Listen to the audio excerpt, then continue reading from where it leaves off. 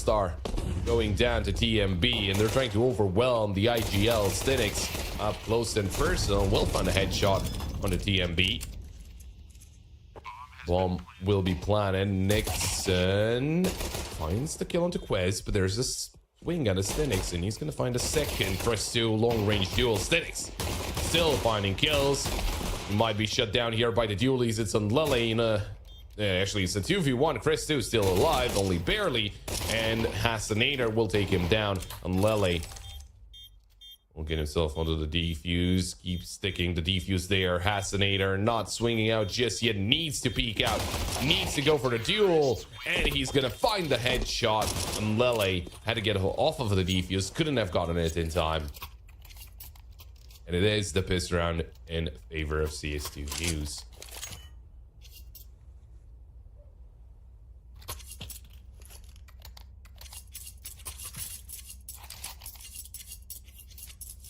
That's exactly what you want to go for if you're CS2 News. Kind of not the cleanest pissed around, but a triple kill from Stinix that, of course, helps out quite a lot.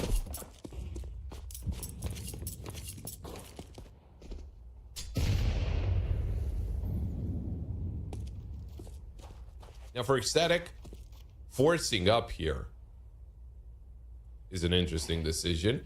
But then again, you might as well at the start of the game, sooner rather than later. Maybe you can overpower side of CS2 News. Good shot from Chris 2.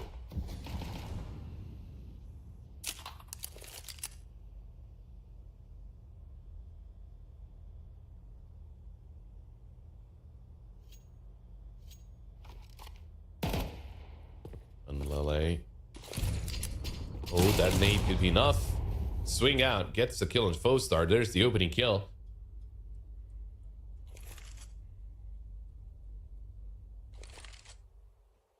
EMB's in a pretty good position to shut down at least one of the players.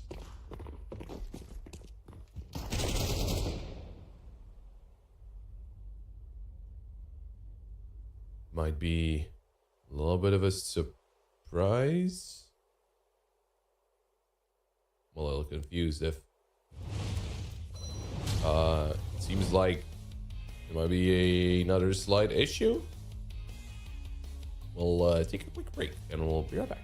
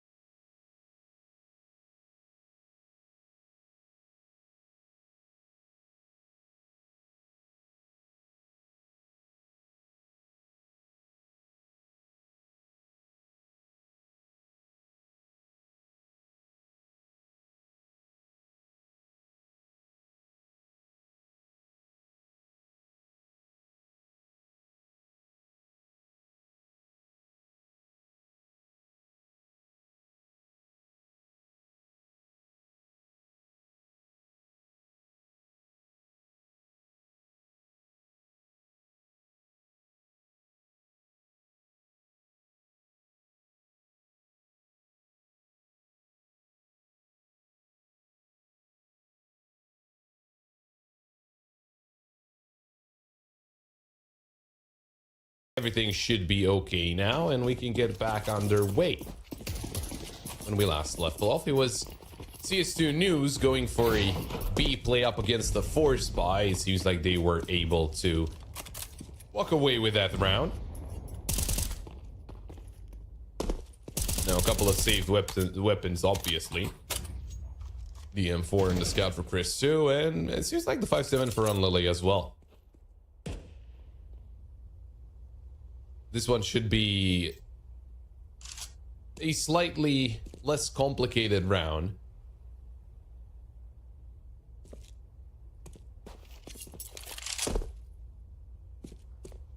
As of course, being up against a couple of unarmored pistols should be a little easier for CS2 News to manage.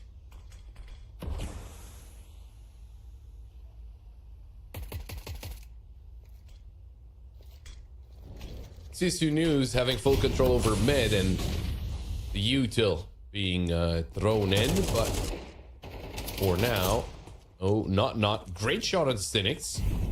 In the back of sight though, all by himself. P250 in hand, but not for long as Harn does get the kill. Quez with a trade, but on Lily and Nixon managed to answer back, and this is a 2v2 now. The 3 Mac 10. Nixon, of course, with the M4, still having the armor, still being a danger. Oh, Star eliminates on Lily, and it's all down to Nixon with that M4. Star not able to get that kill. Now it's all down to Harn. Both players low HP. Harn towards short. Nixon. Oh, the adjustment was not as accurate as needed. And Harn will win that duel. 3 on the board for CS2 News.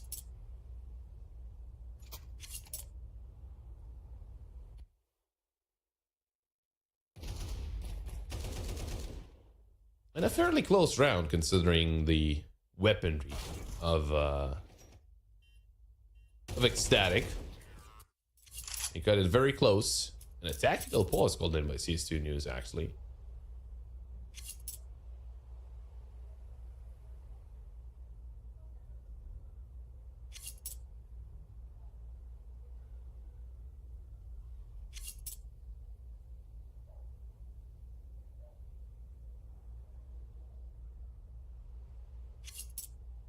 Trying to figure out why it didn't work out the right way.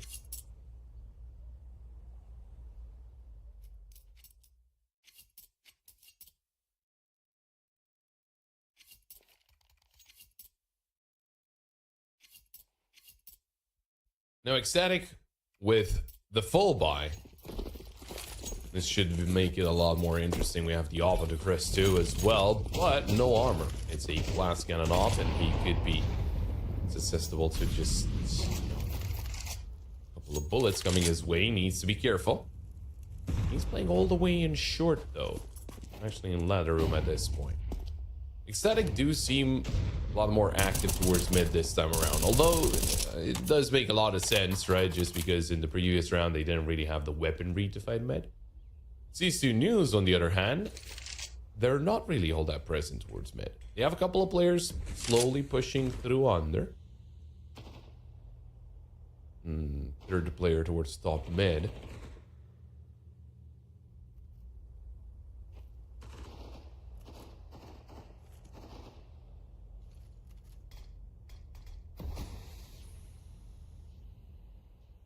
Nixon being very patient about it. Chris too. Just around the corner in short, just in time. He could have been surprised by Quez. Got himself on top of the bench. There's the boosting window, a little late, but Nixon's watching for it. In the meantime, Hasanator has got Fostar right next to him, trying to push out a ramp. Harn. Oh, there's the opera going down, and Lele trying to answer back.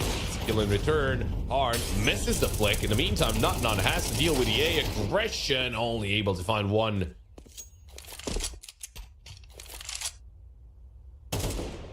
Oh, TMB. Great shot. Looking for that second. Oh, couldn't deny the bomb plan, but a great shot onto Harn nonetheless. Flash over. Nixon coming in from CT. Hasanator heard the step, and there's the headshot. It's all down to TMB trying to clutch it up, but Quez. Instant headshot. CS2 News, they are on a roll. 4 on the board.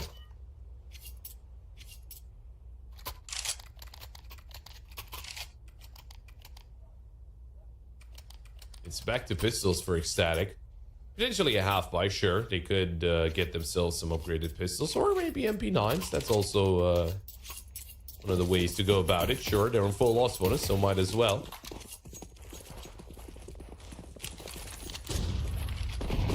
Heavily favored by the odds there, CS Studios.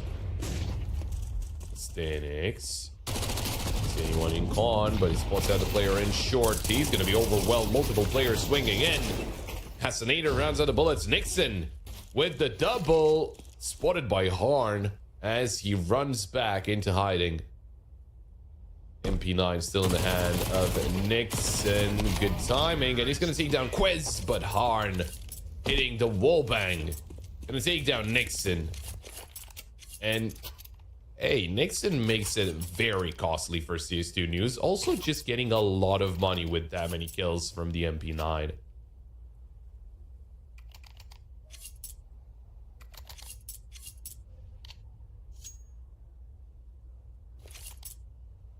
That is an interesting approach to round number 6. A double op setup for Ecstatic. Nixon getting that second op, of course, farming up all that money as I said, but Cresto is the first one to go down. Great peek there from Harn.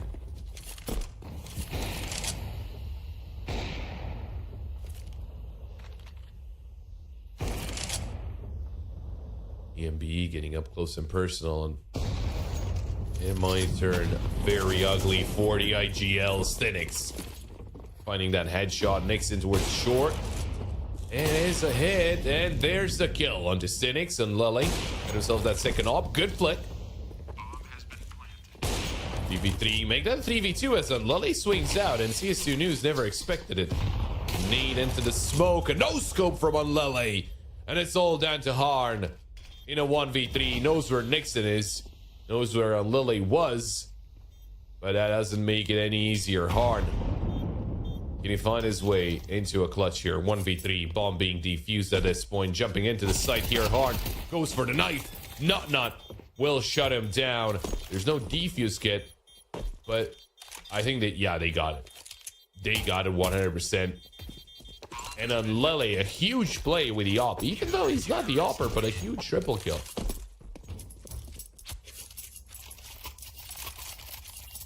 Great job by Ecstatic. A very solid retake.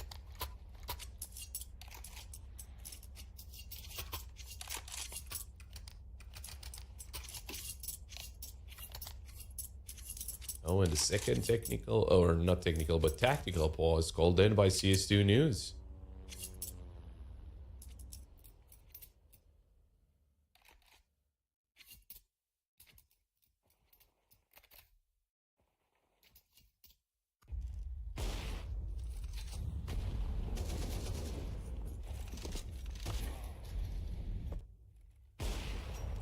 See on Lily again, just with the aggressive play, swinging out, gets that skill, and then the no scope as the nade explodes and the smoke is for a second dissipated.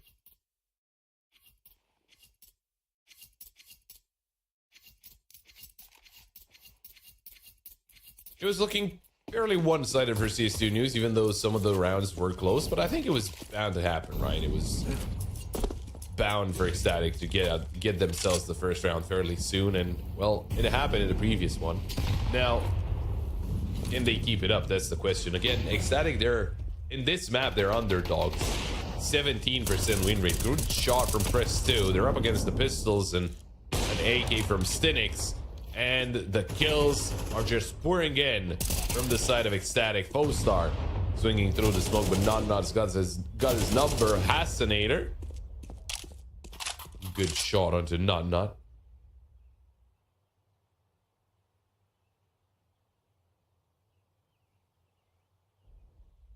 He's in the 1v3, and the bomb is towards top mid.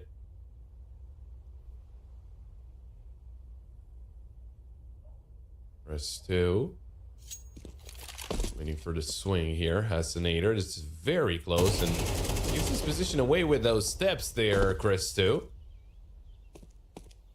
Kill coming in from Hasinator. Does he expect Nixon to be here? Oh, a missed shot from the upper, but he's gonna land the second. Might have been a lot scarier, but there we go. Nixon getting that kill. The second op again saved over.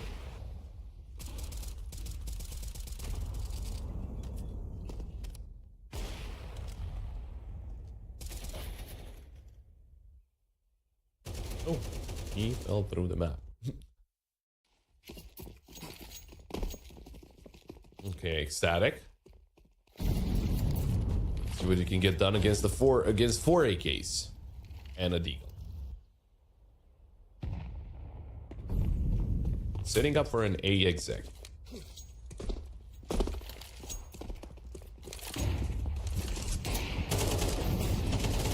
Shot from the upper, and there's Nixon going down, not eliminated. And Lily dealt with. Great push from CS2 News. Finding out all of the signal positions from Ecstatic. TMB though, good shot onto Foestar and looking for that second kill. He was close. Even though Stinix didn't take a lot of damage, it seems like the accuracy was on. Missed shot from Chris 2 though, and Hasinator seals the deal with that. I mean, 7 HP. Still able to find that kill. TMB's very close to the site here. Oh, but what a perfect nade. Might have heard the head there. Yeah, there we go. Hard. Instant headshot on the TMB as he swings out. And it is CS2 News stopping Ecstatic in their tracks. Although Ecstatic, from what I've seen from their economy, they should be able to buy up once again.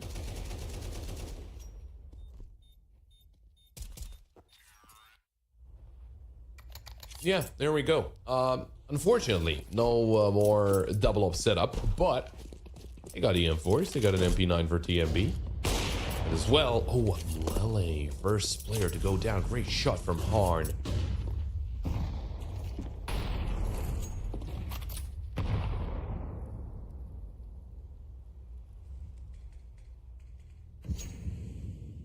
Be careful of a potential under push, and that just happened. Chris 2 and not backing away. Quez. Oh, he doesn't find the timing, but in Ecstatic, we're paying attention from behind. Chris 2 gets the kill onto Foestar, and there's 3 players fighting through mid, but there's Harn and Quez. Good answer from Nixon. Down to a 2v2. Will be retrieved by Harn.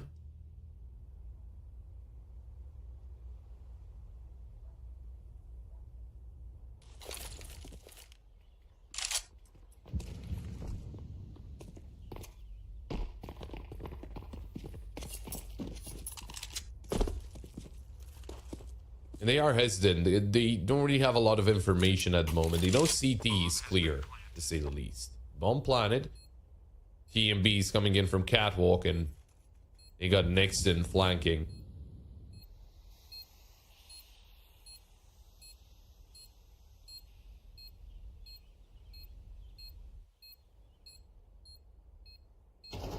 Fascinator trying to help out his teammate as well. Great peek, finds the timing onto Nixon, and it's TMB. They know where he is. There's no reason to fight him. Peeking out once again, seeing that he's not there anymore. And there we go. CS2 News on to 7.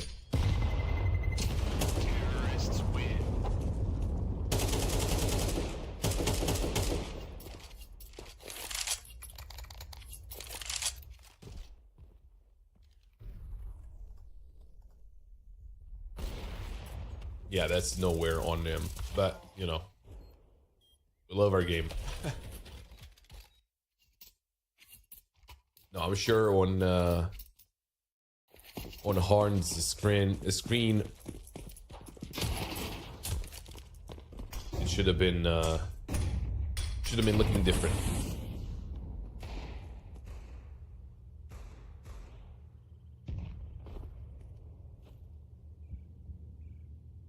Interesting position from Lily here with a 5-7.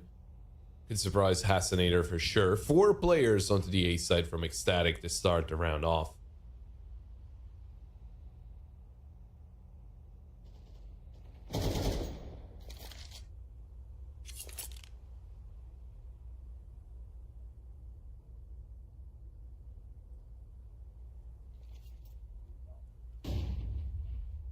Taking their time here, CS2 News. Not being forced to be too aggressive at this point.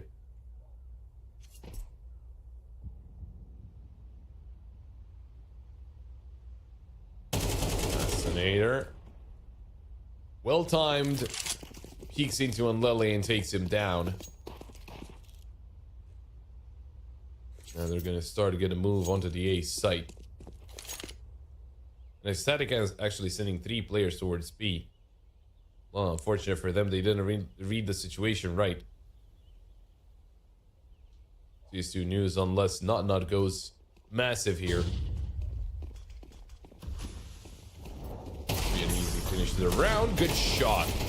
Taking down Quez and some damage on a couple more players. Now, problem is, Chris too, he's got a line of fire. They threw a couple of smokes for jungle, no smoke for stairs. 3v3. Orange down to 34, but he's got the op. Good shot from Nixon. CS2 News. The round could still be lost. And Crestu, great shot. It's down to Stinix.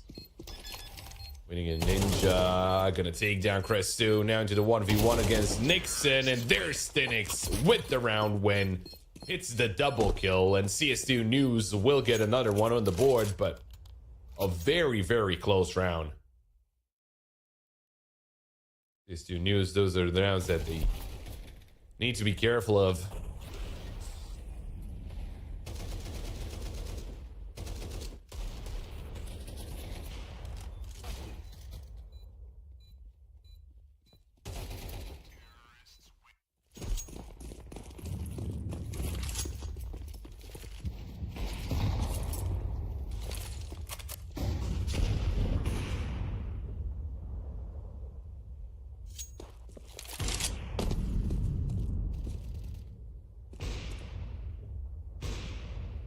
Now, with the buy here, Ecstatic, can they get kind of another foothold here? Maybe try and get themselves up to 4.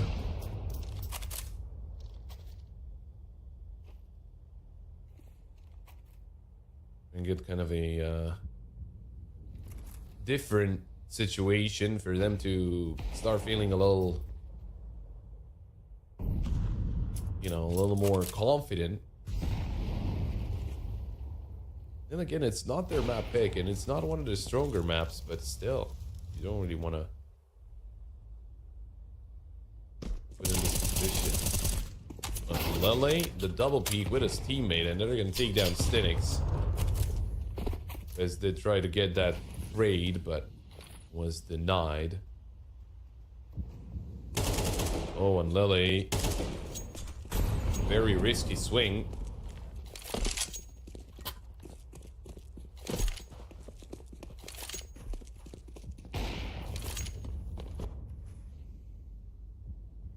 Star.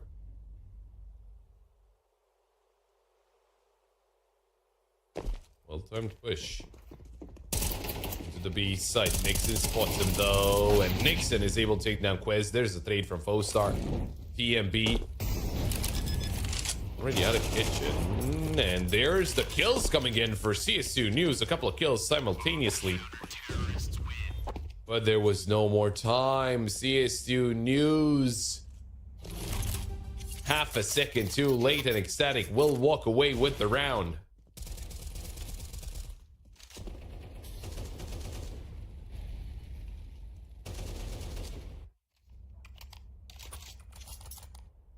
Well, unfortunate there for CS2 News, but they miscalculated the time they took to get the bomb planted.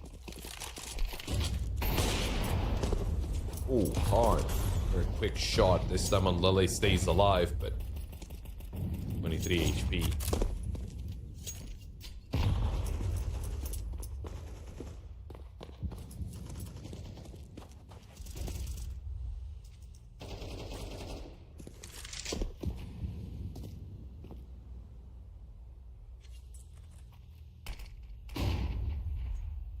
CSU News secure 9. Or will Ecstatic get up to 4 and then have a fairly better fighting chance? Nixon. Oh, perfect timing for short. He's gonna find 2. Hassanator gets the trade and he turns around, gets one more. That's actually Fostar. Hassanator got another kill onto the A site. It's a triple kill from Hassanator. Playing so well. But are they gonna go towards Chris 2? He's defending the A site. There's the smoke for top con. Nade not being used by Chris 2. Oh, he's here. Oh, great shot. There's the trade, though, from the one and only Hassanator. 18 rounds on the board. Or rounds, wait, hold on. Kills. That's more like it. 18 rounds, we should be in overtime, so. It's 18 kills. Very good first half by Hassanator. And by CSU News as well, just as a team.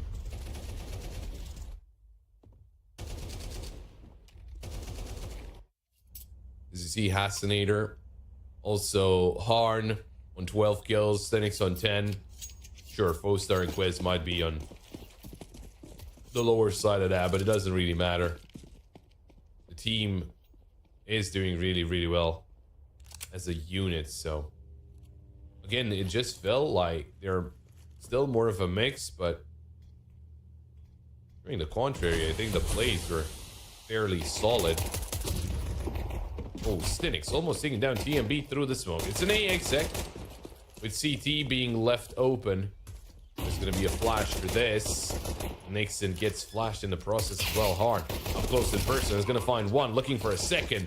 There's a trade from Hassanator. Nade to take down Quez. A second nade coming in, but Hassanator lands the shot. Fostar on the flank. A little awkward, but he finds the kill, and Stinix eliminates Chris 2. It's double digits on the board for CSU News. Wonderful piss around.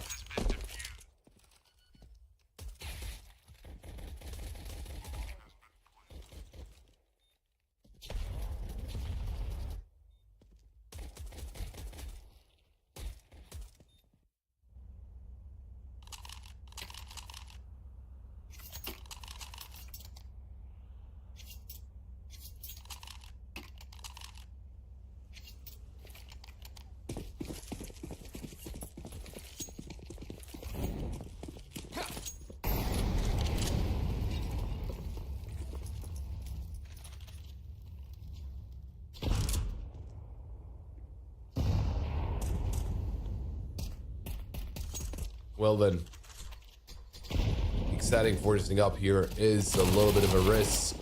Quez able to take down one, but there's TMB, there's on Lele. The trades are very effective on Lele with the double kill. Hang on. Gonna really just say how this is a very risky situation, but it's not anymore, as Ecstatic are so good at this round. Pushing in together, playing as a unit, trading off of each other. Harn, oh, able to find a second kill. That's impressive. Oh, TMB hits the shot, and Harn gets blown to outer space. Well, he came back to Earth, so maybe not outer space, but there we go.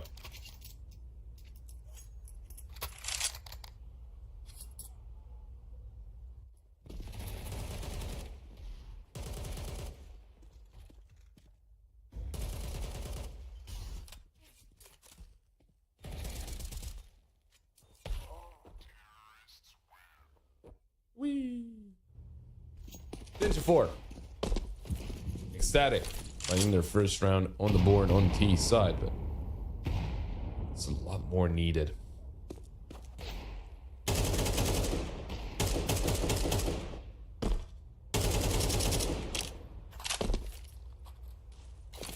Arn actually managing to get away with his life.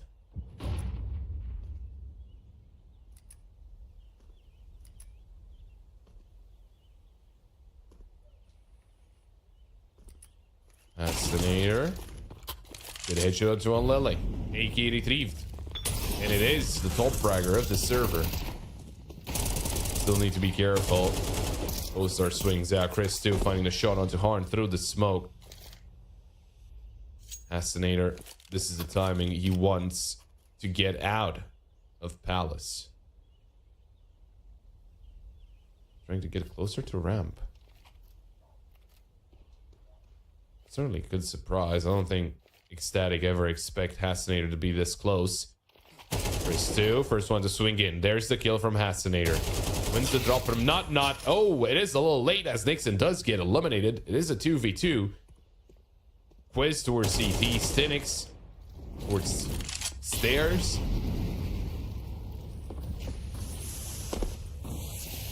There's not a lot of time. Can Quiz stay alive though? TMB eliminated. It's Not all by himself. He needs to plant the bomb. There's the swing from Stinix though.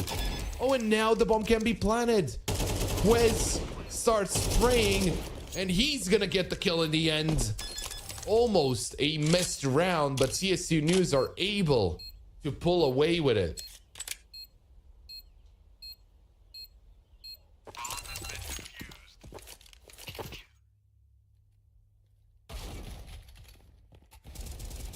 What an awkward round.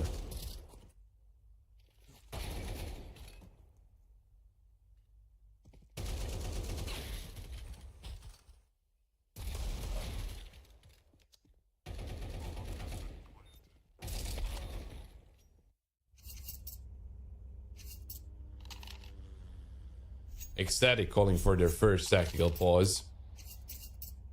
Let's see, it's a little late, but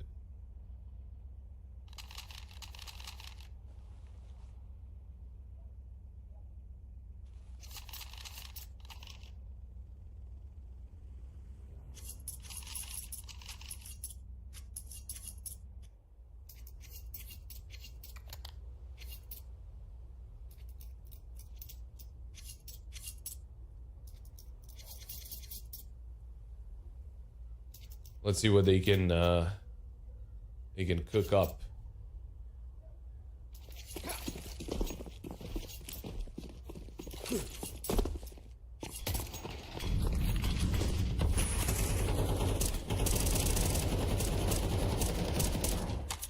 Oh, hard. And now on Lily. Not a good start.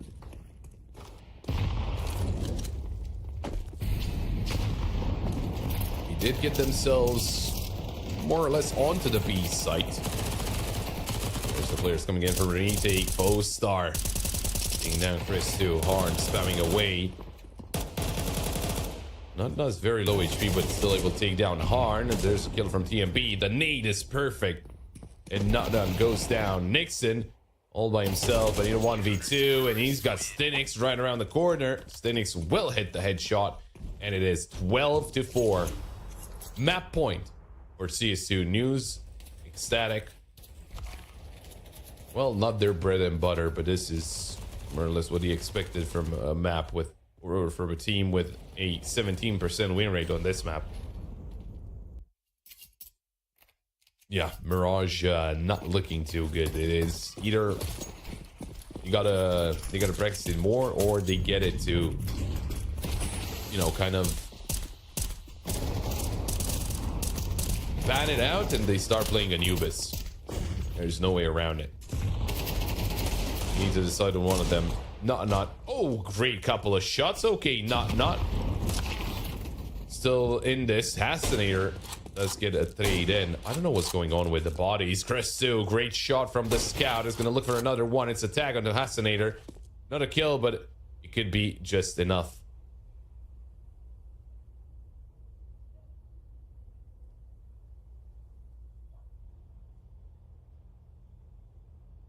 Nixon sneaked into window. He jumped out of B. Got himself into window, so I think he could be actually the one to close out the round. Star, I think he ever expected.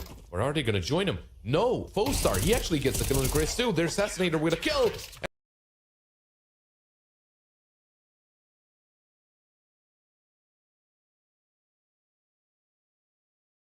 CSU News to walk away with this first map. A very one-sided affair as well, doing really, really well. And my God, Hassanator, what a game from him. Harn doing really, really well as well. On the other side, Ecstatic, they need to pick up the pace. I mean, they got their player that sneaked into window, but then he didn't really get anything done just because he was a little too slow. I know they don't really, again, they don't really have the same kind of information that we do, but you know, it is what it is, though. That was the first map over. And the next map, as you can see,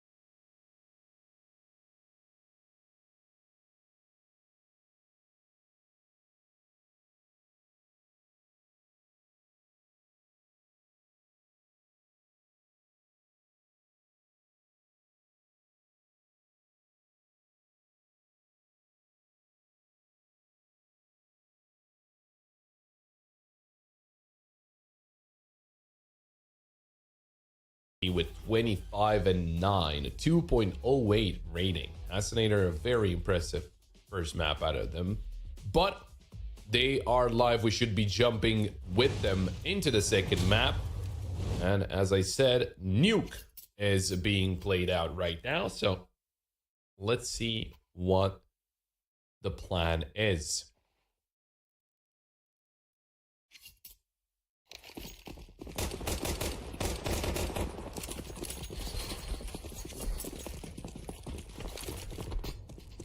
Favored by the odds here, Ecstatic, and that makes a lot of sense. Harn, though. Good first peek. There's Nixon with a kill onto Hasinator. So the hero of the previous map was just shut down at the start of the round. Harn taken down by Nut. He was forced forward by the player outside.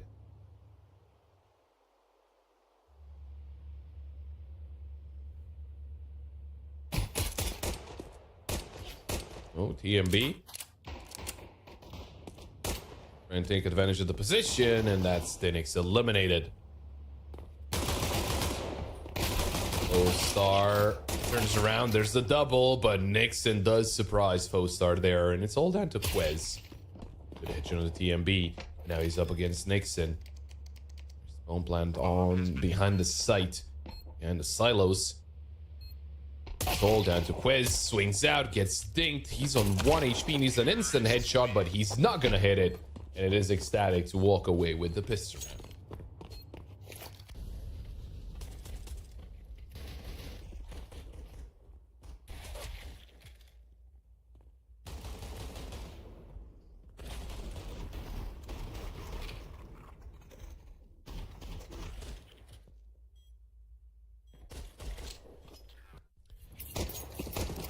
Something's going on. I remember, you know, kind of the bodies just flying off into oblivion in the first map, and I really want to see it on in this one map as well, just because it's much more open. Maybe we can get a body to land all the way into the river next to outside, but we'll see. Chris 2 opening up with a kill on Foestar. Oof, they're just taking fights. I mean, they're up against USB, so it's not the worst thing in the world.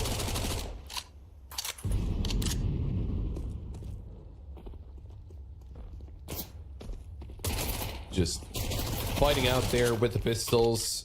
Nixon taking down Quez, and Harn all by himself. That's a deagle though, so hey, at least he can deal some damage. Some serious damage, let's put it like that. Oh, maybe we can find Nixon?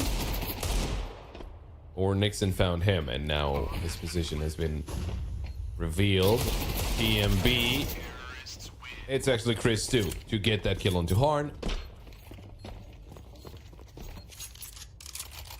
And Ecstatic, there we go. Couple of rounds on the board.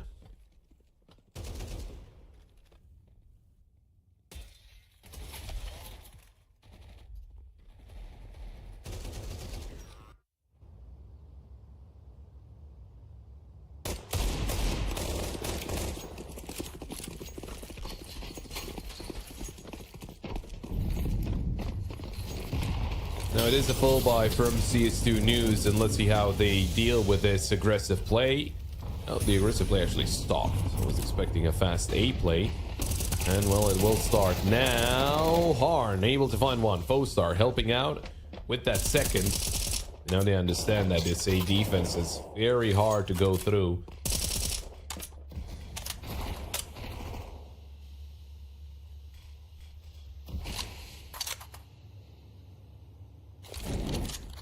Main comes in. There's the molly for fake vent. Foestar. Oh, he spotted a player. Go back, Hasinator. He's been spotted, but he deals with Nixon going for one more kill, and he's going to eliminate Chris 2. There's Stinix swinging through the smoke. And CS2 News finding their first round on the board.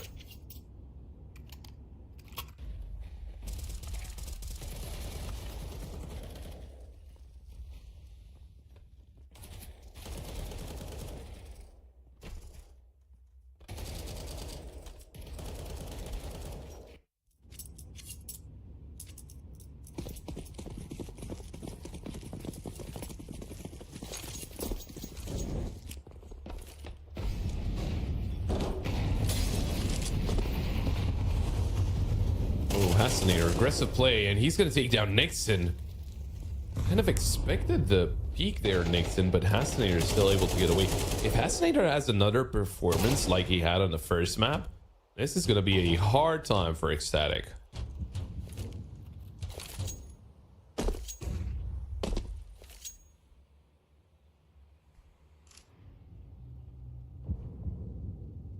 Star John Lily right around the corner, and he gets that kill. No problem.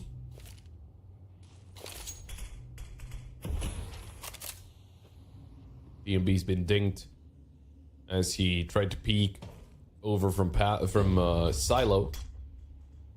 A second there. Almost said Palace. Still in Mirage. Quez. Oh, this puts out one of the players, and needs to be careful about the peek. There's the jump peek, and he confirms once again the position of that player.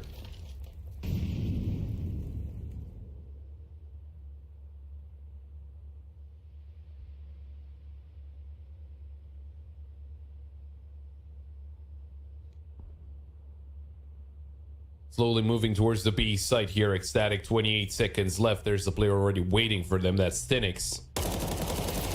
Oh, and there's the swing. Only able to get one. But that confirms the B play. Just need to deny the bomb plan if they're able to. There we go. Not going down. TMB low HP. Flanked by Quez. And CS2 News only losing a single player. Pretty solid CT round here. As I said, CS2 News, they did play this map once against Wopa. And did fairly well, both on CT and T side. That's what Ecstatic are used to doing also. Just doing well on, well, better on CT as expected, but fairly good T sides as well. So far, CS2 News putting a stop to that, but still early on. The odds still favoring Ecstatic for the moment.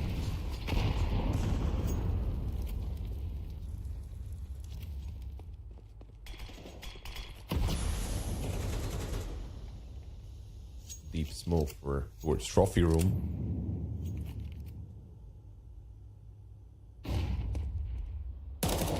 Stinix. It's a long range duel, but he's got no problem taking those.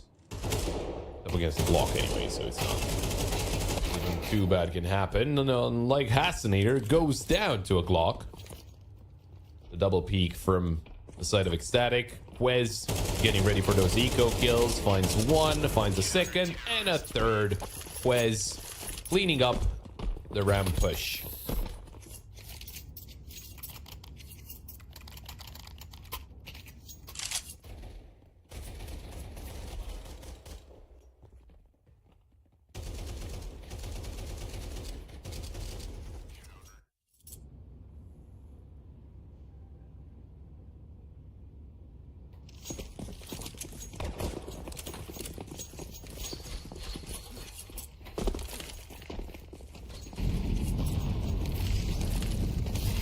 Now Ecstatic, back to weapons, back to a full buy. What can be the play here?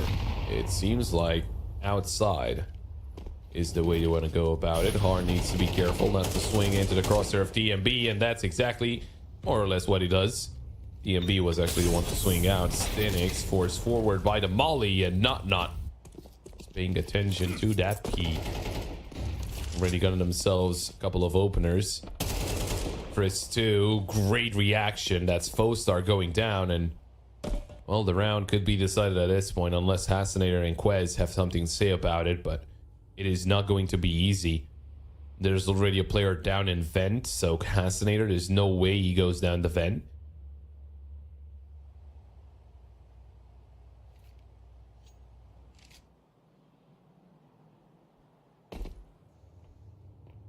Gonna be an A play though. Hasanator around the corner. Oh, misses his chance.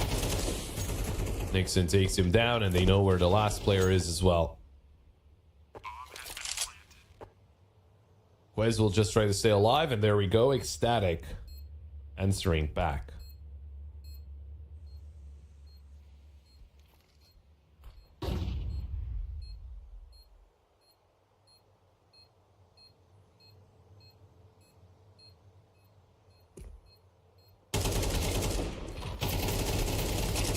Quez gets himself a double kill.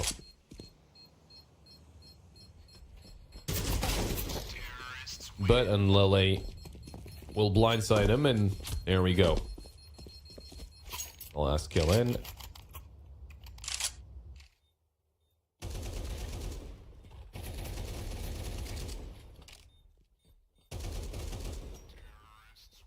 And we are all tied up.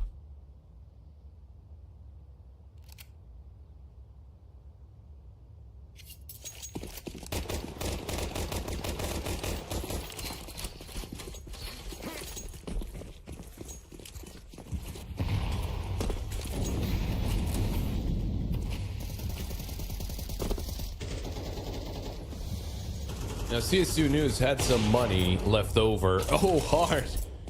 Great shot on the next, and the body just flies off. I don't know what's going on with the bodies, but it's really funny. And Lele eliminates Stinix in the meantime. Assassinator towards heaven. Waiting for the push there. Oh, he's been spotted. I'd say lucky to be alive. A couple of bullets just barely missing his head.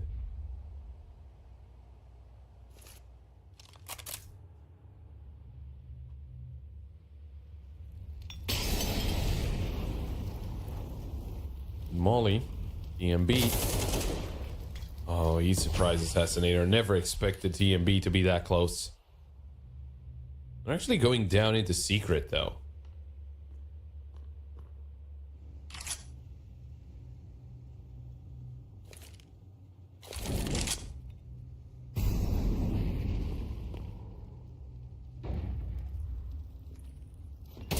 Oh, Fostar. I didn't realize it. It was on Lele that he saw there.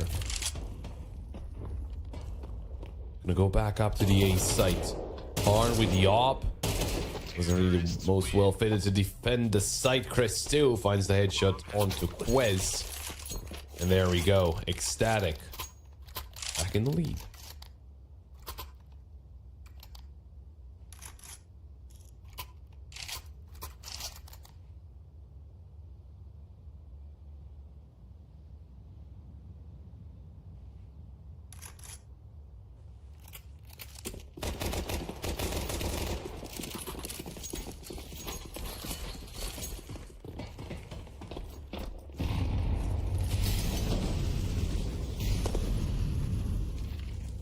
Assassinator getting in up close and personal with a 5-7.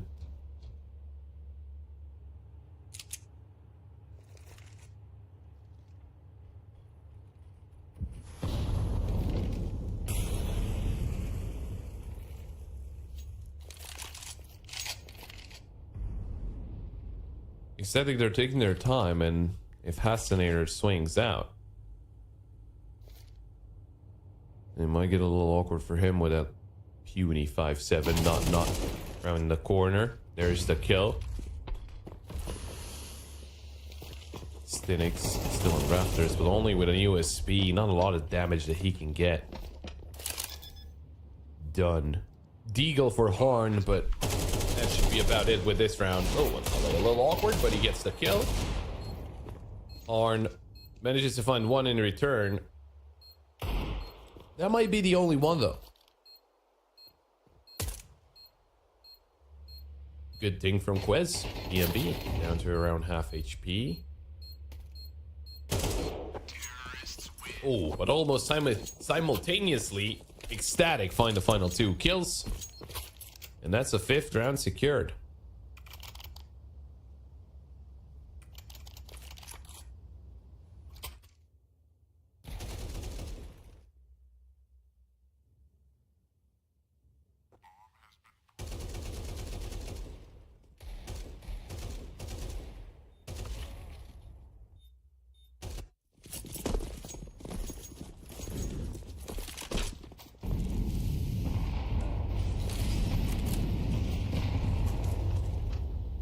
Oh, the molly's already being deployed. In the meantime, Assassinator hits that kill on DMB to start things off on Lele. Great peek on the Fostar. Nixon eliminating Stinix and almost finding a second. Oh, he will. Nixon, he's on a roll. It's a triple kill for Nixon. Harn can't really do anything about it.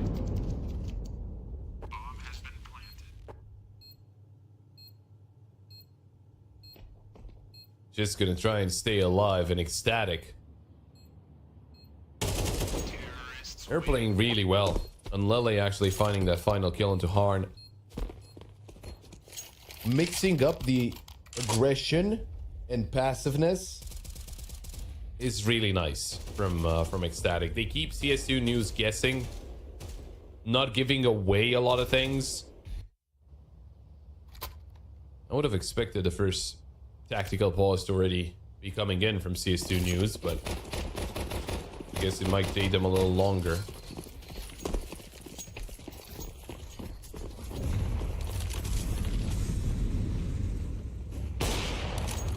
Oh, Chris2, great shot. Very tight angle, but he's gonna find a headshot.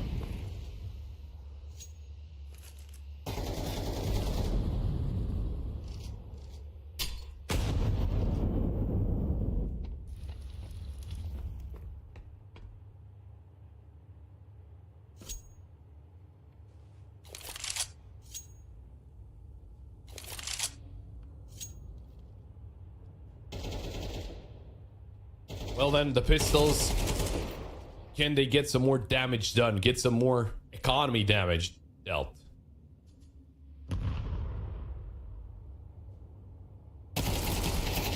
Assassinator almost taking down Nixon.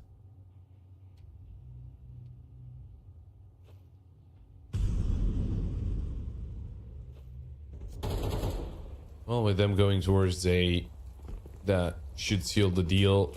I mean, for Ecstatic, it's always good to get a flawless round, especially in a situation like this where even if they save, it doesn't really matter. And Lele's still gonna take care of Stinix, and Bowstar is the last one standing. Press 2 finds that kill. There's 7 on the board for Ecstatic. They're trying to repay the kindness of CS2 News of that first map where it ended 13-4.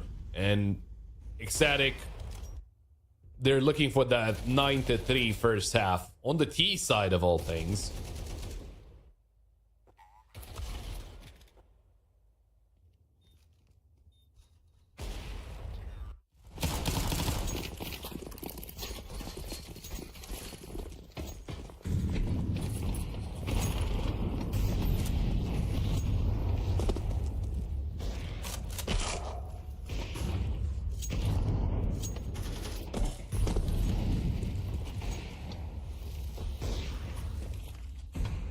Now, with this full buy, can CS2 News get anything done? Nixon already sneaked down into Vent. On with the op, being ready for any push from Secret, but little does he know Nixon's right behind him. Thing from Postar, single kill, not able to get one. Stinix getting one, but there's the answer from Chris 2. Nixon hears the steps from Harn, and there's the headshot. Assassinator and Quez. Right to wrong here, spamming away, and he gets some damage done. Not too shabby. Nixon down in Vent. They wanna save this, I would assume. Oh no, Quez is in B. And Assassinator just paying attention to Heaven. He takes down TMB. The thing is, Quez is in a very good position. Oh, Assassinator, it's all about timing. TMB throwing some usual towards A. There's Assassinator with the kill, but they're actually committing to the A site. There's the ding from Assassinator, and he has to swing out. Gets the last 3 players from Ecstatic, and a great play from Assassinator. 4th round on the board. It's a very solid 3K there. Very important position.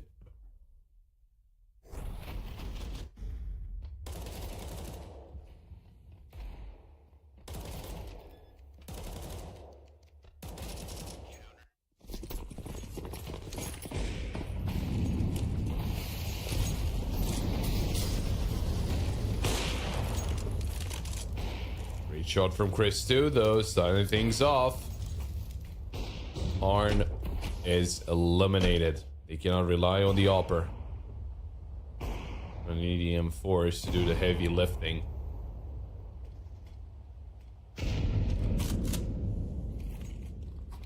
Assassinator swinging out. There's a little bit of damage, but Christo still very much alive. Nade doesn't really get anything done. Quez dealt with by Nixon. And Lele down in vent. Round the corner, it's Stenix winning that duel, but only barely. They already got themselves into the B site, though. How do you come in for the retake here? Opening up the double doors, that's a ballsy move. Swimming away Assassinator, nothing found. Oh, and Nixon right around the corner. Fostar still found TMB. Stenix needs his instant headshot, but he's not going to be able to get it. And it's up to Assassinator. Good headshot onto Nixon. Up for the 1v2, but look at Chris2's positioning. Assassinator, there's no way around it. 8 on the board for Ecstatic. And that is the end of the first half.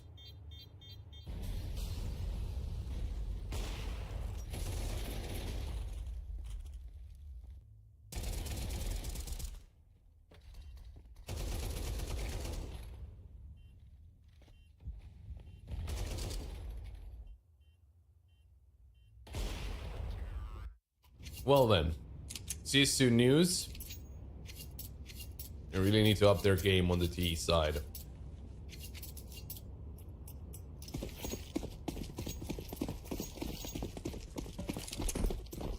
Not really the map to do it, but you know, we'll see.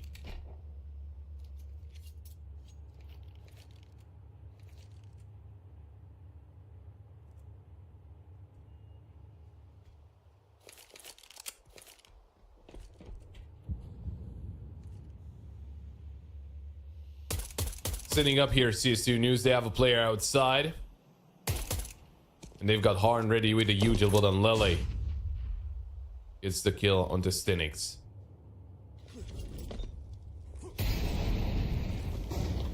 Just building rafters. In the meantime, they need to get rid of TMB. Chris 2, P2K behind the side. Gonna take down Assassinator. A second found onto Fostar. There's the answer back from Harn. It is still a 3v2. Favoring Ecstatic. And they're gonna push out. They know they have the player in main that can back them out of this. Won't need any backing out as he gets himself the double kill and secures the round for Ecstatic.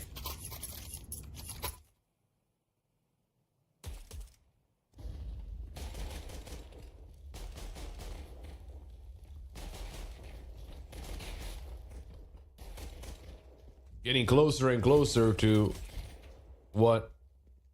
Well, I don't know if a lot of people want to see it. Vertigo as the third map. We're getting closer to it. Might be one of the last times we see Vertigo. So we need to take advantage of it. Wave goodbye to that map. EMB. Getting the kill on the Stenix and Lele. There's the answer onto Assassinator and a second onto Harn. Tapping away, that's Chris 2, and TMB finds Wez, a double kill for the MP9. Early, simple round as CS2 News didn't overly invest into that round.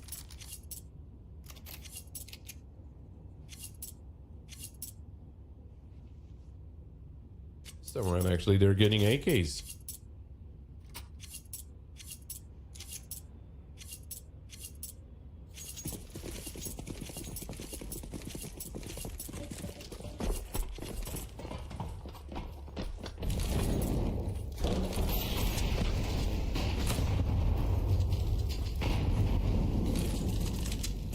Well, can the AKs overpower the MP9s and the M4? Even M4s, I should say.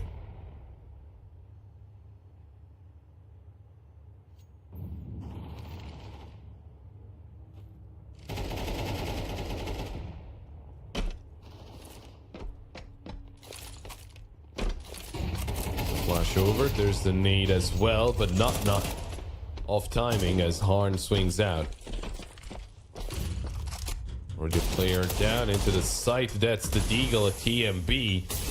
And a headshot onto Hassanator. For a second there, I got charmed by the view model.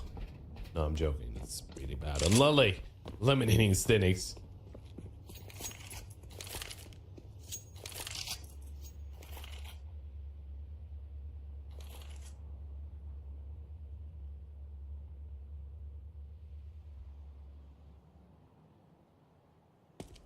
DMB. Oh, white swing onto Harn.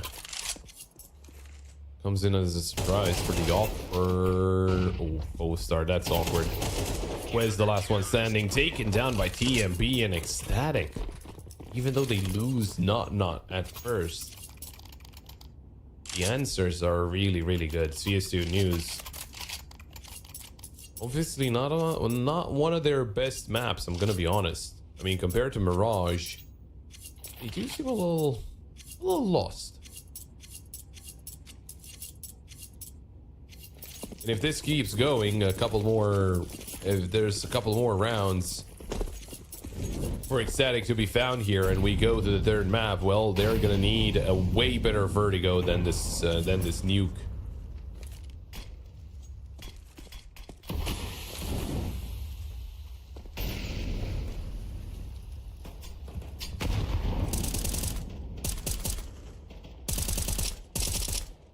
Oh, the spam through the smoke. Almost finding the kill on the Stinix.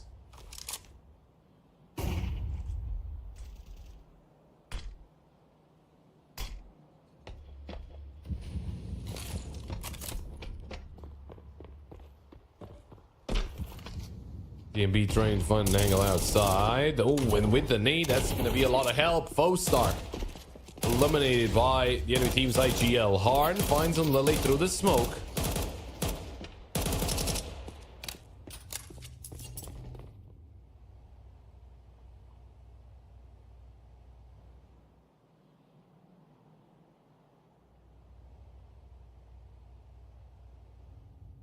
Taking their time here, CS2 News, and might be bad news for them as Ecstatic are pushing in from behind. They're about to flank them, to surprise them.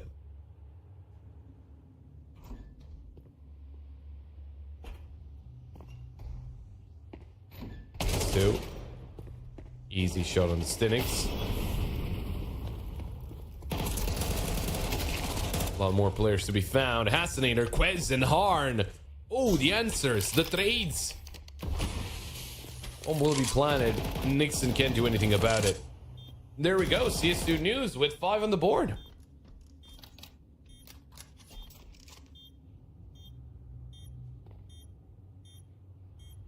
Very good answer from CS2 News.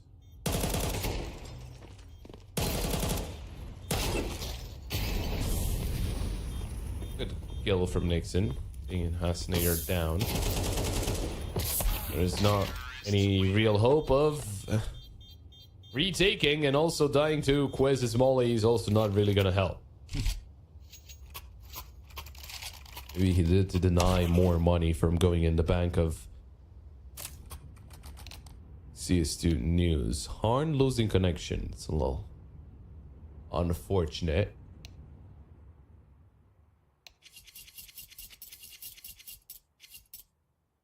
Might be just a quick reconnect though.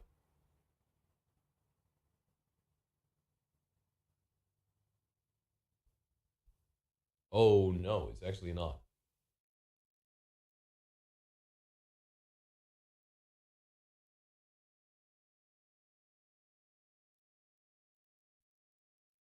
It's oh well, that's a little unfortunate. Although, you know, at this point, it's kind of hard to think, you know, that a comeback could be on its way. Although I'm a big advocate of never say never, as one world-renowned artist said once.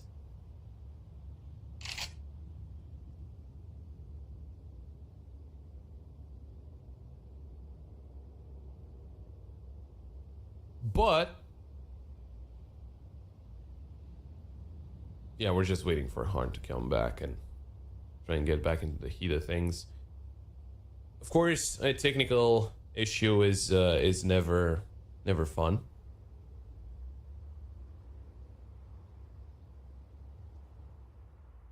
But now we're hoping it's nothing too serious, because, you know, at some point you can run out of time on your tech pause. And well, if that happens, I'm not 100% sure, but what usually happens is if a player disconnects and we're past round 10, the game keeps going, or at least the map.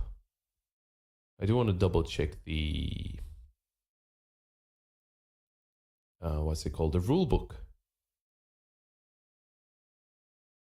But I don't really know where to look.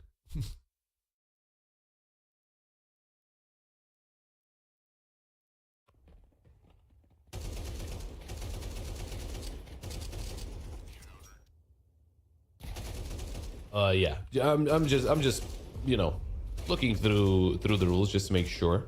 Probably should have done that before, but you know. Anyway, it doesn't really matter. We're just waiting on Harn. We're waiting on him to come back.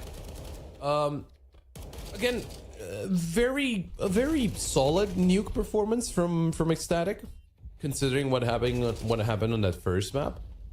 But then again, I do think on the first map, CS2 News, or not CS2 News, but Ecstatic were like, yeah, sure, whatever. It's not our best map. We don't really care. I mean, it's not that we don't really care. It's just if we lose it, it is what it is. We'll just focus onto our own map pick. And, well, as you can see, obviously, it is looking good on their own map pick. Oh, and Harn is back. So I can just close the rulebook. Thank God, I was so lost in it.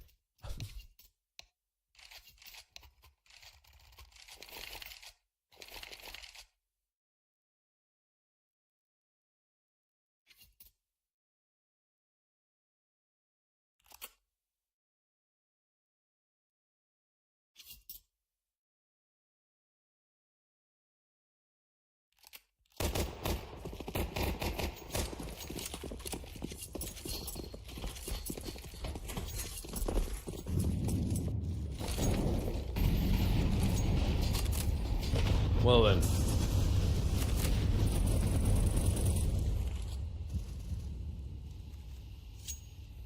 Back underway, 11-5.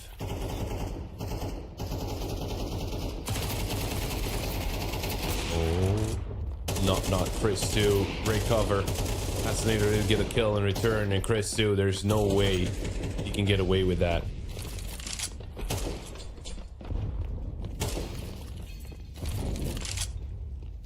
The 3v3 though, Molly will force TMB forward. But that actually might be a help. TMB cannot find a second kill.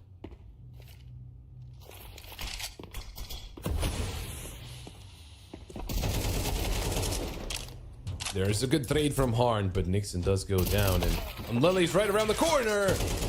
Harn never expected it. 12 on the board for Ecstatic.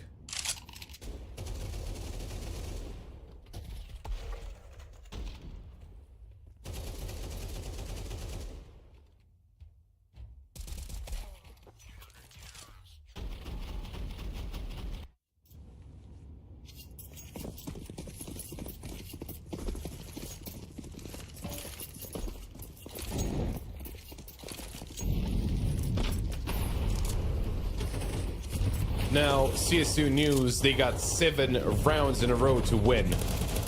Oh, and Harn, he's gonna get himself a kill, but Chris too, look at the answer. On Lele, finding foe star, on Lele with a double, and that could seal the deal. There's Chris 2 with 1.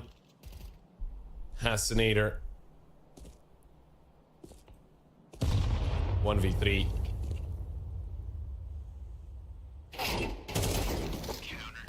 There's not with a kill onto Hasanator, and Ecstatic are gonna walk away with the second map, and it's gonna be all tied up 13-5.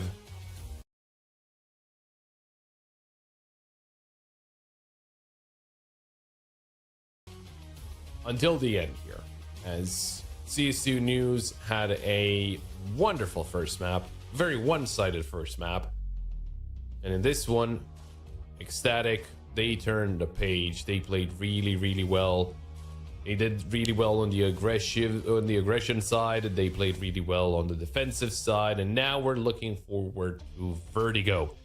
53% win rate out of 15 maps played for the side of Ecstatic. CS2 News, they did play it once, and it was a 13-9 against Rhino. I'm expecting a close game between the two teams here on Vertigo. We will take a break, and when we're back, we're going to find out who's going to make it into the playoffs and who's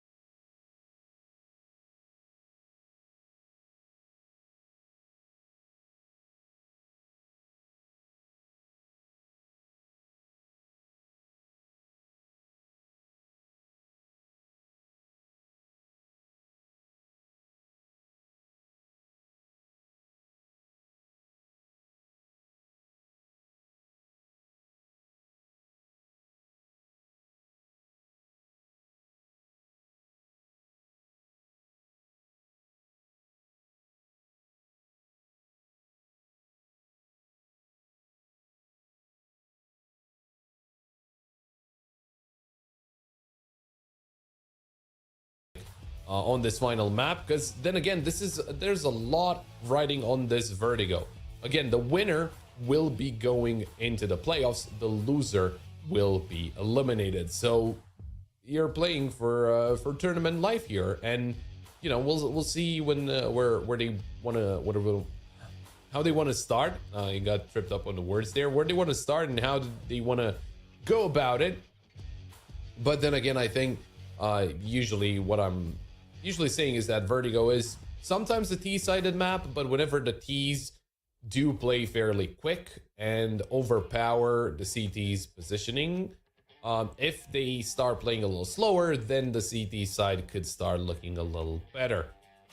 Then again, it is not the only game we have today. Actually, today all of the games are 2-2 games. The winners of the games today will be moving into the playoffs. The losers will be eliminated. So we got, even after this one's done, we still got 2 more games to go through. They're going to give us 2 more teams into the playoffs, and that's going to round up the you know, all the teams that are going to be making it into the playoffs. And of course, the playoffs are actually starting off tomorrow, so there's no kind of break in between. We're going to get to see some more action from tomorrow onwards, but I do think the game is ready and we should be jumping straight into it. There we go. It is Vertigo. It is CS2 news on the CT side. It is Ecstatic on the T side. Let's see what happens. Let's see who can get through.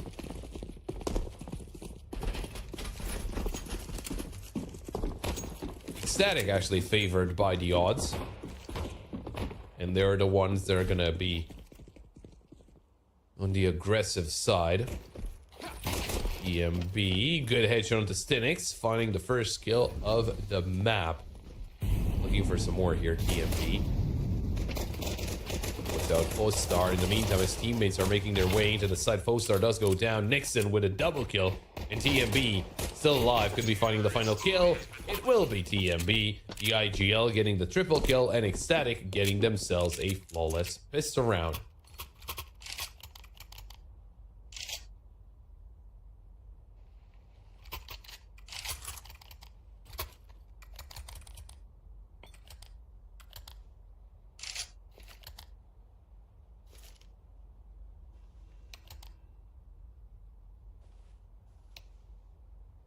Oh, there's a slight issue. It's going to be a small break from what I'm hearing, so we'll quickly be right back.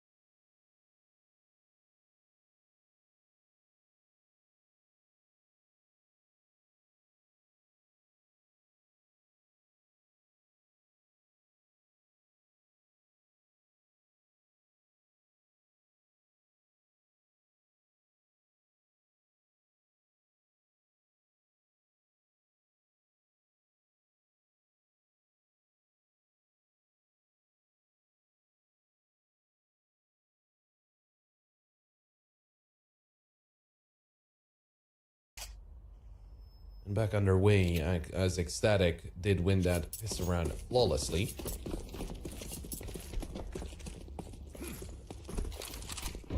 On the other side, CS2 news not forcing up. E250 for Harn, and that is about it.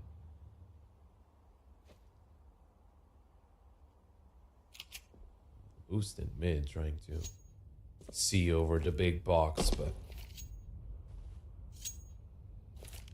Static. They're actually looking for a B play.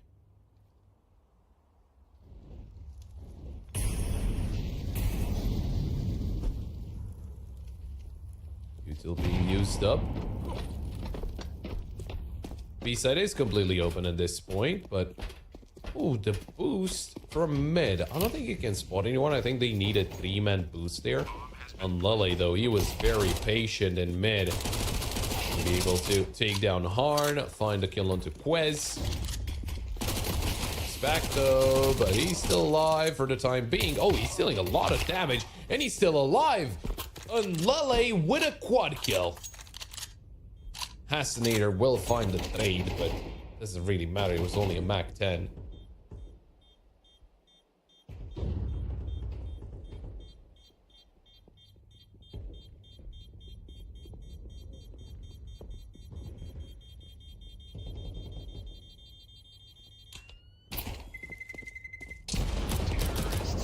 Not trying to find that final kill. Hasinator will just stay alive.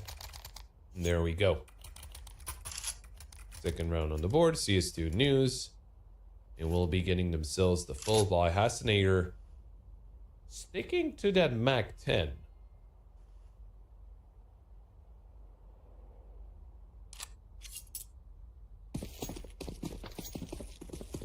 Well, he's gonna get a lot of util out of that. Some extra money in the bank as well. MP7 finds the kill onto Foestar. EMB with the AK. Gonna be looking for the second, and that's Quez eliminated. Static taking advantage of how aggressive the T side can be. Not for sure would want to swap to an M4, but not gonna push up just yet. They get that kill. Get actually those kills and they back away. Looking to take it back towards the A sites. And EMB almost getting that trade for his teammate. Nixon caught with a nade in hand. Oh, there we go. Stinix the repeat. That's Nixon. Eliminated. TMB found by Stinix as well. And, well, they kind of give away the advantage that they had. He will move into the B site, though. Not finding out that no one's there. Stinix. Ooh, gets by barely. Harn. Did he see him, Lele? Might have spotted him. Fascinator. Flash ready. Good kill from Lele.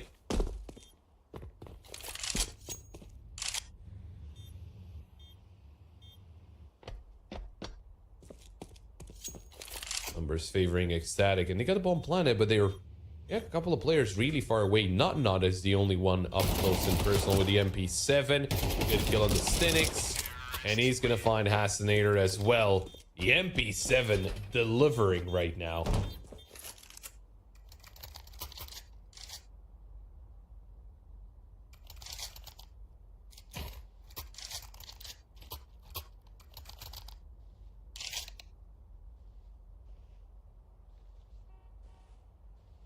Third round on the board for Ecstatic, and CS2 News calling for the tactical pause.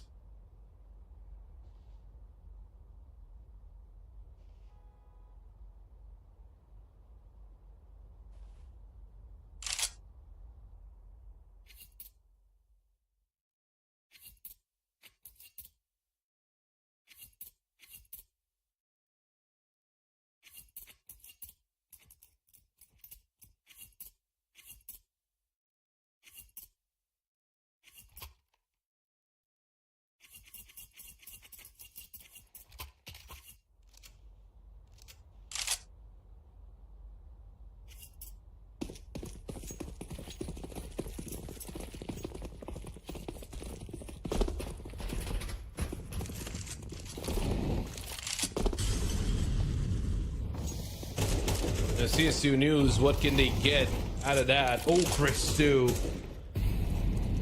Great kill onto Hasinator.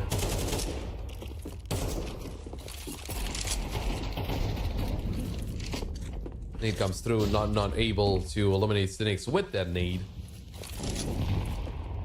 Molly for a headshot. The MP9 of Foestar though. Force forward. No problem in taking him down. EMB finds the kill onto Foestar. Karn and Quez in a 2v5.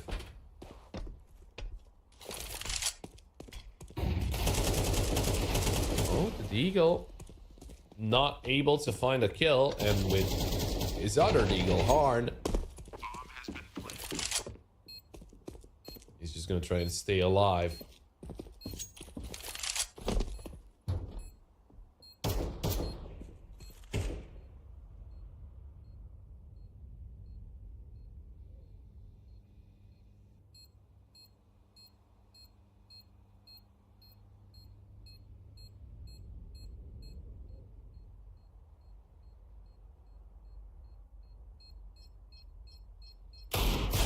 Oh, Presto. Almost surprised, and he will be surprised by Harn.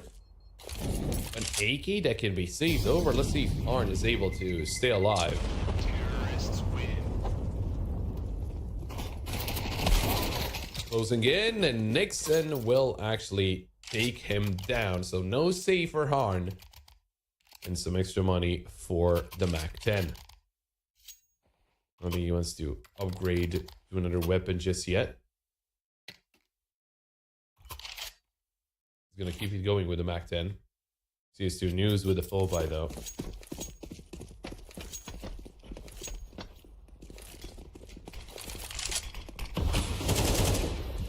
Oh, not.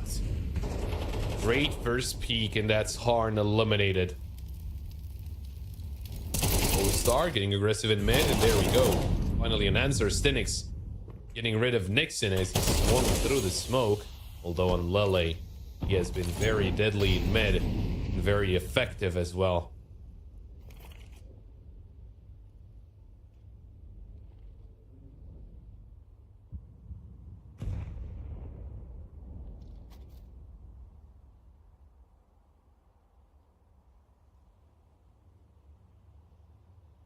Three v 3.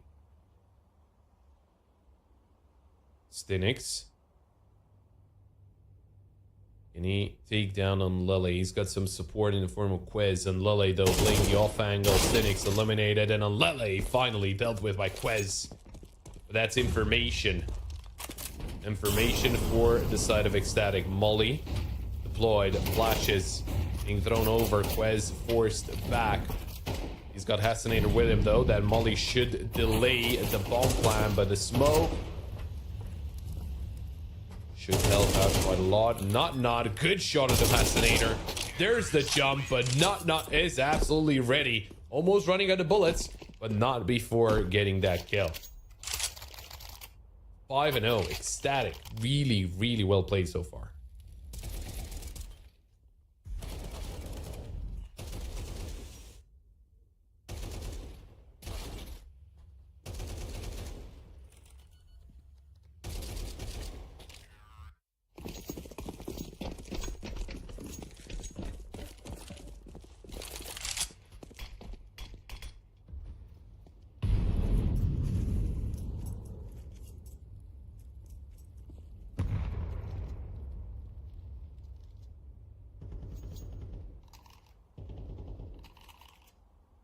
Now, Ecstatic looking for a mid play as they send 3 players here. Foestar, Quez, quickly dealt with. It just feels like Ecstatic, they're reading the situation perfectly.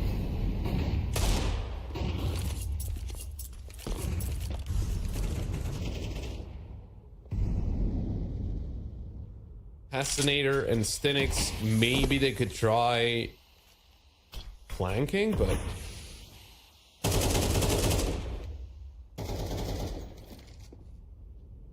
I don't know how effective it's going to be. Stinix, only one way to find out. He's going to take down on Lele. Oh, but not. Great headshot into Hasanator. That does shut down the idea of trying to come in for this round, for the flank. It's going to be 6 for Ecstatic, and it just feels like they're running away with this. CS2 news. something needs to change, but I really couldn't tell you what. It's just ecstatic they're playing so well.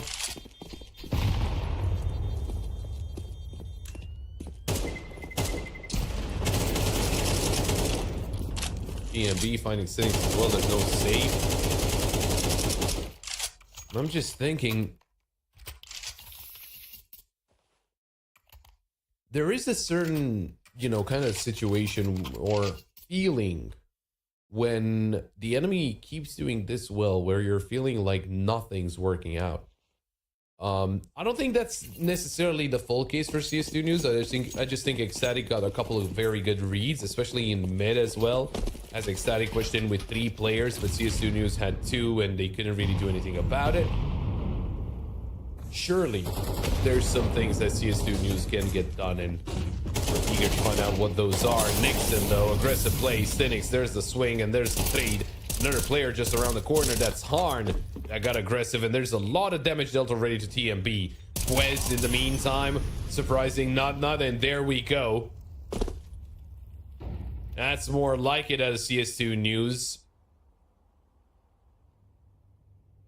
Try and get the double peaks going, and also the surprising angles. Shadow giving TMB's position away, and it's all down to Unlele. Good headshot into Quez, but he gets stinked himself. Again, still, I don't know what happened with all the bodies just flying off, but that's really funny. I just hope it's kind of a bug from the update and they don't fix it. They don't fix it. Postar takes down Unlele. And it is the first round on the board for CS2 News.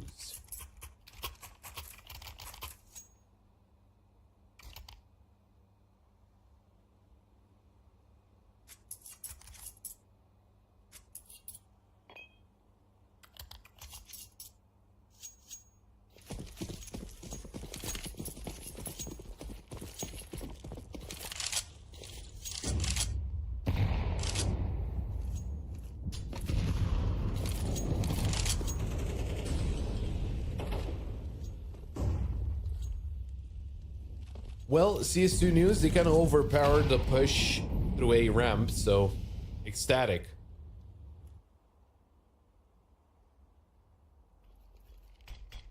Let's try to take it back to the B site. Try and overpower the defense there. Quez, just a flash grenade. TMB though is gonna take down Quez. Now before not is eliminated.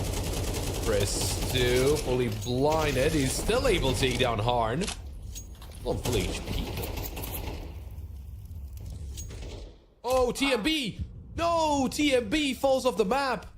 And now it's a 3v3.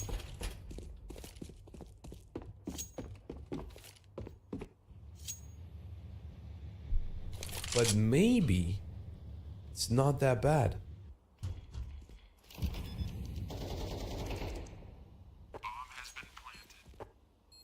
Bomb planted on the other side of the map.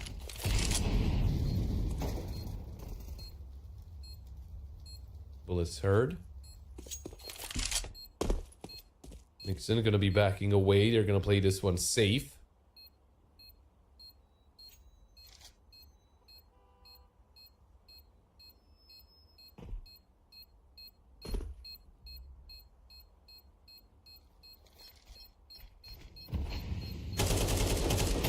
Smoke onto the bomb, Chris too, and Lele spamming through the smoke, and it's Hasinator last alive, but Nixon gets rid of him. Ecstatic with a 7th, and actually Nixon going down from bomb explosion, but doesn't really matter. They have a lot of money in the bank.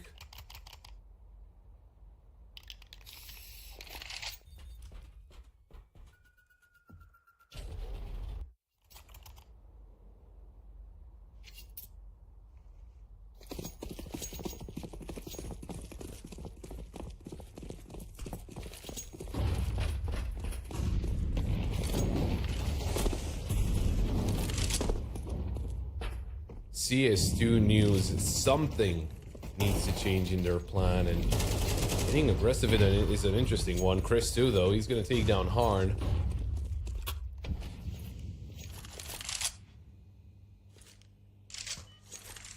good damage into Christo and Nixon and some information gathered.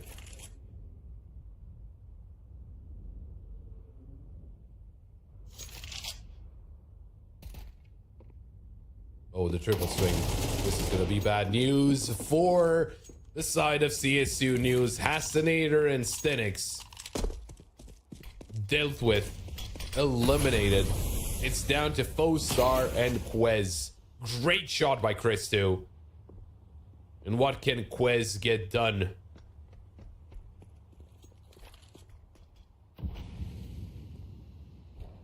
Well, for one, the bomb is being planted right next to him, but Nut is just around the corner, and an 8th round is secured by Ecstatic. They're not stopping, they keep it going.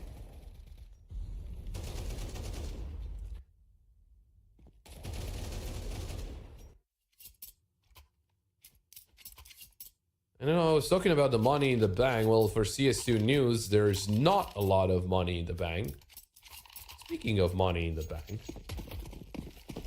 watching some Monday Night Raw. No, I'm joking. Let's keep it going here. Let's keep focused on to CS, where Ecstatic are heavily favored by the odds, and that is completely understandable. 8-1, not able to find that first kill, but it is Fostar who gets the trade. Nixon with the kill on the Stenix. Oh, TMB finds Harn. Unlele swinging out with his teammate Hassanator, able to find one. Although, there's the answer back from Unlele. And through the smoke, he almost gets the final kill. Fostar has to back away.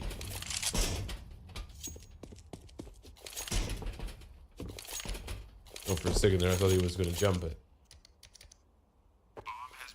He's just retrieving Util and all that, just staying alive at this point. Ecstatic, they're not giving anything away.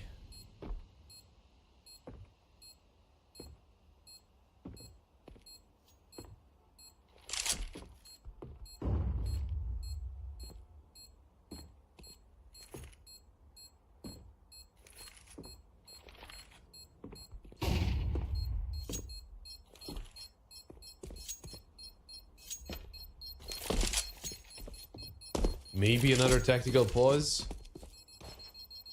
I think it might be even too late.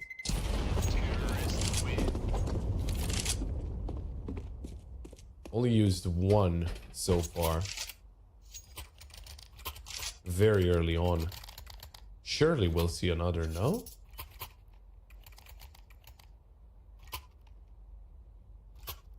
Well, it seems like we won't.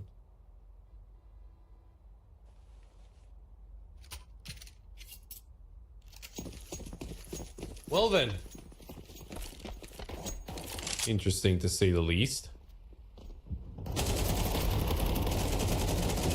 Not trying to walk away with that kill. And he actually is able to find Harn before Quez gets the kill, which is a little unfortunate for Harn, to be honest. I think Quez could have saved his life.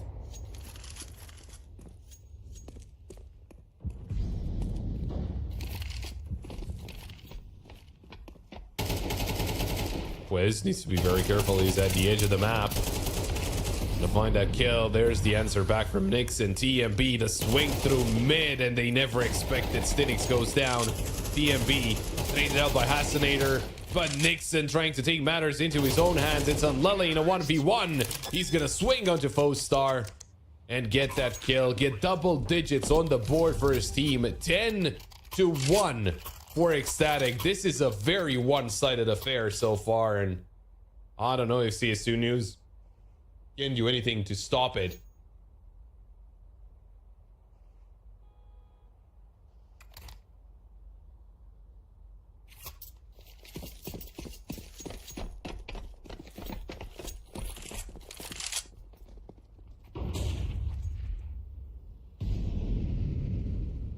I mean, they tried being aggressive and it didn't really work. They tried being passive and it didn't really work.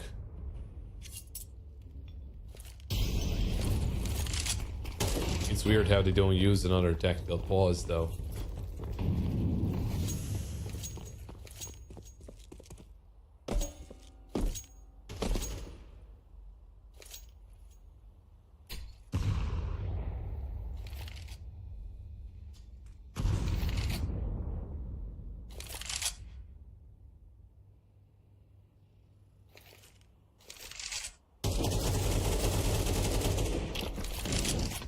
Nixon.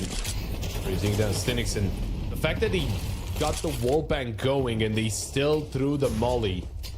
Co-star was able to find one of the kills. Hassan in the meantime finds Nixon. It's a 3v3.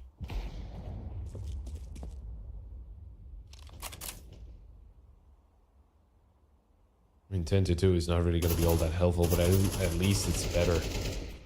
TMB sneaking in, and they find Harn as well. Oh, that is so unfortunate for CS2 News. TMB surely could have been taken out by Harn, but Harn was not focused on that because he had no idea that TMB did push through the smoke. Hassanator all alone, taken out by TMB. Ecstatic, this is an insane first half on a map like Vertigo. They are playing so well. I know Nuke is their bread and butter, but this one is even better than that. 11-1. Also, we had TMB falling off of the map.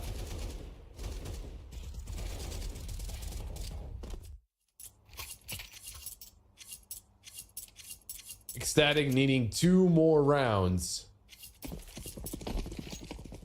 to close this one out.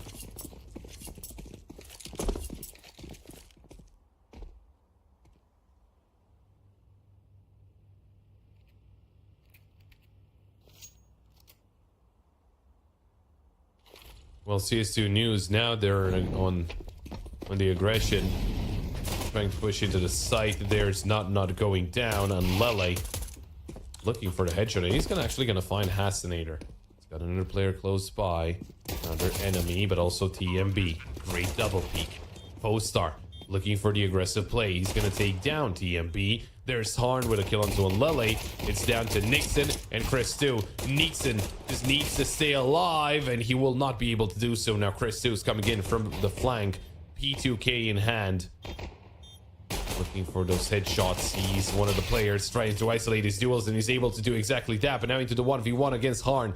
He's still on full HP, but as is Harn, and Chris 2 is following him. He's trying to find that headshot. Surely there's no more time, and he runs out of bullets, trying to find that final headshot, but the round is already over. CS2 News will be walking away with it, and Harn will make sure Chris 2 is not walking out of this round live. 11-2. But you know, it's a lot of rounds in a row. A lot of rounds in a row, and hope is not too high, to be completely honest.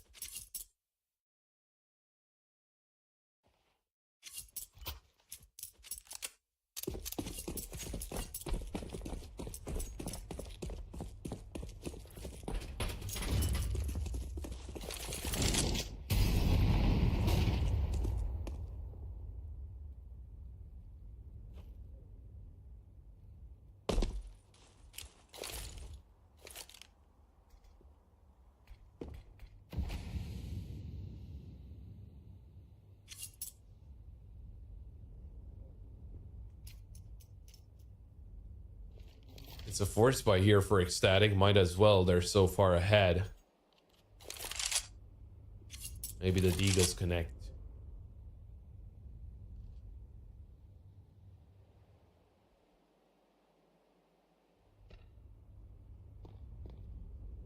Three players on B, 2 players on A. That's the strats for now for Ecstatic.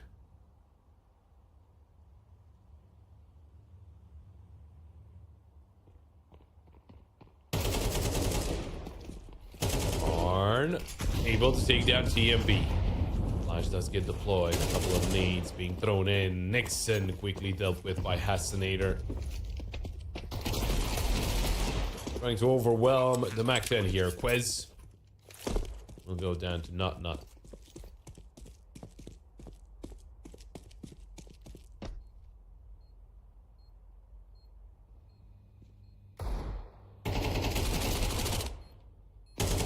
Lele finds the kill onto Foestar, but there's Stenix with a trade.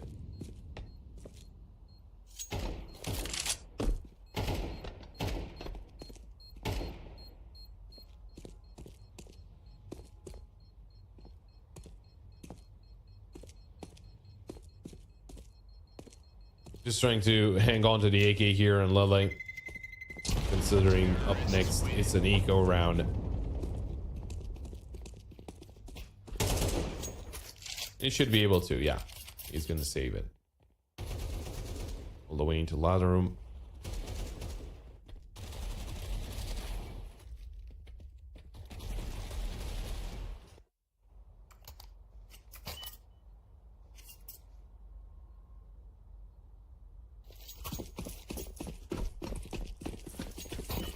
Well then, round 15.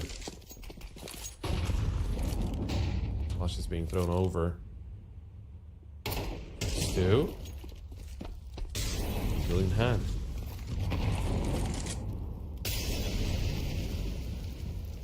Usual being thrown over. Chris Stu looking for those eagle headshots. Not giving away the opportunity though. And there's Chris Stu going down. Nixon eliminated on Lele. Does find a kill into Hasinator.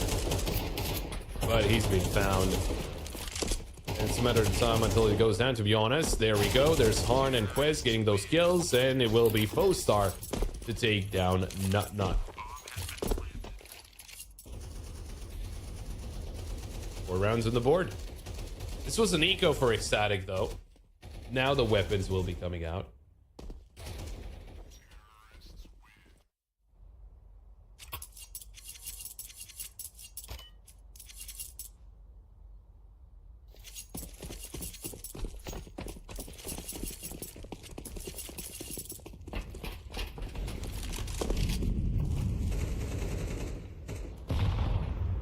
Oh, not already starting off with 17 HP.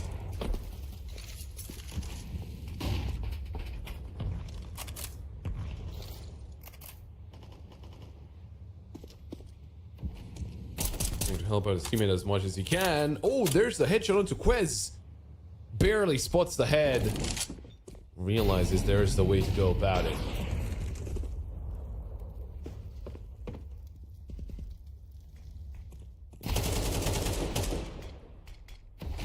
Stu taking a peek where he did not have to. They had the player advantage. Now not anymore, as not actually going down. They actually lost completely the player's advantage, but Lele's here to fight back. Great double kill. It's down to Harn and Stinix. Stinix low HP, awarded Yop. Flash over Stinix. Great shot onto DMB.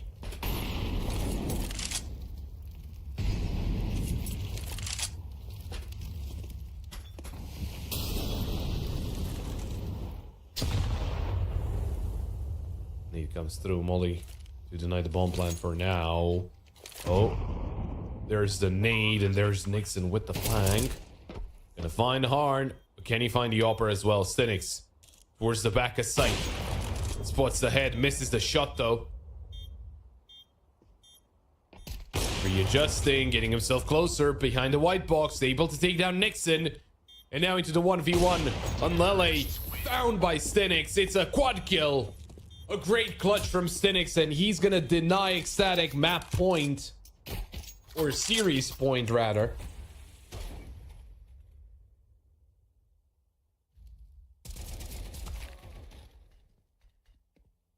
Great play from Stinix.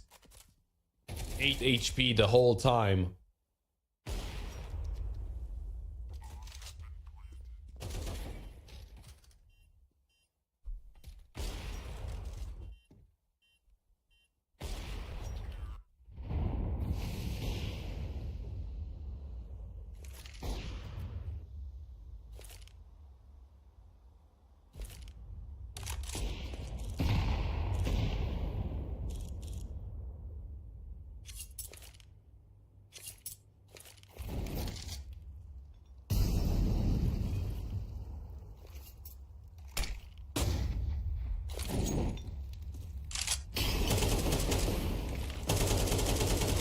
No, Hasinator. It's actually Fostar. First one to swing in. It's a half buy right now for Ecstatic. Great job from Fostar on Lele and Nut though. Oh my. Fostar. He's actually getting eliminated by Unlele. A crazy play, but he gets the results. It's Quez and Harn in a 2v2. Quez on the site, spots ahead of the MP9. Chris Sue able to take down Quez. And it's all down to the upper. Smoke on top of the bomb. A second smoke might be dropped over. Upper spotted. Nade comes through. Another smoke. That's a third one at this point. Harn, he's gonna go for the knife, but it's way too late. The defuse already came in. 12 on the board, and it's Ecstatic to get to series point.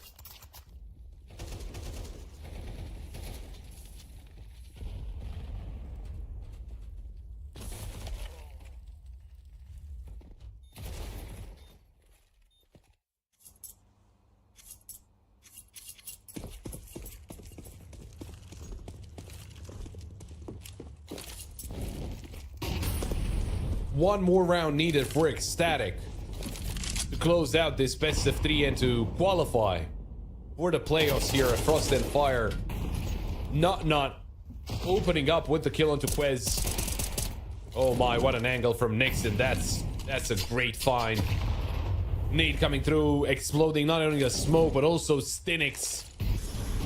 It's Hastinator and Foestar. Good nade to eliminate not, but TMB will find Hastinator, and it's all onto Foestar. Has to clutch up 1v4 to keep his team in this tournament.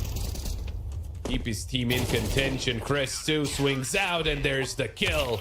Ecstatic.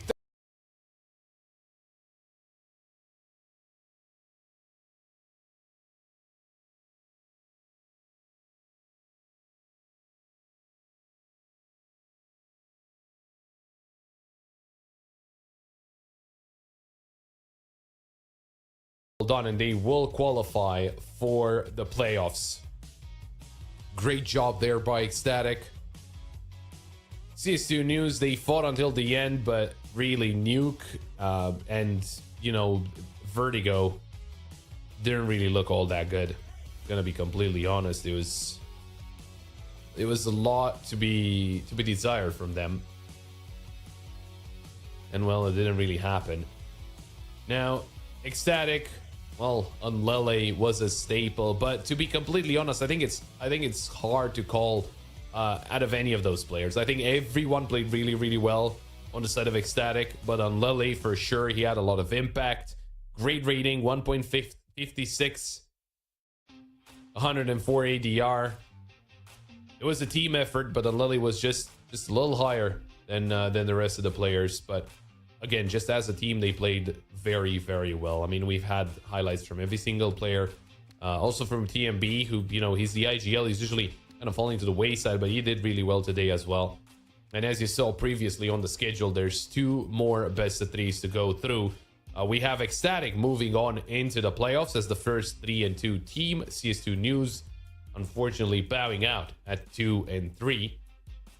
And following that, in about 20 minutes, it's going to be Los Kogutos taking on Eyeballers. And for the final game of the day, is going to be Fluffy Gangsters against BadGuys. Those last 2 games are going to give us 2 more teams that make it into the playoffs and 2 more teams that are going to be eliminated. We'll take a quick break. And when we come back, we're going to continue the action here at Frost and Fire.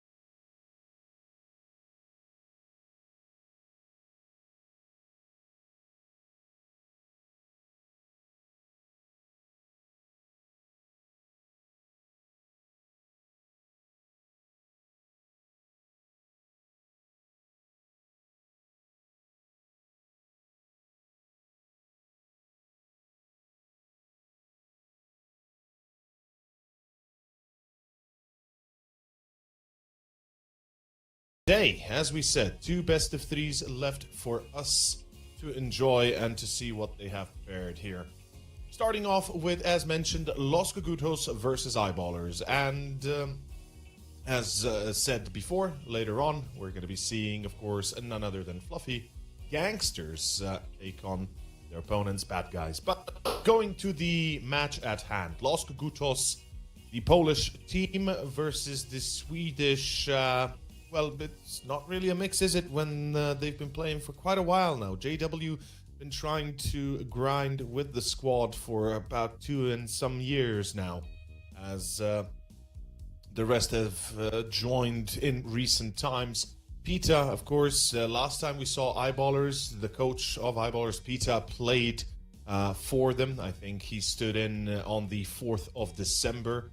4th of January. What am I talking about? Yeah, 4th of January, which I casted, and we had the pleasure of watching. Unfortunately, didn't go against Gen 1 too well, but today is their chance to get back on track. This is it. This is the match they've made it to. And Los Kogutos, of course, the team they'll be facing off against: Masked, Mary, MHL, Krasnal, and Tane. I'm not sure where... I believe we had some information about some switches for the players. I believe some subs were being called out. Melavi and Tane will step in instead of MHL and Tomiko. That was the official information. I am not sure if... I mean, that should be the roster, but in any case, we'll get to it in a moment. Eyeballers, the players I talked about earlier, or rather the team: JW, Poi, Del, Heap, and Dex. And we did not see Dex in that previous series they played against Gen 1, unfortunately. But today, there will be a chance to showcase what they're made of. Los Kogutos should be an easier opponent than Gen 1 by all accounts, but nonetheless, the Polish team is not to be underestimated. Those that have been here for a while will recognize the name Mary, will recognize the name Masked, even Tomiko. They've been around here for, well, almost as long as JW has. Almost, mind you. But in any case, before we yap too far into the future, the head-to-head to be expected: Heap versus Mary here. I'm interested in seeing how this is going to transfer into the actual map, into the actual game itself. I would say different play styles altogether between the two, or at least different approaches, different mindsets to the approach of how to play this, how to play some positions and such. And honestly, I'd say for sure Heap, the more experienced one, no doubt there. I think especially his time on on Eyeballers and Fnatic, giving him a bit of, well, not Fnatic, rather Dignitas, I guess you can say, what it's worth when it was still trying to be revitalized. But as I said, it's a lot of experience there, though. Mary, well, much the same. Vertigo, Inferno Band, to be expected. The Veto goes exactly as you'd think it would. And, I'd say we're probably going to be looking at a second map of Mirage. Yeah, Ancient first pick for Eyeballers as well makes sense. Then we should be seeing a ban on either Dust from Eyeballers, or could be seeing a ban of Anubis, maybe? I'd say we probably see a ban of both Dust and Anubis here, and we go, oh, never mind. Okay, that's a bit of a left field choice. New ban. Now, it is a weak point for Eyeballers, so I guess it in a way makes sense, but it is going to leave us with Anubis, and I think there will be a little bit of a bittersweet memory for Eyeballers on Anubis, given that the only time they have lost it and played it was against 9 on this tournament itself, or in this tournament itself. It was, I believe, the round of 1 of the Swiss, or was it round of 2? I think it was round of 2 Swiss stage when Eyeballers lost their first series, yeah.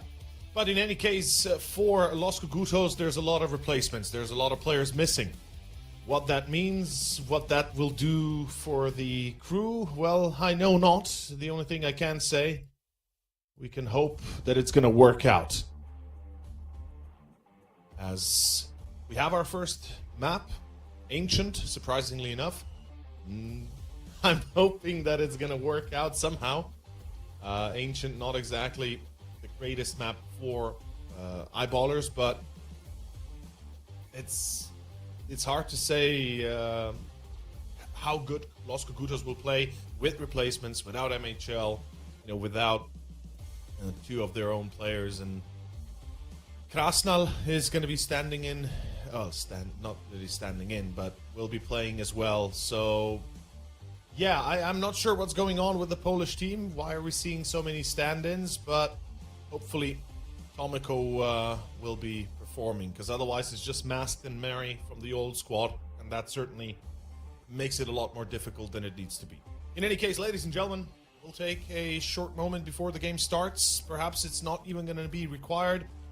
Breaking down the two teams, and more specifically breaking down the chances. I'd say because of the veto, there's a good opportunity that JW and the crew kind of decided that they want to avoid playing into the maps they've already tried before, as in Nuke, right? Why do they ban it? Because they know if they screw up on Nuke, they're done for. So they rather risk playing for for the big bucks. And with Mirage being the second map, there's a good chance Eyeballers could take this 2-0.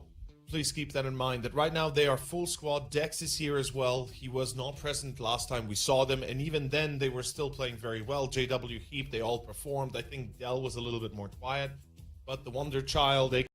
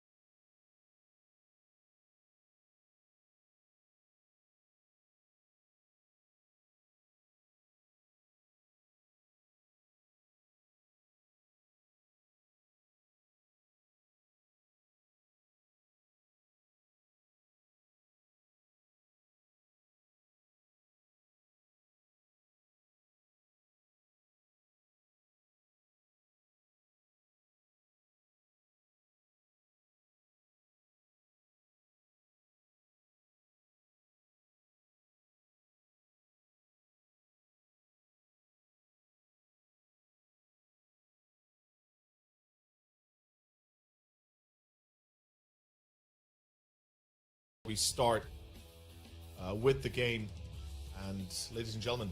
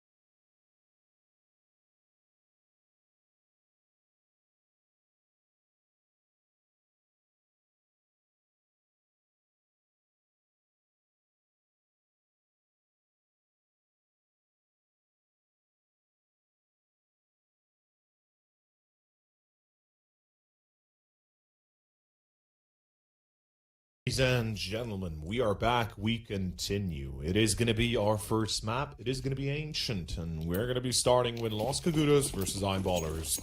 As we saw, there won't be Tomiko playing as well, so this is going to be a very difficult series, if you ask me, for Los Kogutos. Even with Krasnal, who has been nothing but glorious recently, but nonetheless, Eyeballers have a fair chance of making their own way to the main event. Keep in mind, we have the last two series of the Swiss stage now ahead of us.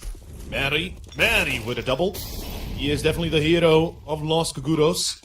You can count on one hand how many times he hasn't been a part of a clutch, or a reason to be winning it. As Poi and Heap will close it out though. And Mary tried, but try as he will, it ain't gonna work. Eyeballers off to a solid pistol. Starting off, getting a little bit of early control, and pretty much solidifying their, let's say their map pick to begin with, right? This is good morale bonuses all across the board for Eyeballers. I think they do sometimes ride the wave of confidence, and they can get the ball rolling early. See some great things out of them. But before we think we saw anything, Krasnal's already dead. Okay. JW is hunting again. Melavi is just gonna die straight to the Mach 10 of JW, and another player is gonna be setting himself up for it. Masked instead, though, at least crouch walking, and ready to take that fight head on. Now we have ourselves a little bit of a conundrum. Starting off, Dex. He's going to be moving in probably towards Red Room. Poi might be clearing Donut later on. But, oh, never mind. Mary actually wins the duel against Dell. That's an AK even. Bit of a fumble coming out from Eyeballers to allow that to happen. Now, Mary, low HP, shouldn't be able to challenge this alone, but if rotations will be here fast enough, there is a chance things could look a little bit better on paper.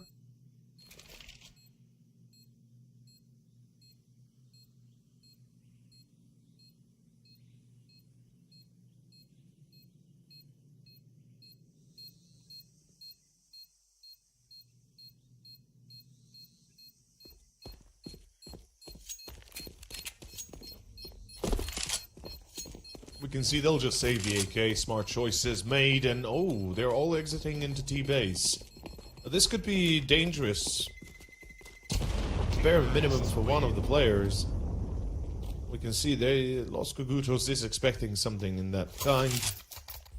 Won't be surprised. There we go.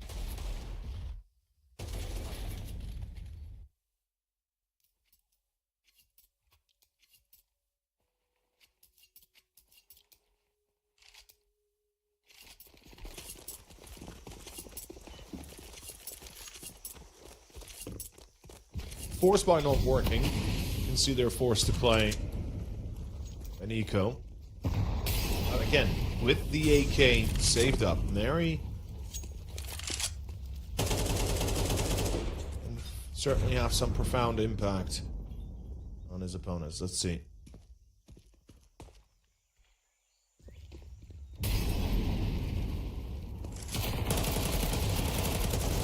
X. Entries with a double. Dex and JW. Combination of both is enough, as Melavi does not have an angle to work with. Mary is alone with that AK. And Krasnal, well, a deagle a day keeps a doctor away, but at this point, no headshots. 3-0. First full buy, Los Kogutos. Opportunity for them to put their foot down and put an end to this early aggression from Eyeballers.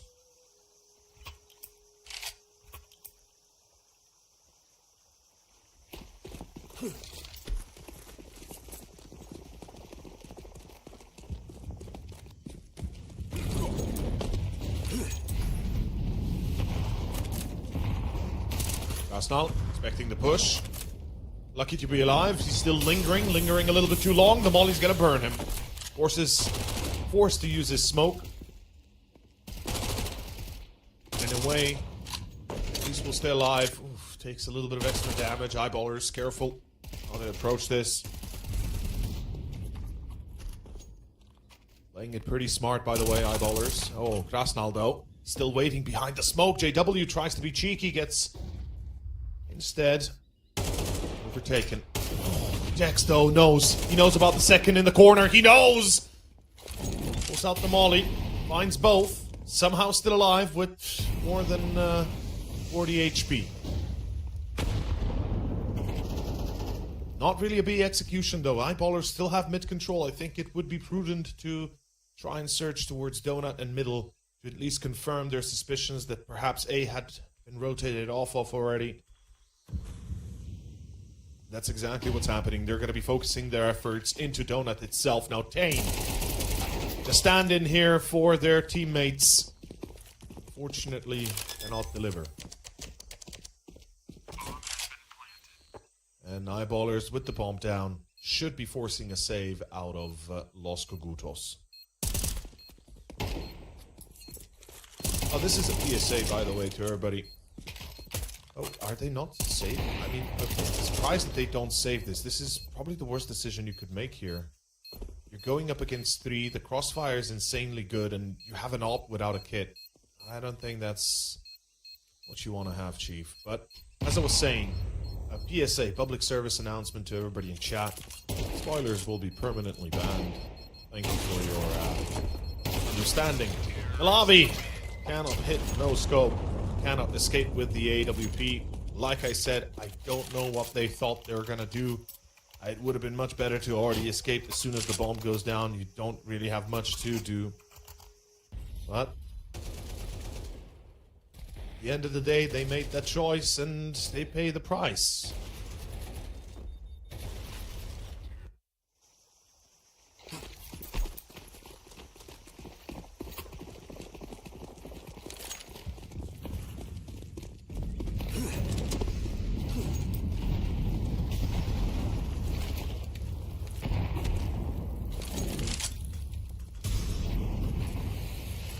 Round 5 starts off with, again, MP9s.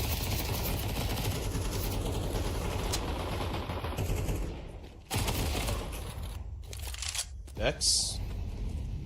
Immediate fly on him, but oh, the lineup, boy!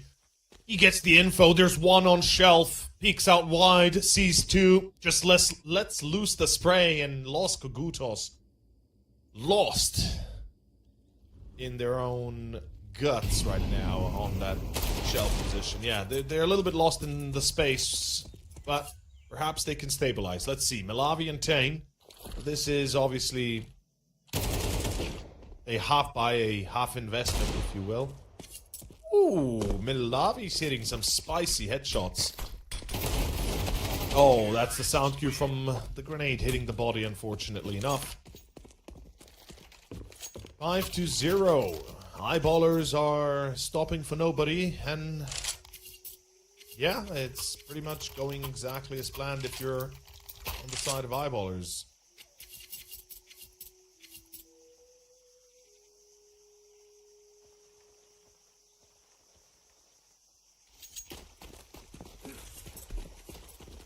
No complications, no issues, just straight up performance that gives them a nice little advantage.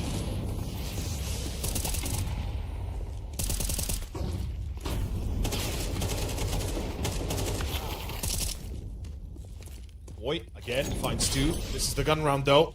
Things are looking a little bit worse for wear once you start going down on the gun round. Malavi will not be missing this time. Quick shots, good connections, make life a little bit easier, a little bit more understanding.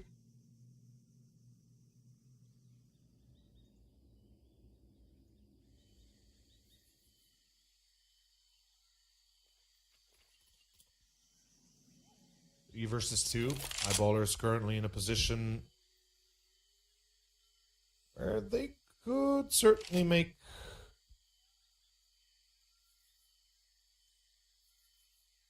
chunk of progress.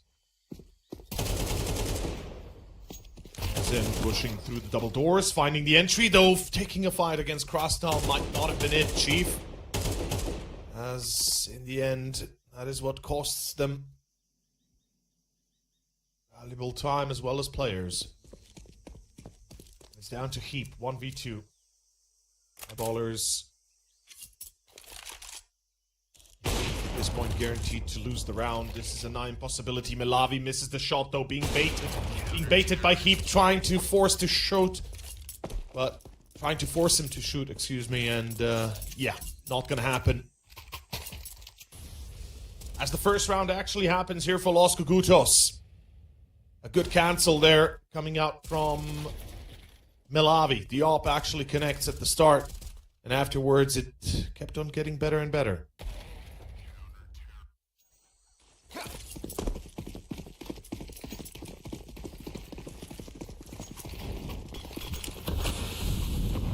Round 7.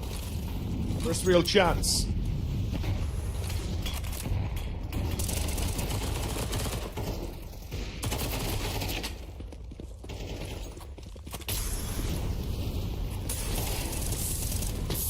Oh, very good shots being made here. Connections by Malavi, by Mask, Krasnal. Should be enough, but Poi is still going to be trying to fight this. Poi finds 2. Hold up. Poi is not done yet. He's not said his piece just yet.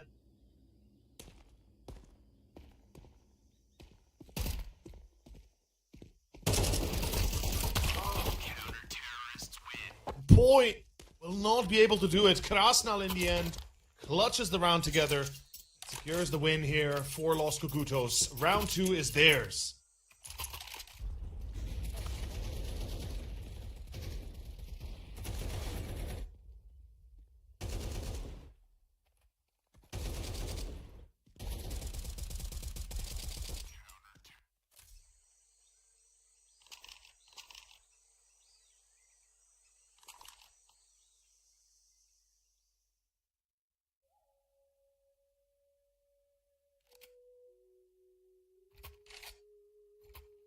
Tactical timeout. Eyeballers need a moment. And understandably so. I think it's fair to say they have paid quite the price to be where they are currently.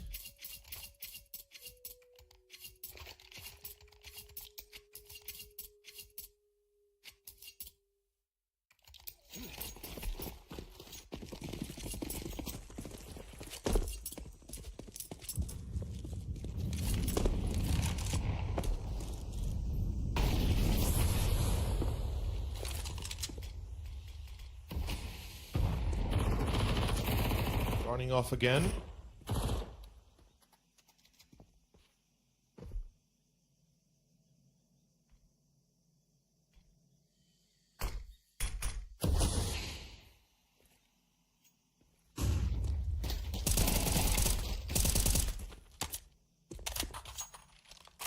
So far, everything according to plan.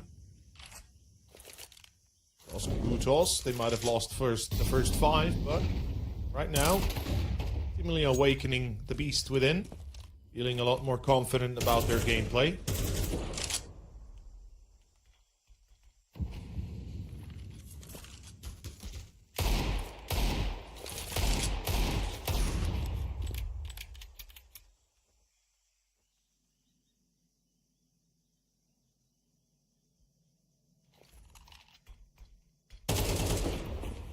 Good check by Poi, though. Expecting something to be wrong. Actually connects the dots and finds actually a very important kill here. This will allow B control to be established, especially with the secondary and Krasnal as well. Poi, 3 kills overall, and the man just made the difference in the round as a whole. Without him, there's a good chance this wouldn't have gone the way it did. But instead, well, the return off Poi apparently here. Damn.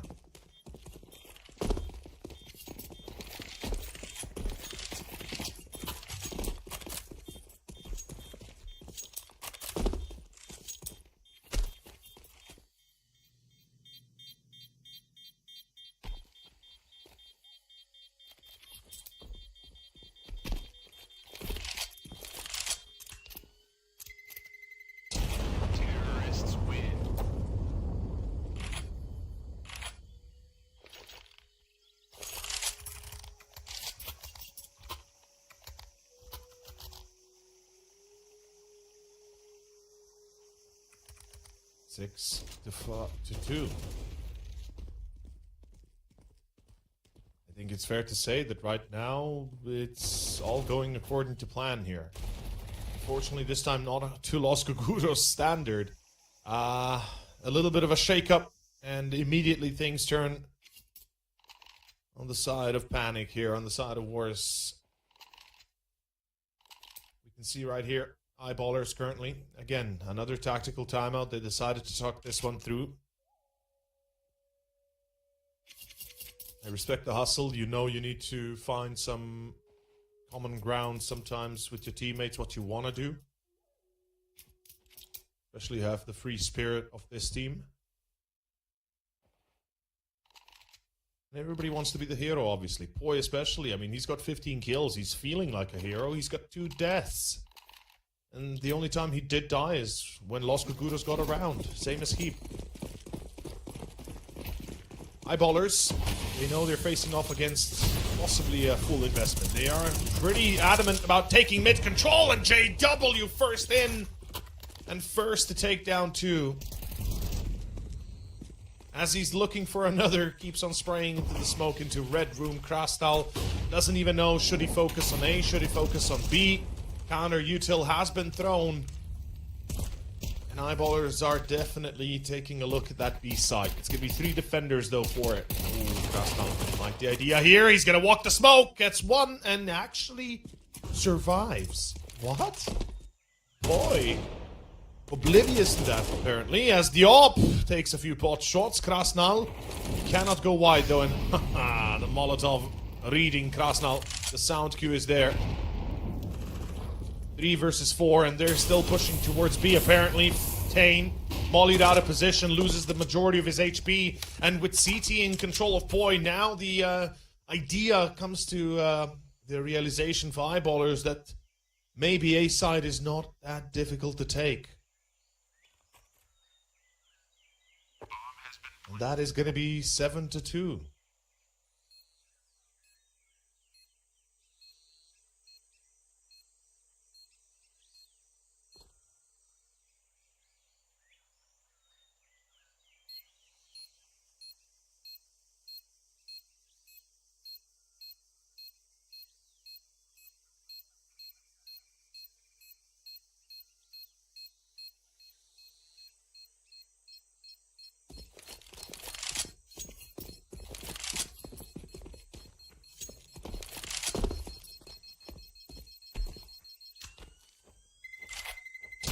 Terrorists win.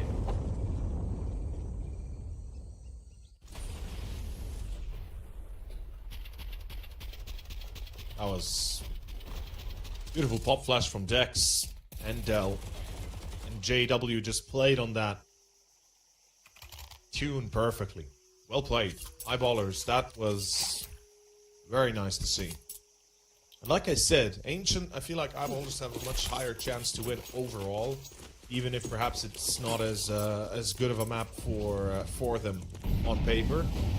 But for Los Kogutos, things are twice as bad, because they are dealing with the fact that their 3 players are effectively not there. They have 3 stand-ins almost, as Milavi will be hitting Milavi a second, but it matters not when still refrags are available. It's going to be JW swinging into Temple, stealing that fast rotation away, making sure they cannot be stopped in the bomb plant. And now it's a question of, do you risk this? And the answer is usually no, but Masked and Krasnal, given not much of a choice. Masked, forced to save. 8-2. We are going the one way, folks.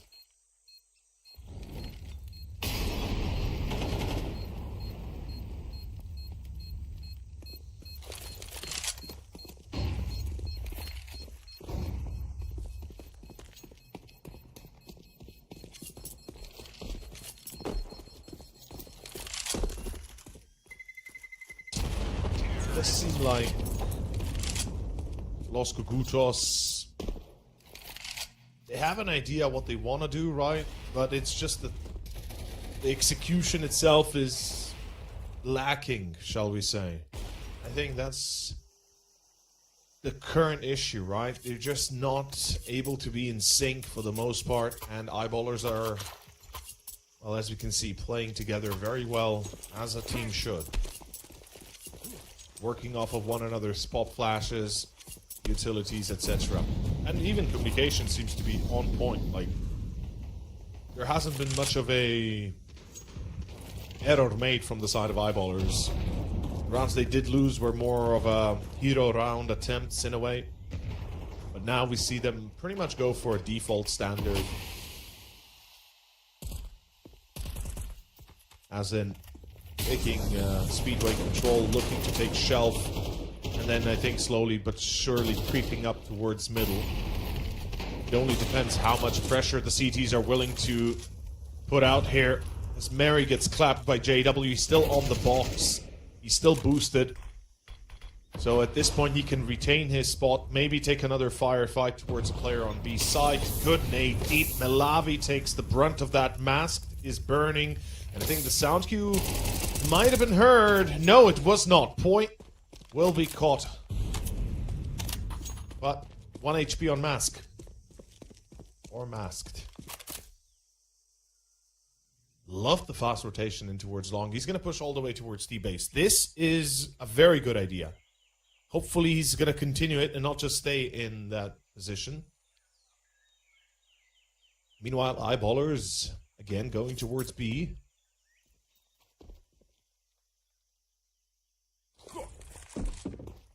Here we go. It begins anew. Eyeballers controlling B side, checking the corners. Melavi first, second Tane, and then it's down to Krasnal. He's got an AK. Beautiful shot with the auto XM. Masked in the back. 2 versus 2. And it all depends on, again, the contact from Masked. Now they know where they are. They know Masked is somewhere behind, and they know Krasnal is still in cave. And the crossfire here is perfect. The sound cue is available. Krasnal has to pick up the kit from ramp, from the dead body of Masked. Unfortunately, Dell will not give him that chance. 9-2, ladies and gentlemen. Expected results so far. I think we can expect more out of Los Kogutos on Mirage. I am 99% certain we're going to have a much closer map there.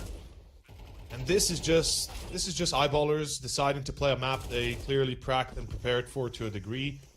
Not everything might have been smoothed out perfectly, but they seem to be pretty well tuned to it. They have their defaults down, they have their reactions or set pieces down, as some would say. And what a shutdown for the last round. Running out of... By the way, I don't know if you guys noticed, but there's something wrong with the physics in the game. I've played a few Premier games today, a few hours ago, and yesterday.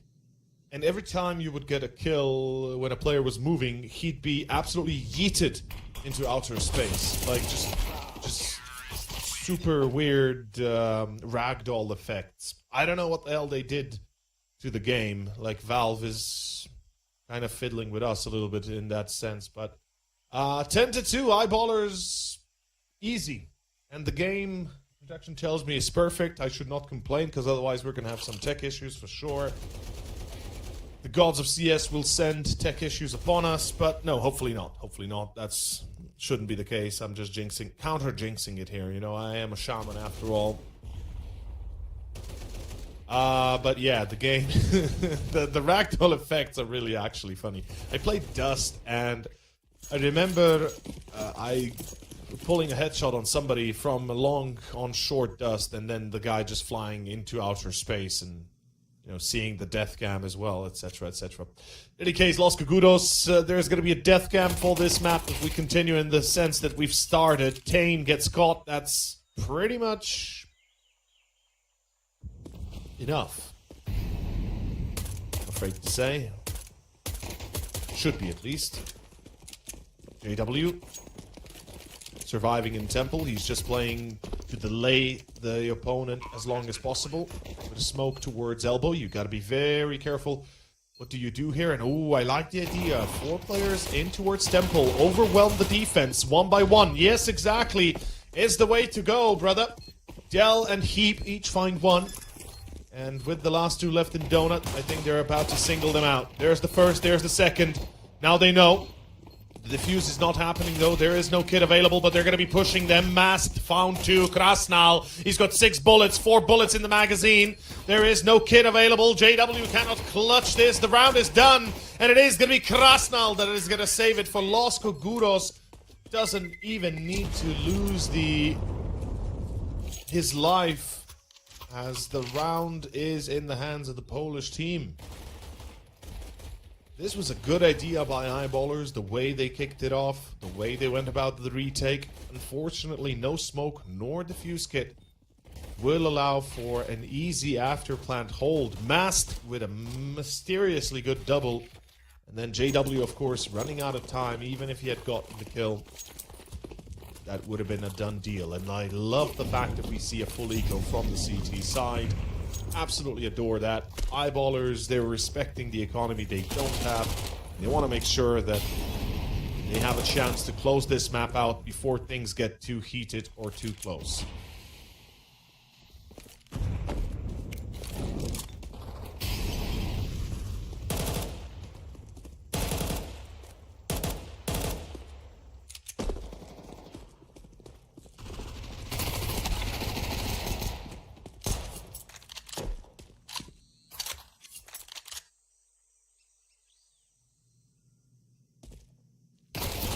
Terrorists win.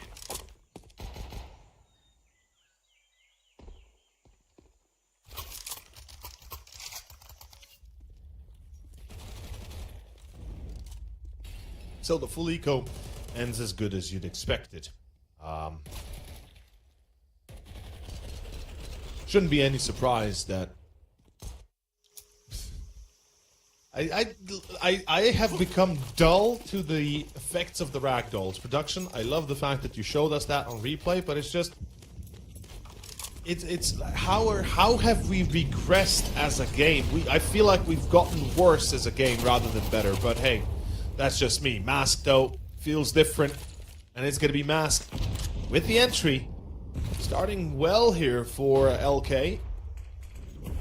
Eyeballers, they're going to have to pick up the pace a little bit. I mean, as I said, it is the first gun round. They did save up previously for this, as JW is searching to be cheeky in Cave.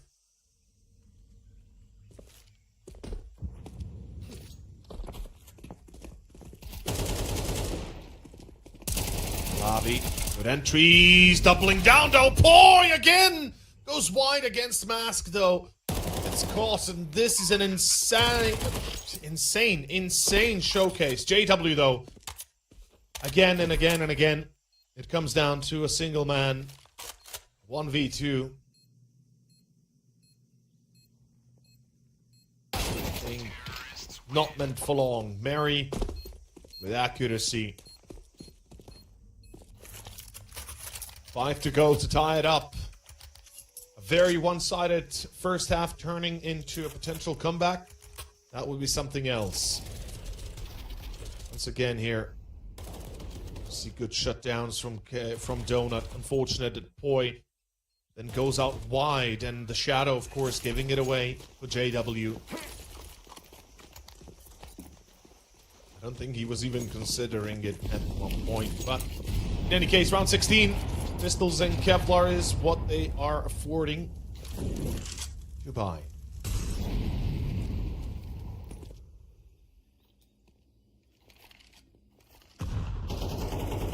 Los Kogutos. Los Pollos Hermanos. Oh! Hello. Oh my god, what is that ragdoll? The dude just flew out of there like... It's like Thor hitting him with a hammer and he just flies. What? Come on. That's just crazy. Like, I don't... Was this today's update that broke it? Or yesterday's, I guess? I am just perplexed that this is possible, people. Come on. How are we bugging this one out so hard? Oh, man. Dude just got blasted. Oh, my. Wow. Yeah, I guess cartoon physics, movie physics, right? Whenever you watch a movie and somebody gets shot with a gun and he just flies. This is like Quentin Tarantino's movies. And they just fly because they get hit by a bullet. Like the bullet has the speed of, and the bullet is basically a train, but it's a miniature train, right? They just fly with the velocity of the bullet. That's insane. That is insane. Round 15.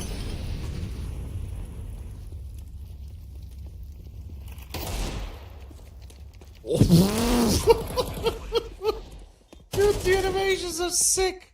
I'm sorry, but that is just too funny not to. My God, how can you? Oh, 2 versus 2. I know I'm laughing. It's an eco though, so I have all the reason to laugh. But you know, on the side, let's see if they can do anything about this. Los Kogutos have a pretty decent afterplay. What? They just flew out. Oh my God, this is insane. I love it. I love it. He goes wide. I don't know why he goes wide there. I guess I wouldn't even go as far as saying he tried to fake something for Masked, but yeah. Oh, this. Look at this. Look at this. My guy just flies. Oh my God. What is this madness? I swear. This is like a circus. Oh. Well, JW, he's had enough. I think he's had enough. And wow, JW, hello. That's Dex, by the way, not JW, but hey, they're gonna try more. They're gonna try even further to push into B. Cross-Talentane. Well, they've done enough. They've done plenty enough. This should be. He's the bomb plant, right? Milavi's running A? Huh. Okay. Milavi's legitimately running A. JW's like, okay, are you in the smoke? Should I expect you in the smoke? Oh, JW's dead. Oh, poor JW. He's gonna be so mad. He's gonna be so mad. Just sits down. Ah.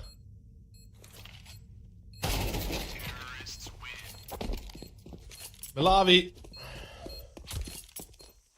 finds Dell, and it's gonna be 10-7.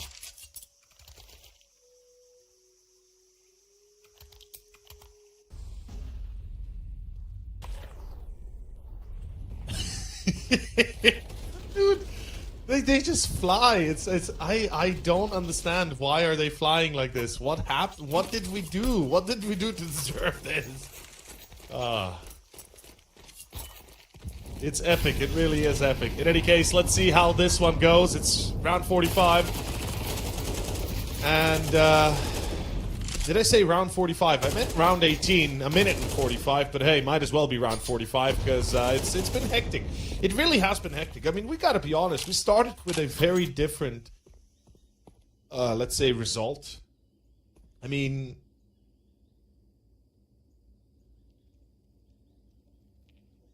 slap me and call me Shirley if I'm not right, but it was 10-2 on the halftime. Now it's about to be 2 rounds difference between the two. So something happened. Eyeballers are fumbling a lot of these rounds. They're just kind of falling apart. Los Kogutos,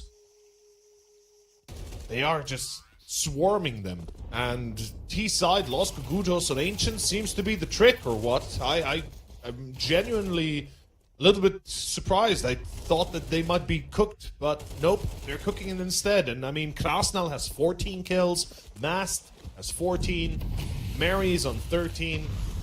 Only Milavi and Tane are struggling to pick up those numbers, but this is looking like Los Kogutos could actually bring it back in their own favor. I mean, legitimately, it's looking like they could steal Ancient from underneath Eyeballers, and then we have a serious problem for Eyeballers. They're playing Mirage next. I don't have as much hope in Mirage for them compared to Ancient, or at least not hope, but rather belief. Ooh, JW missed that timing. Belief spotted as well. Though crouch peeking Tane not gonna work, and I think they know about the player towards red room. They have to, right? Surely they do. Boy, he's expecting him, still loses the duel.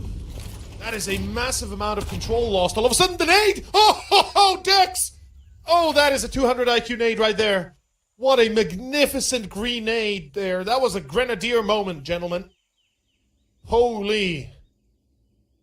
I love it. I love it. Well done. That was a good shot from Poi, I think. Poi must have said, I hit him hard, you know, he's gonna be low. And Dexter's like, okay, I got you, fam. B-side is still gonna be lost, I think. But...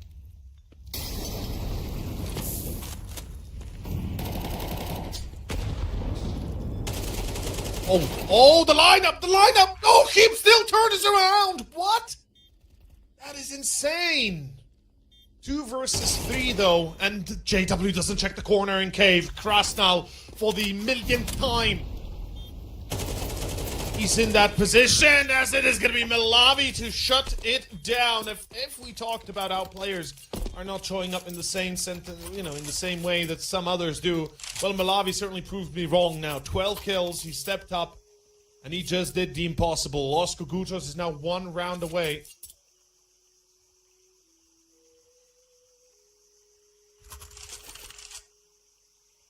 One round away from tying it up. Eyeballers last time out, if I recall as well. This is getting out of hand. I don't know, maybe the physics are throwing them off as well. I don't know. But point in hand is, to be fair, you know what would be really funny? If the physics actually had damage. So let's say a body would be flying your way. If it hits you, you take like actual damage, like legit bullet-size damage, right? So that'd be... The somersault backwards, this is... I mean, yeah, I know, it's... Oh, Counter-Strike, you never cease to amaze me. Oh, in any case, 10-9 and Los Kogutos, well, I think they're amazing all of us. They are certainly doing something. They're doing something right, I would say. Eyeballers are gonna have to... I don't even know what the hell they'll do here. Like, what's the right action? What's the right course of action to win? Ooh, shadows are being shown. Tane is not being careful. They thought about it, but the bait and switch! Oh, okay! Tane shows his shadow. If somebody's on that boost, he's gonna be expecting the peek from the shadow. Instead, it's gonna be Mask surprising him instead. And look at the teamwork! Oh, baby, that is beautiful. That is absolutely beautiful. And yes, it's a tie. Yes, we've come this far. From 10-2 on the halftime into 10-10. Yeah.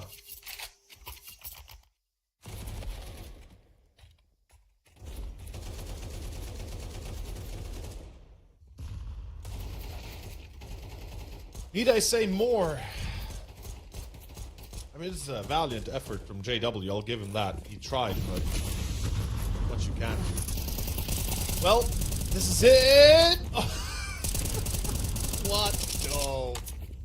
Oh, what? What? What? They just got open the smoke? That's insane. Now there's the B rush, though. So maybe it's not all over as it seemed like from the start. It's going to be Krasnal on Dex, and there's another player in cave. Oh, he jumps into cave! Oh, he goes to fight this! Mask! You madman! But nobody checks... What? No, what? Nobody checks ramp, and Poi gets Krasnal with the physics. And it's going to be JW and Del, excuse me. That's going to be clearing this. My god, what is this hectic round? What is going on right now? How is this possible? I know not, but apparently it is. 11-10 as Eyeballers get their first round off the CT side. Unless I'm mistaken, I think it is their first, right? It was 10-2 on the halftime, right? Sure. Yes, it was. Yeah, I'm not wrong. Yeah, it was. For a second, I didn't believe myself almost. That's how weird it is all. But yeah, round 22. And Los Kogutos, they seem to have figured out the T side quite well. And all that nonsense talk about how Mix might have a lot of issues on this map as the T side perhaps might just not be true here. Los Kogutos seemingly, in a way, finding their rhythm. Albeit eyeballers maybe just took this long to wake up themselves and realize, wait a minute, we're on the CT side, folks. We should be winning, not losing. Oh, biscuit. Yeah, Dell. Reaggresses? Reaggresses? Oh no! Oh my god! What? Dude, how do you... He like, what? It's like a full force slam from the top to bottom and then to the side. It's like a slap to the... I don't even... What? What is wrong with the physics? I'm not even joking right now. It doesn't make sense. They're just literally flying into the wrong... Like, what? Imagine if we had dismemberment. That'd be pretty sick. That'd be sick. But, you know, they just explode, I guess, if that would be the case. But, yeah, that's 12. Yeah. Round 23 is up next, and it is 12 to 10. Eyeballers seemingly back on top.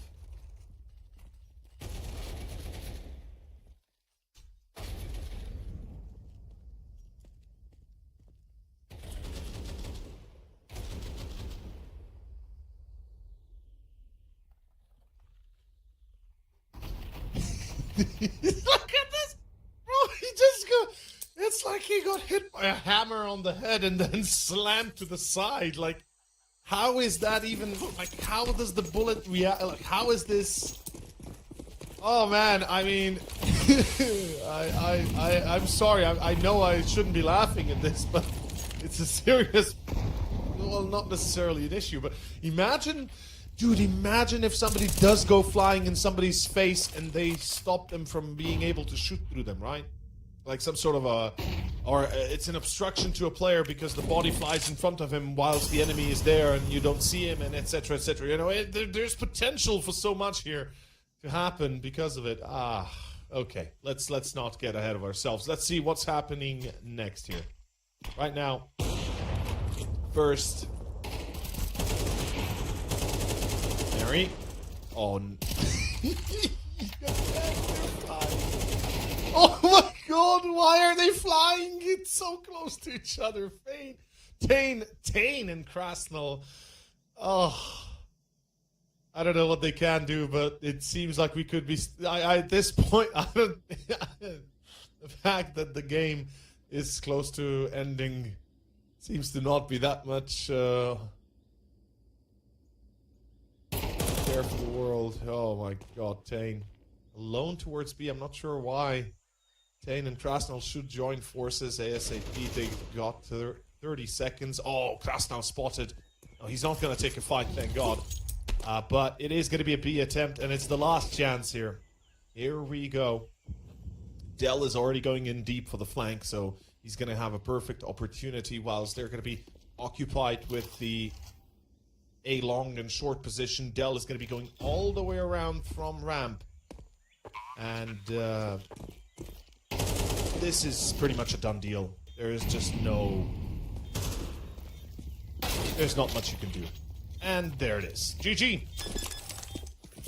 13 to 10 final score, ladies and gentlemen, is what we are going to be having here. Eyeballers take map 1. Albeit, it was a lot more difficult than it had to be.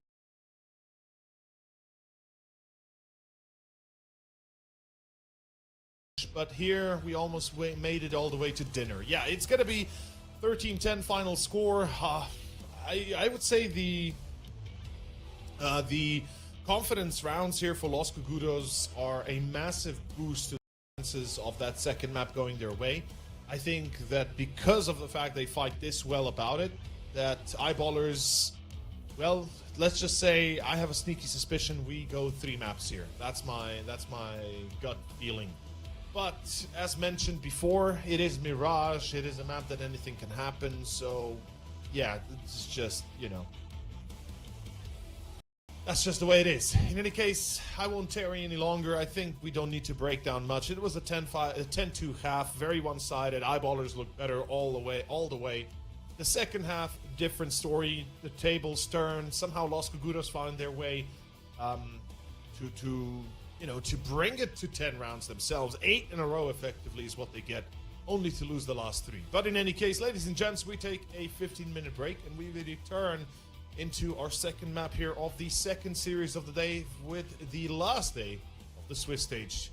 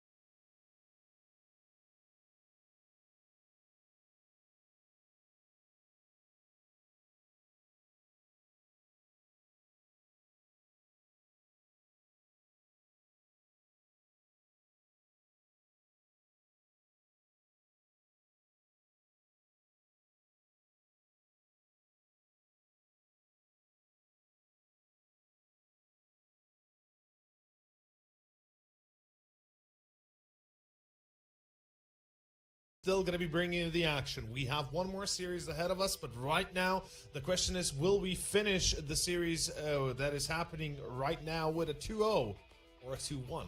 Does it go to a 3-mapper or not? Well, let's find out. We are getting ready for Mirage. Eyeballers have taken Ancient in the end, 10-2 on the first half where they were undefeated, and then second half turns the other way. Los Kogutos somehow making it possible to get close to 10.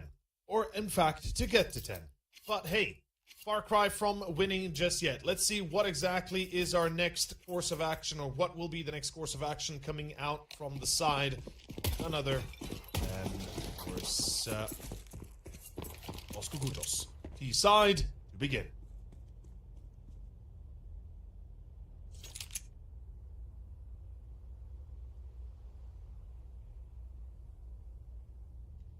Round one.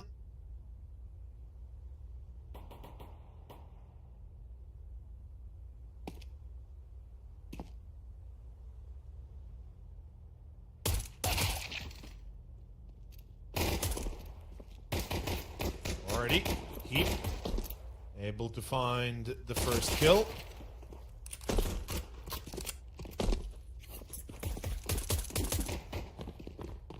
See if they do retain that control.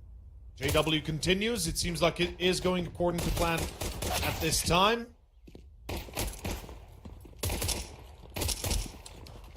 So far, exactly as you'd expect it.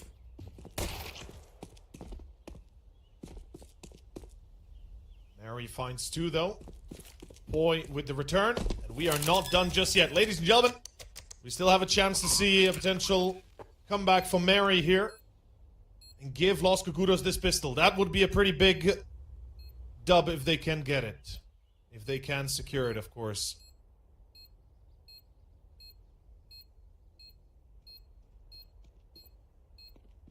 1v1 against Poi. There's a defuse kit available. There's a smoke being thrown, and Poi, not only does he not need either of those two, immediately hits the headshot. Well, she can still do with, of course, the fuse, but generally speaking, doesn't hurt him as much to not have it at the end of the day, as we can already see the results of this. Los Kogutos, with the bomb plant secured, they'll make life a little bit harsher, we can say. But a far cry from death just yet. They won't be happy with the fact they lost, of course. Nobody would be.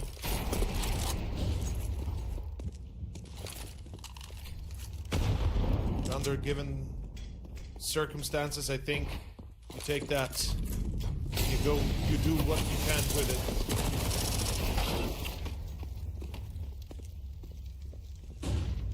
As we can see, pushing up to A might not have worked out the way they thought, but they do find the entries, they do find control. Seems like it's going to be a little bit better all of a sudden. For the side of Los Kogutos. This force bind seems to be working to a degree. Mary finds Dell, and definitely working better than expected, perhaps even. Eyeballers. Oh, the timing. Boy! He was just about to be checked.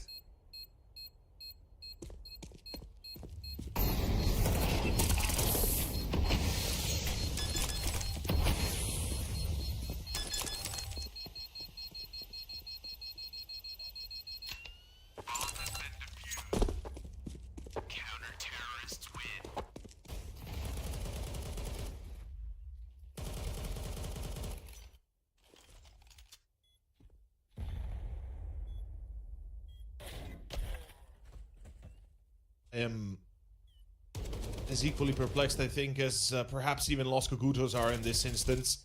The way they drop the ball here is quite saddening for them. There's a lot they're going to have to work on in order to make sure that doesn't happen again.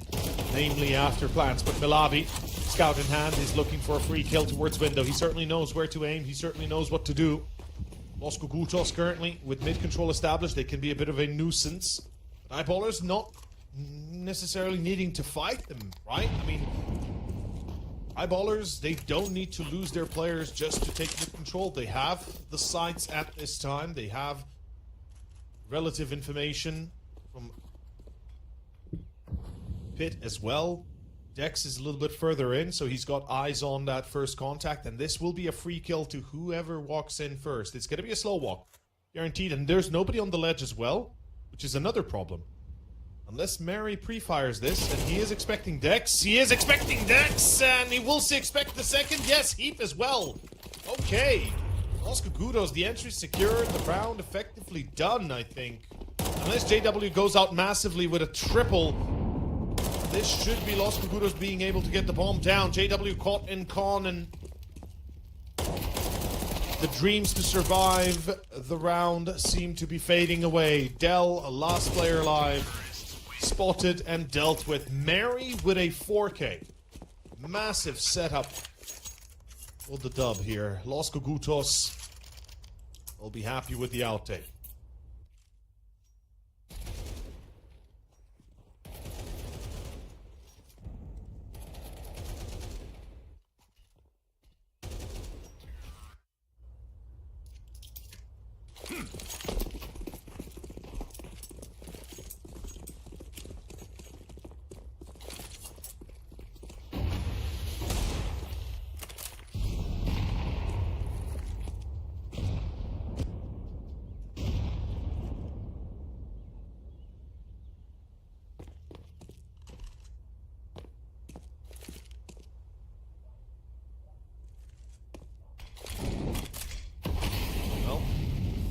Do continue.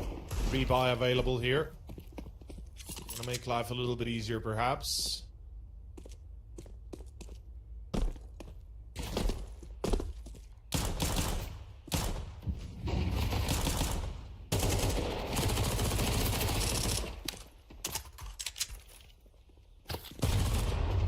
Dell find one. Seems like they're bringing it back to a degree. Trying to haul in another round, potentially. Dex finds Tane.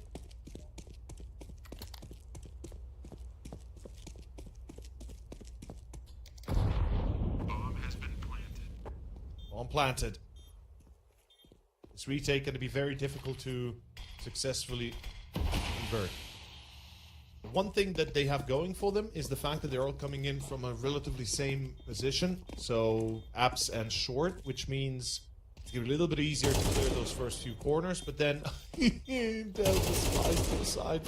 In comes Heap. Oh, he's expecting it. Oh, I think he's expecting him in kitchen for sure. Mary, does he line up the shots? He's definitely taking a few. Oh, Heap though. Says no to the attempt as Eyeballers continue their success. Round 3 is theirs, and Los Kogutos, they're going to be feeling the pain of the loss here. Lucky they have the bomb plant, though. I don't understand why would characters be forced in different, like, some fly in the right position, some fly in the exact opposite position. It's as if aliens are amongst us. And of course, right now, Alien to Los Kogutos is a win. They will rebuy. The loss bonus plus the bomb plant together make up enough for AKs to be brought out again. Tactical timeout for Los Kogutos as well. Trying to talk this one through. But yeah, this is... I mean, some of these skills are just... The first map was hilarious. At one point, we had quite the circus show with the graphics, or rather with the physics. Bullets with the power of trains behind them. But, round 5...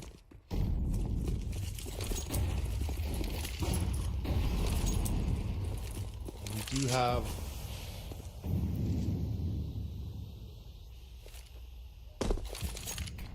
very standard mid-control play. Boy is embedded in towards ladder, so he's going to be their first contact, I think, unless there's going to be a massive push towards either B or the bomb. It is going to be Poi to take that first fight. Krasnal, he's expecting him. He does check that corner. Now the question is, do the rest of the team of Los Kogutos keep cognizance of that position of Poi? He is still a ladder behind them, and he could play the tune here to find a free kill, though the timing is a little bit off for him. As he goes in, he finds one, gets tagged, has to bag it out of there. And it's going to be 2 players out of Kitchen and 2 players through short. This is very difficult for Kitchen control, though. Dex, one is sure to die, right? Krasnal has a free kill, sees the legs of the first, takes a few potchos. Krasnal, no! Shoots too soon. Trigger discipline not with him. Tane, last player alive towards Scar. Not sure if he's been spotted or not, but certainly will be checked. Oh, he misses the opportunity to shut down Poi. And there is a kit available on JW, as well as now Heap. That is going to be round done. 4-1.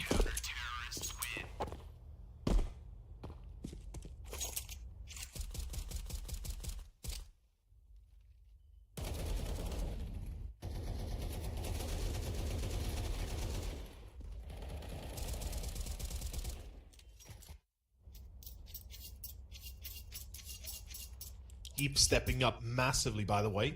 It was Poi on map 1 on Ancient that played a great game of CS to begin to really set them in comfortably for the first half. And it seems like Heap is going to put that out today on the second. Masked. Be taking a fight against JW. The Deagle just destroys JW. Legitimately just deleted there out of existence. Eyeballers lost a rifle, a second one as well. Dex is out. Though there are 2 players on top mid, make it 3 as Poi finds 2, and the nade is gonna finish the job, I think, unless there's gonna be a few more bullets flying. Perhaps he survives a little bit longer. Oh, wait, hold up. No, not like that, Mask. How does... What? Mask just flew. Mask just flew. I didn't know he was Harry Houdini. He just flew, guys. He was literally in the air like a grenade exploded underneath him. Or rather, a nuclear bomb almost.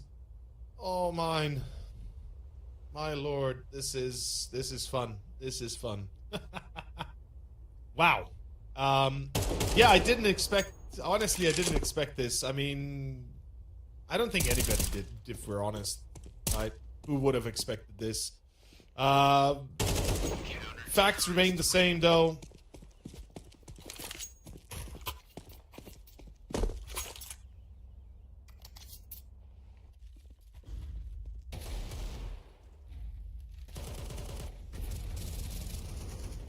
We can see the facts are that right now eyeballers are getting back on track, and they seem to take that loss of, well, not really a loss. They still won the first map, but rather take that beating on the second half of the first map a little bit more seriously than we thought initially, and they don't want to have it repeated to them. Absolutely, I understand that. I respect that.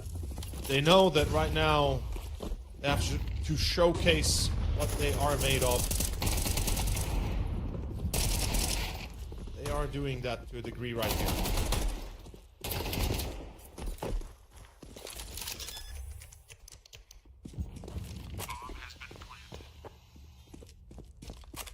Kogutos again. The bomb is planted once more.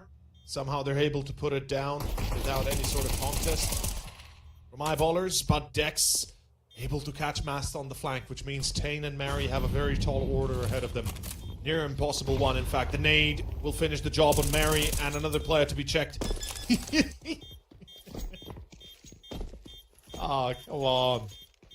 I need to stop laughing at these, because at this point, at one point, it's not going to be as funny, perhaps, as it was the first time. But yeah, these physics are just amazing. They really are in the age of GTA or something. Boy, beautiful double, really well done by him. He played that position before.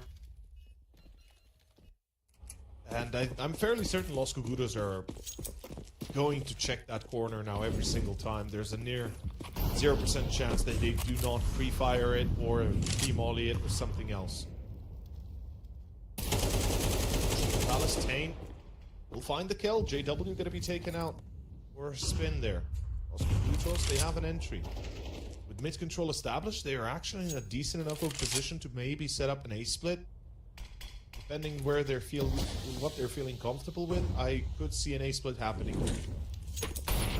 But it would be smart to push Mast either back towards T-base or back in towards middle underpass.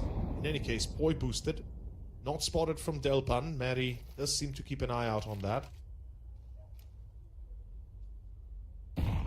Masked. He's walking all the way across B. And one thing I want to know is, who's watching B side? Why is Poi so far up short, and why did they leave him to die on B? That is a massive oversight by eyeballers. They need to save. It's as simple as that. B is lost, and I don't know why Poi is alone on B there. There's no reason for him to be standing on that box without support, without anybody around him.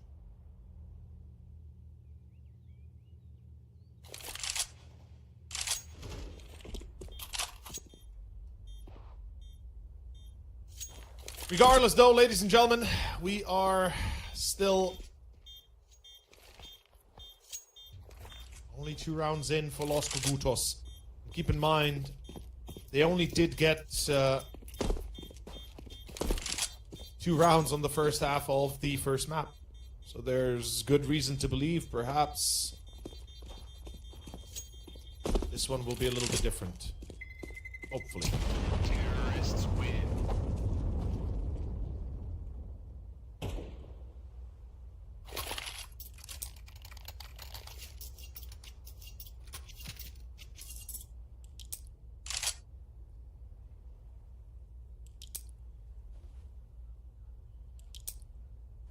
Well, in any case,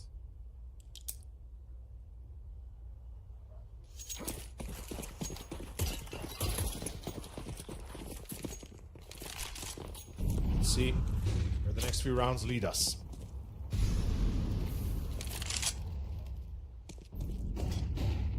Starting off, round 9, getting towards A though. The bomb's still in T-base, I'm not sure why. Dex is gonna die. JW misses the opportunity to take the shots to equalize the loss here. And Los Kogutos are regaining control so far.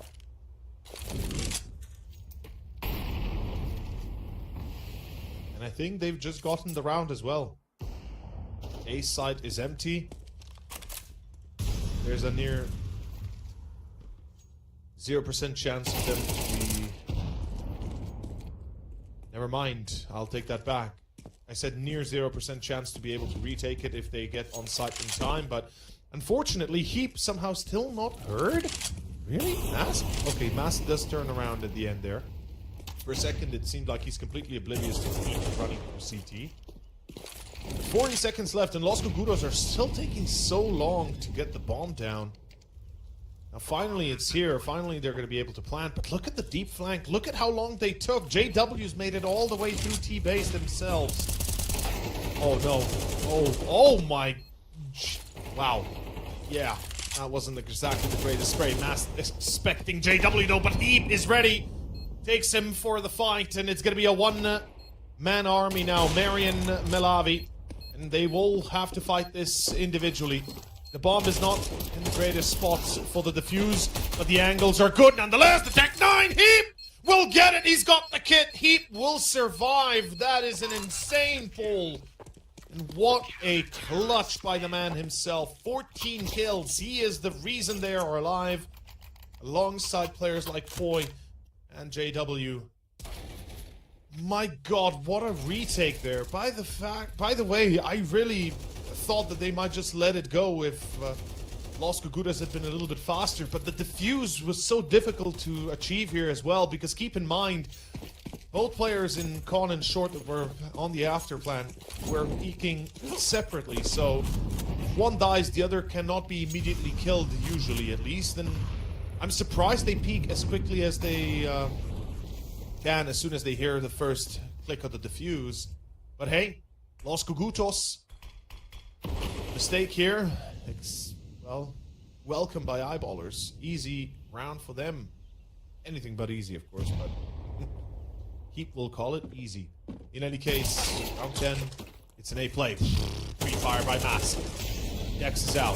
They know about a player potentially on site. New corner, maybe triple. Who's going to be mollying Dark? I know not. Classic molly towards Stickit as well. Oh, JW walks into the molly. He actually deletes Mask. Boy. Meanwhile, is traded the same as Dell. JW. Oh my god, they're just flying. This is just ragdoll cartoonish movements right now. Insane. Molly on towards the bomb. So far, this could prove to be the right action. Counter Molly, though, exactly onto JW and an aid, I think. There it is at the end. Round 3 to Los Kogutos. Oh my god. This is... yeah.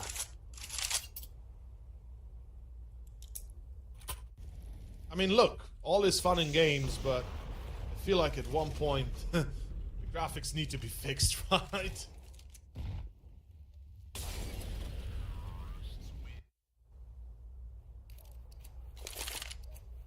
"20-second timeout." Well, 30 seconds tactical timeout if we are more exact.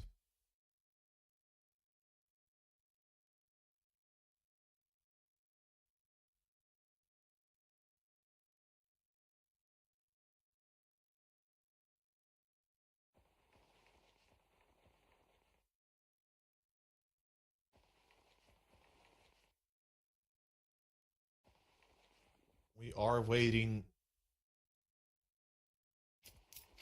to start a round that's actually extremely important here for none other than, of course, Los Kogutos. 7-5 would in fact give them a fair chance of survival.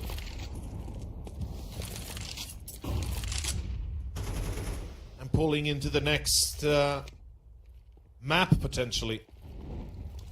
No, Dell alone on B, on balcony. He's going to be spotting first, MP9 in hand. Doesn't skip a beat.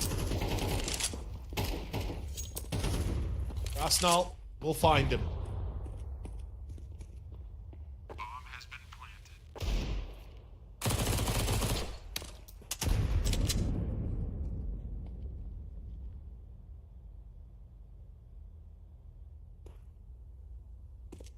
Trades off. Dex, the one to try and even the score. Mary, meanwhile, on JW. And a very slow round that unfortunately still does cause Los Kogutos a little bit of a headache. But they do win. They do win. That's what matters right now. They do win the round, right? That's, at the end of the day, the only thing that matters comes down to Terrorists win.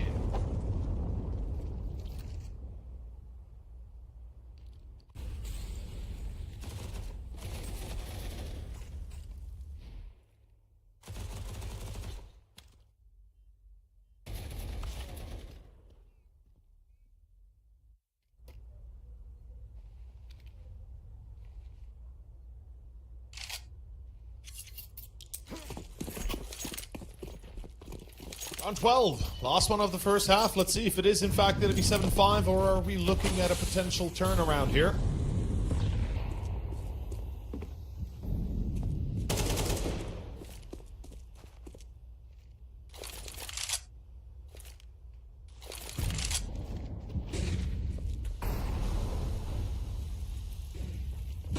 Going to be kicking it off. With an early start here. Dex actually finding first two entries. Tane replies. Everything's still going according to plan right now. With the bomb down.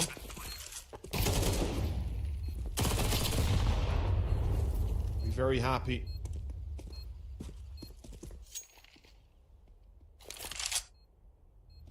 But at least a chance to win this for free. Mask. Flank set. The kills in. There it goes. 7-5. First half done. Simple enough. Los Kogutos, like I said, Mirage should be easier for them. At the end of the day, we are looking at a very simple map that demands just basic coordination between the players and allowing each other to get some entries going, and that's exactly what they do here, as well as, not to mention, some nice flanks that we've seen utilized. Switching the halves, though, Eyeballer starting T-side. This is perhaps where the real test begins. Los Kogutos, they prove to be quite weak CT-sided, and that's to be expected. Coordination is even so much more important when you are defending. And look at the stack towards the B side that we're seeing here. Majority of the players focusing on middle and B itself, whilst Tane is going to be playing the anchor of A. This contact is good for him. He finds one. The second immediately headshots him, though. Bomb will be planted on default. Not sure I'm a big fan of this spot, but hey, it's a safe spot to plant in at least, and if you've got somebody in Palace, you can play that after plant pretty well. There is no defuse kit, though. A smoke and a Molotov helps. JW finds Tane. Mary replies, still gonna be a 4v3, make it a 4v2, make it a 2v2. Poi and Keep again! The duet of death here, dancing their song, on their dance, and my god, the poetry of death indeed. As Eyeballers find the pistol with that, it's a guaranteed 9th as well, I would say. Los Kogutos have to play an eco here. I would hate to see a force buy. Anonymous, yesterday, force bought almost every single round when they really should not have. And it will be a force buy. Los Kogutos will go in with scouts, the MP9s, and the 5.7. Round 14.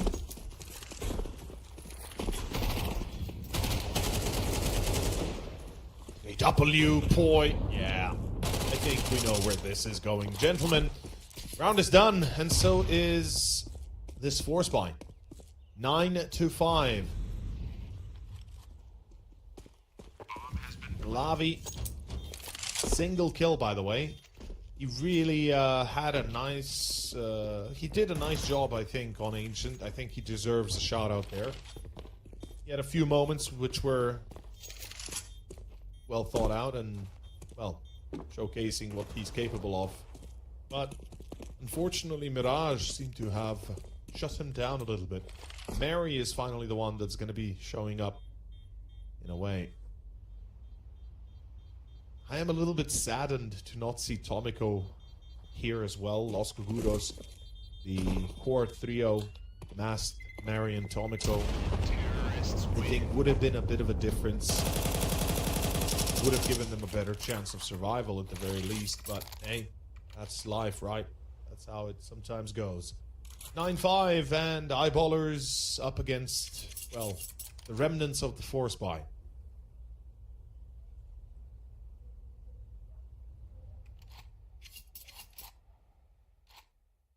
And we do see that a few extra Kevlars are being bought. It's not exactly a full eco, but everything goes according to plan. Shouldn't be that much of a difficult one either. Del, yeah, just walks that smoke. Confidence is key here. And Milavi's already been spotted coming out of kitchen. He has no choice but to fall back, try and survive. Yeah, the nades do the job though. And with the bomb down, the round is already done. Mary's got a line on connector. Unfortunately, it actually doesn't die behind triple. Just gets blasted away from triple. That's insane. Oh, Krasnal and Tane. Exit frags. If they can get any.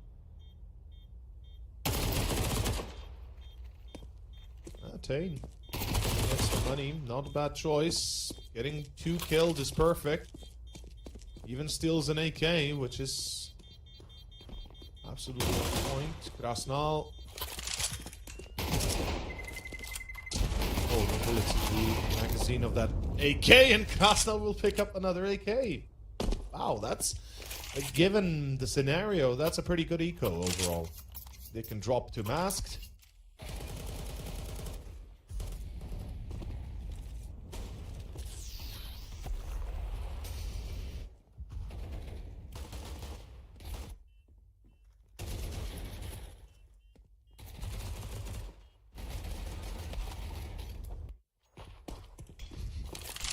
these somersaults backwards. But it's not the only issue Counter-Strike is facing. So hopefully this will be fixed ASAP. But in any case, Eyeballers, 3 more to go and they finish this series off on a high note. Melavi, finally we see him sign off on a few. His second kill of the map.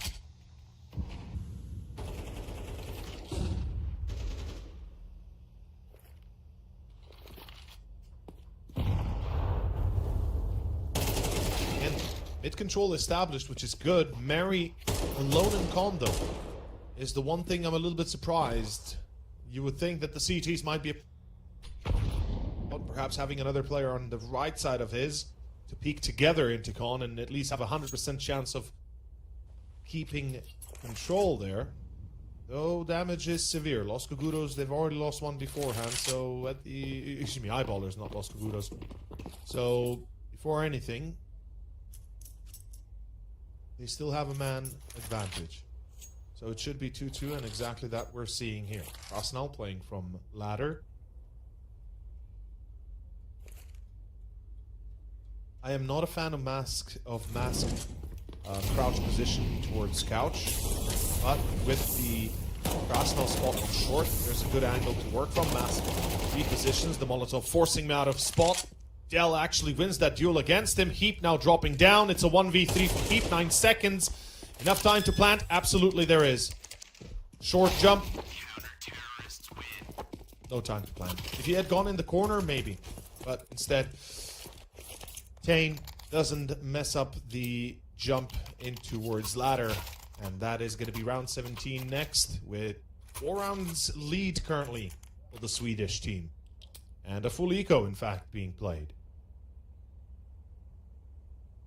Oh, Dell goes for the Hero AK. Fair. Let's hope not to see the same kind of mistakes that we get to see out of the usual suspects, where the single AK goes solo somewhere and just dies and loses all of its effects.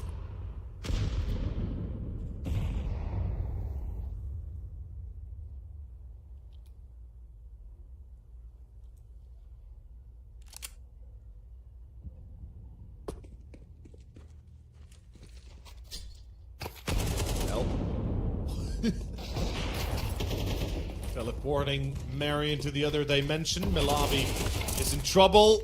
Oh, Krasnal is ready on short. Good reaction, and he's going to win a second perhaps. Yes, he will. He goes, oh, my JW though, sends him to oblivion. Absolutely sent him flying. Point.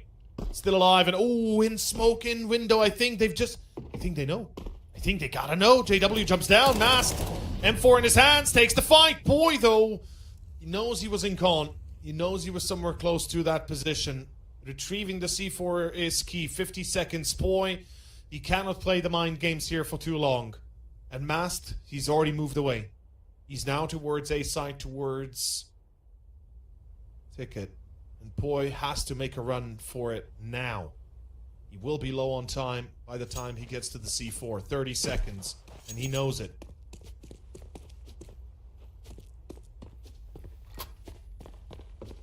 And in fact, yeah, B is the right choice here, I feel like. You know, he was jungle towards window somewhere. There's a good chance he might linger there, maybe go towards kitchen, but that is unlikely, as he would not hear either the plant anywhere. And yeah, masked. Here we go. AK, flash, and a defuse kit. And carrying a body on him. I do not know what that is. No smoke that I can tell that he can pick up. And oh, the sound cue by Poi. He's hearing him on short. Now he knows. Okay. There is a smoke, though. That is massive. That smoke could be the game changer here. No, Masked. You missed it. Oh, Masked. You missed it all.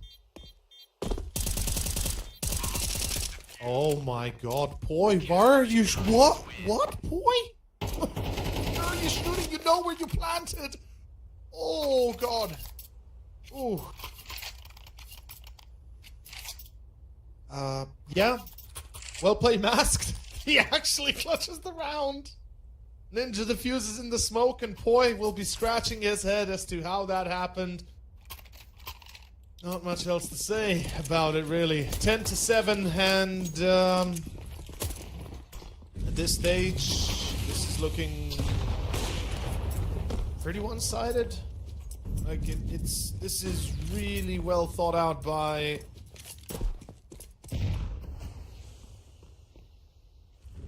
none other than Kogutos to a degree. No, maybe. Let's not speak too soon. Let's see for certain. Oh, Elavi, accurate, deadly. Decent damage coming out there.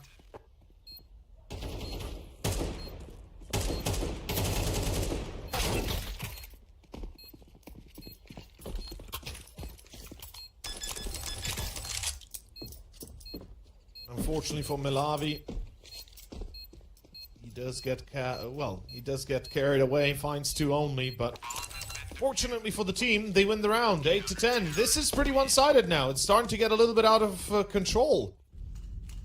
I'm not sure what's happening with Eyeballers, but it seems like we're repeating history once again in the same way as well. Yeah, this is not what I expected at all. I legitimately thought we were going to have perhaps a little bit of a better showing there.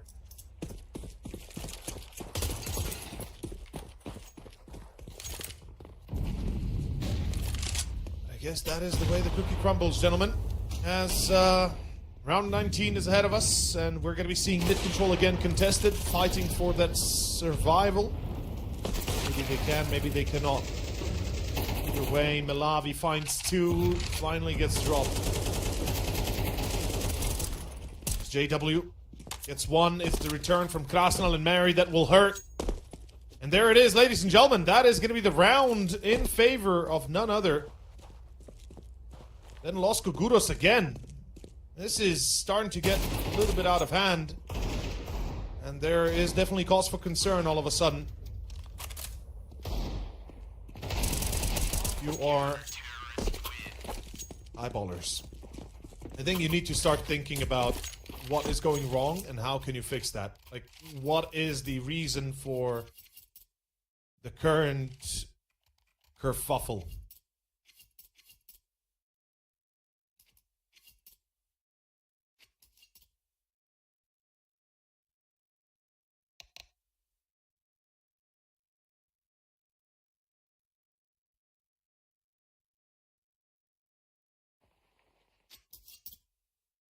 Tactical timeout. Eyeballers got to talk this one through.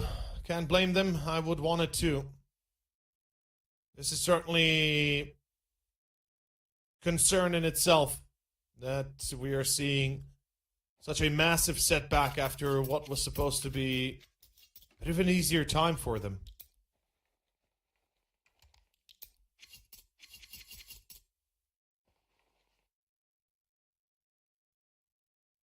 And after that short intermezzo, getting ready to get back on track. One more round and the tie will be complete. That would be quite the surprise, I think. The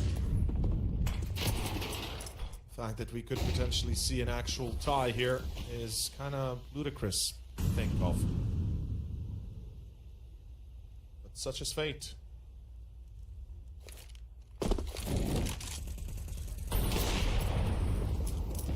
Oh, Melavi, easy.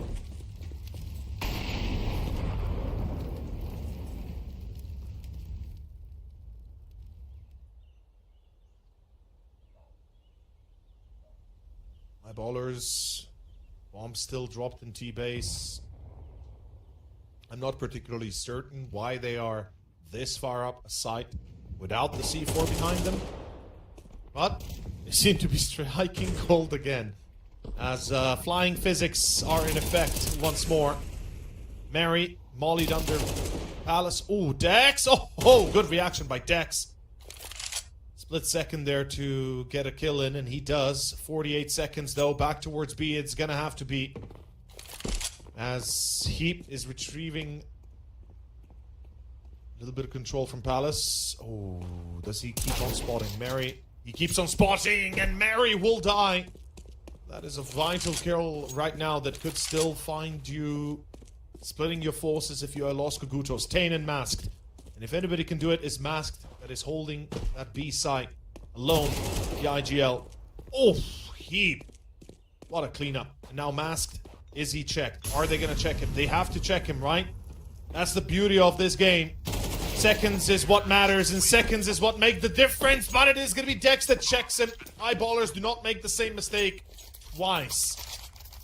11-9. Money is gone, and it seems like, all in all, the stars have aligned.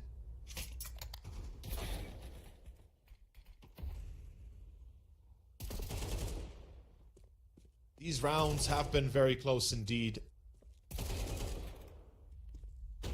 Coming down to 1v1s, 2v1s, etc. Continuously having very weird endings to them. But Eyeballers finally get a little bit of luck going as they find the 11.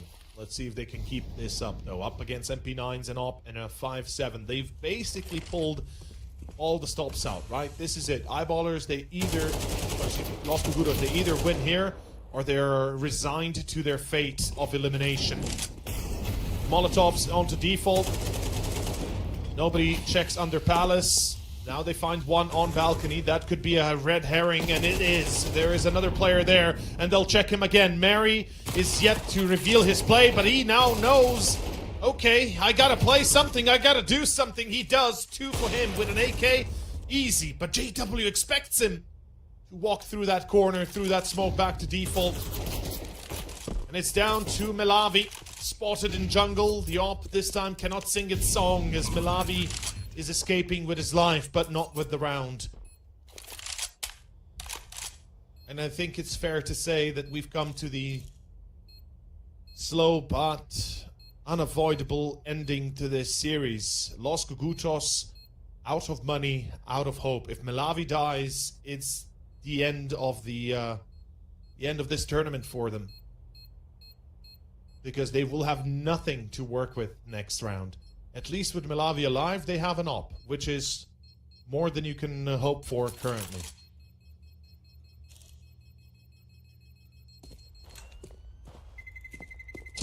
Terrorists win. Dude, I still can't believe that ragdolling is actually in effect. It's crazy. And it's not like it's once per map. It's like every round, at least 1 or 2 kills jump up and down. 12-9, ladies and gents. It's the Op and the hope of Los Kogutos to keep themselves in the fray for overtime in Anubis. Final chance here. 3 in a row, and maybe we see a 3rd map. Oh no. Oh no, Melavi. Oh my lordy. Yeah, that's not gonna work. Drops down, out of the smoke, out of window, and expects to survive, as that is gonna be broken legs and ankles. It's gonna be Krasnal on short. One-man army having to stop the push towards B from short. JW, he's still alive somehow.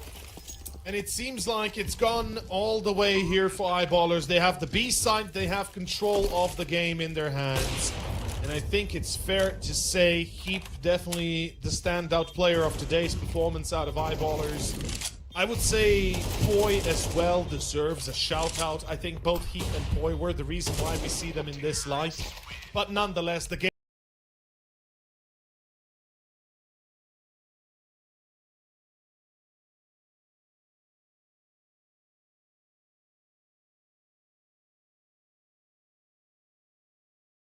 spot on the actual main event happening tomorrow, or starting tomorrow, the playoffs rather to be exact. And of course, joining the likes of Gen 1, Rhino, Ecstatic, Incilio 9, and Kono.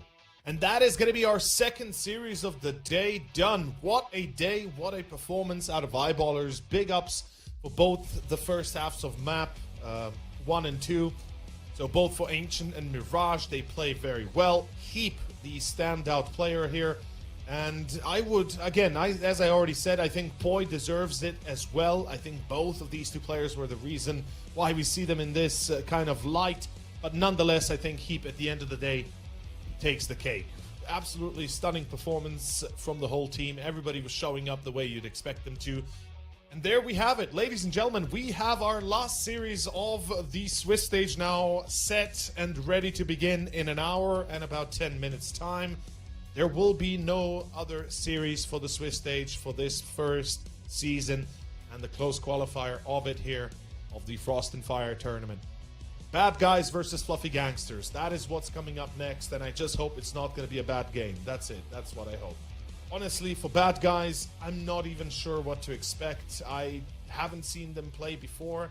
I haven't had the chance to really cast them, I believe, as well. I'll have to double check what to expect, but honestly, anything can happen. And in fact, I did cast them once. Now that I take a look at the on the history of their games, I casted them once, but I'm not sure what to expect. I think it's going to be a decent game. I mean, Fluffy Gangsters have been showing up in style as well. There's definitely a lot to Yura Miyata, to Highness and Takanashi. But that is Fluffy Gangsters versus Bad Guys in 1 hour exactly from now. So 1 hour and let's say a minute or two from now, we will be back with that series. With me here with you, with Overseer Art, of course. That is me, if you're wondering, on Twitter, aka X, if you will. You can go check me out. But yeah, shameless self-promotion, that's how it is. In any case, I hope you enjoyed this. It was a quick one, but we'll be back in 1 hour exactly. Remember, one last series for the Swiss stage here at the Frost and Fire tourney.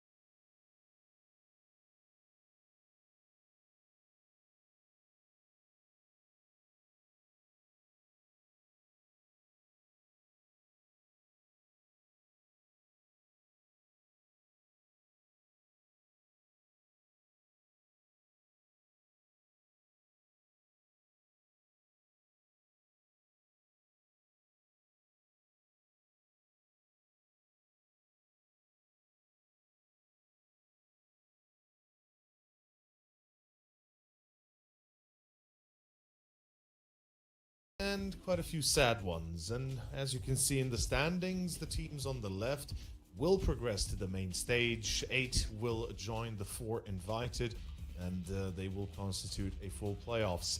But here we can see that Eyeballers are going to be joining the fray as one of the last fews.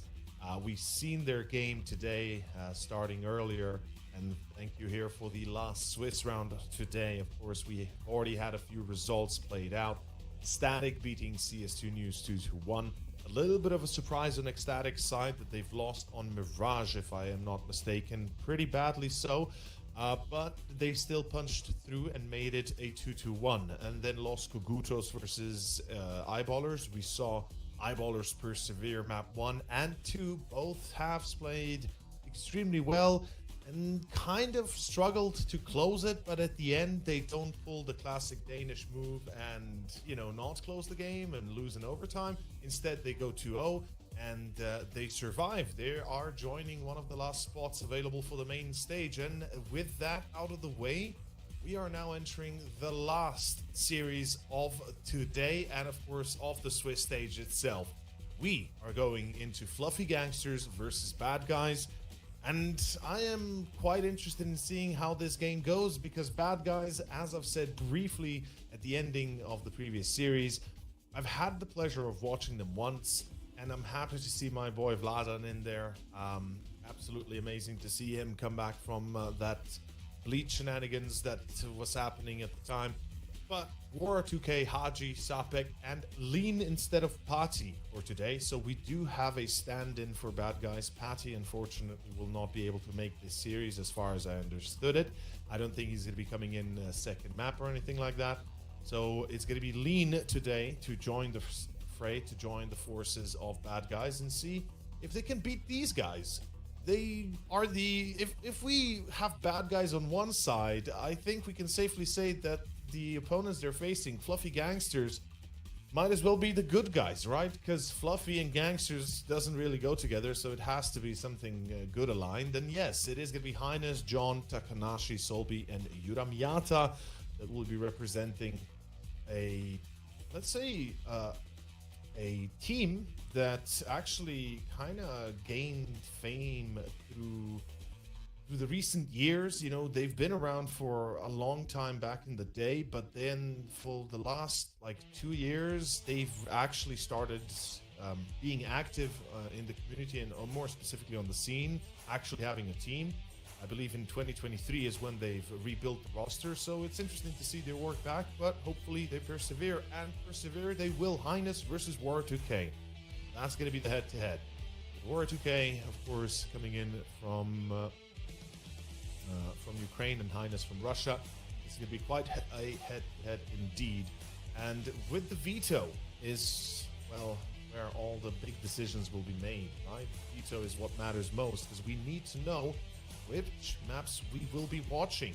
Starting off with the bans, Dust removed, Inferno removed. Yes, those are the classics you would usually see. Fluffy Gangsters don't like Vertigo as well, so maybe we'll see a ban there. First pick, it's going to be Anubis. Interesting choice. Second should be Mirage. It will be by BadGuys. I think that is a perfectly good choice. And then third, I'm thinking either Nuke or Ancient. Now, Nuke has been a weak point for Fluffy Gangsters, so I shouldn't be surprised if they just... Oh, hey, never mind. They will instead still ban Vertigo. Fair. I thought they might ban Nuke, so there's a good chance we could see Nuke here from BadGuys. They have played it, but no, instead they go for Ancient. Okay. So it is, in fact, Anubis, Mirage, and Ancient for our 3 maps. If we go from the top to the bottom... Thank you, Protection, for the numbers here. Absolutely on point. Yes, as I was saying, if we go from top to bottom, Anubis, Mirage, and Ancient, the numbers aren't lying. The Fluffy Gangsters have been struggling trying to win some of these maps for the last few months now. They haven't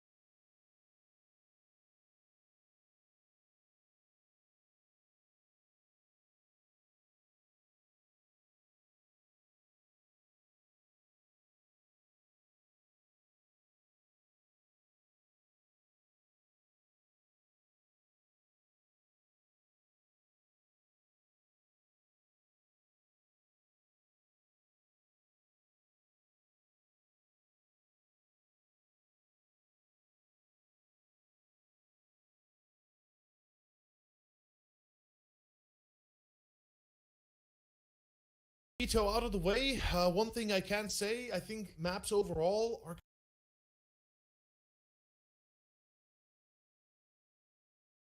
As I said, the numbers are missing for bad guys, or at least the details. As I said, it maybe Pride, maybe didn't, but in any case, before we get off the headway, let's see what exactly is our first round gonna offer us. It is Anubis. It is our first map of the last series of the Swiss stage. My name's Over. You're watching Frost and Fire, and this is Bad Guys versus Fluffy Gangsters. Last spot for the main event now available to these two. Winner takes all. There are no more second chances. There are no more second rounds. This is going to be it. Sol B opening it up. FLG aggressive towards B. And they are searching for more. Lean expecting. And of course hearing the push. Well, quickly tire them out a little bit, but Highness, good challenge towards Canals, does bring about the question of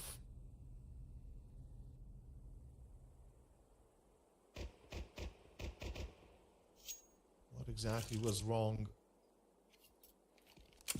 with CS in the past. These quick peaks, this is not what we like to see too much.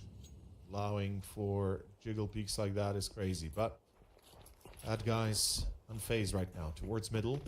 Love the idea. They're gonna probably push towards camera. They have a single smoke and a flash. I think the gamble here has to be A. And there we go. It's gonna be Takanashi in heaven.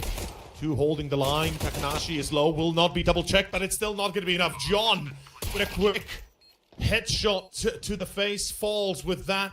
A control lost. Haji expecting a push through the smoke. Ramyata trying to be a little bit cheeky, though unsuccessful. And Bad Guys will be able to take the pistol if this is be believed. Highness has no choice but to escape here. Save that Kevlar. I believe there was a kit in heaven, but it is basically impossible to get to it. So yeah, Bad Guys, good start. Little bit of a early mishap towards B. Great peek by Sol B, to be fair. Good challenge. And obviously Highness checking connector into Canals. Peeling away one, but at the end of the day, it was not enough. It wasn't as crazy of a peak, really, as I might have thought at first glance. But in any case, force by. With a scout on Yuramyata.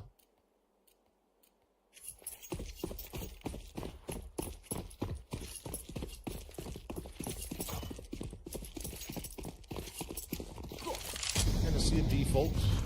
Bit of a heavier presence towards A. Very dry peeking con. This seems out of place. Highness did have a little bit of util on him likewise.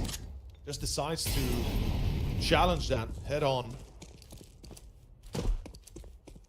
I believe there was a flash or two thrown potentially, but nothing that majorly impacted Lean at least. And you can see because of the entry, Bad Guys immediately revert their attention towards B.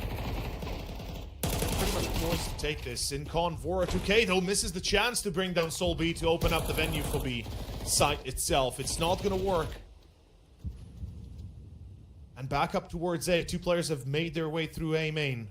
They have control of the site, and with heaven in hands of Vladan, should be enough at this point to hold onto a bomb plant. Though Yuramyata, quick on that scout, not to be underestimated. Albeit, again, Haji, another flank. And he's got two in the back. I don't think he's cheeky enough for the knife, but he's definitely going to be trying to find a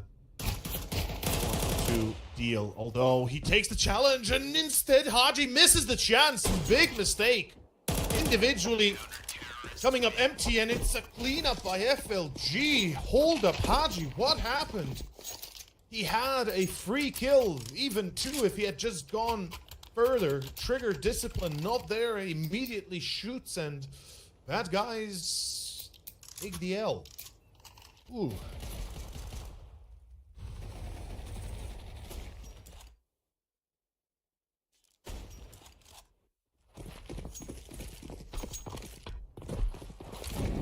3.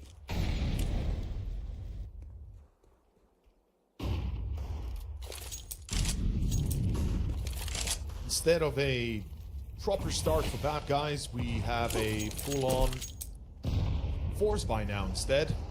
It could have been 2-0. FLG said no. No AWP currently, but we are seeing, again, default out of FLG. BadGuys, meanwhile, looking like they want to focus on A. With the 1 AK, they'll allow Lean to go entry and leave Haji to get that info for. Good nade. Although it doesn't bounce as well as I thought, perhaps. Takanashi with a double, with a triple Takanashi! Lean finding John. It still perhaps presents an opportunity. Running out of bullets, though. The magazine's empty. No reload, no chance. Takanashi will continue in Highness to close out the round. That is going to be FLG on 2. Timing as well as the confidence. And that's it.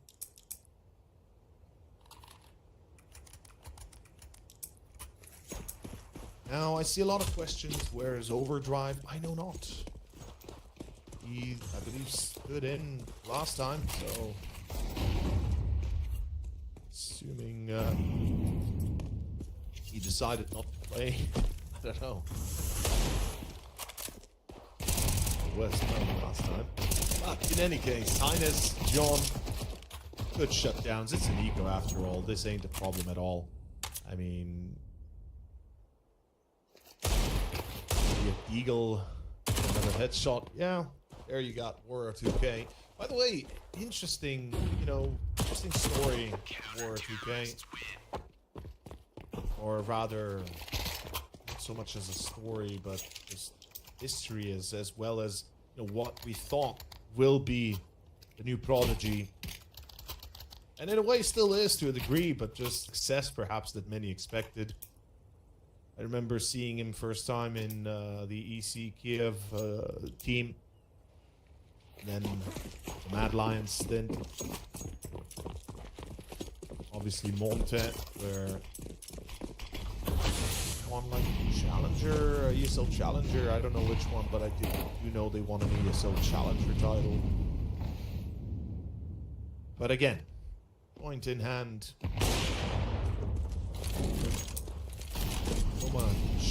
So much prospect, so much raw talent that perhaps be fully tapped. BadGuys lose the entry. It's Vladan.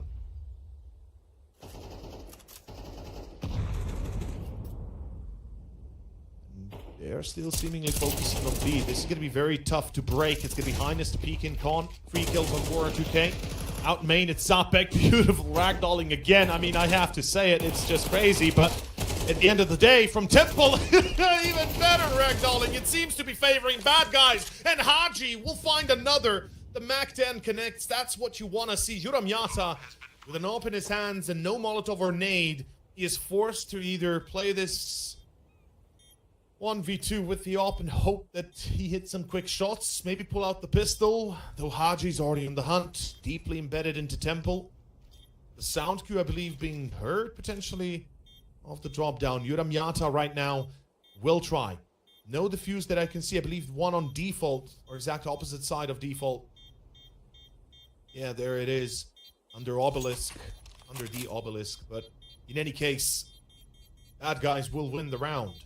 FLG, it seemed like they might have been able to hold on, though somehow Haji with a massive double, as well as Zapek, both entering the B side, giving them the space they needed.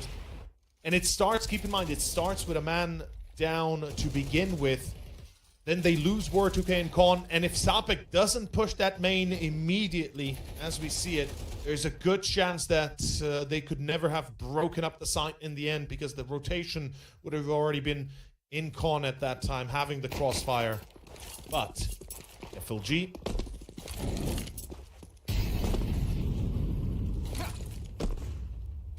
they have yet to be shut down. Enough money to get a proper buy-in. Yuramyata even on the op again. Very heavy towards B this time. Focus on holding the site as well as canals deep. And that smoke on stairway, it does come from the CT side.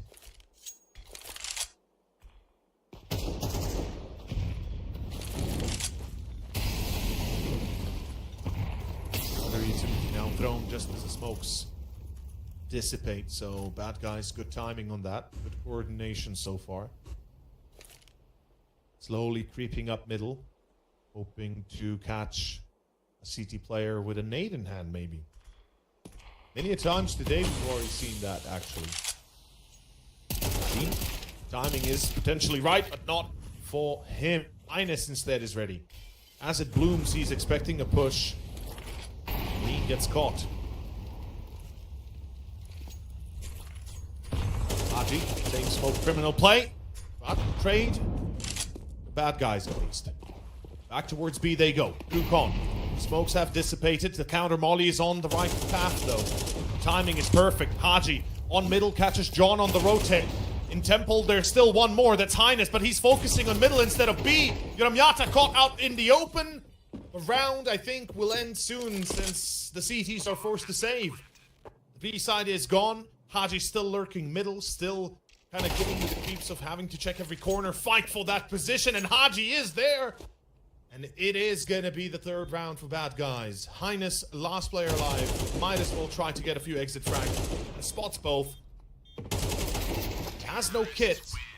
Time not on his side. Sapek secures it. Now, full eco. FLG, maybe a deagle, P to 50. Beyond that, it has to be an eco. So yeah, we're just kind of trading about a little bit.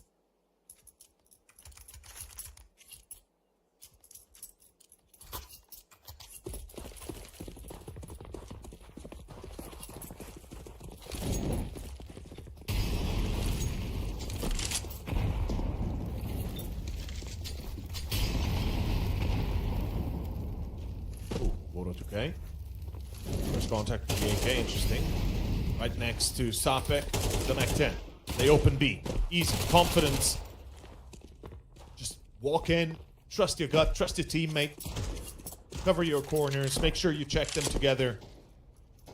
That's it. Easy anti-eco. Clean. Perfect. No delays. No utility being thrown. No utility being pulled out whilst running. Weapon in hand. Fight for those corners. Fight for those positions. A little bit dangerous, yes. 5.7s, deagles, and such could certainly put you down, but we can see when confidence is on the side of the AK, it's nearly impossible to win a duel against it.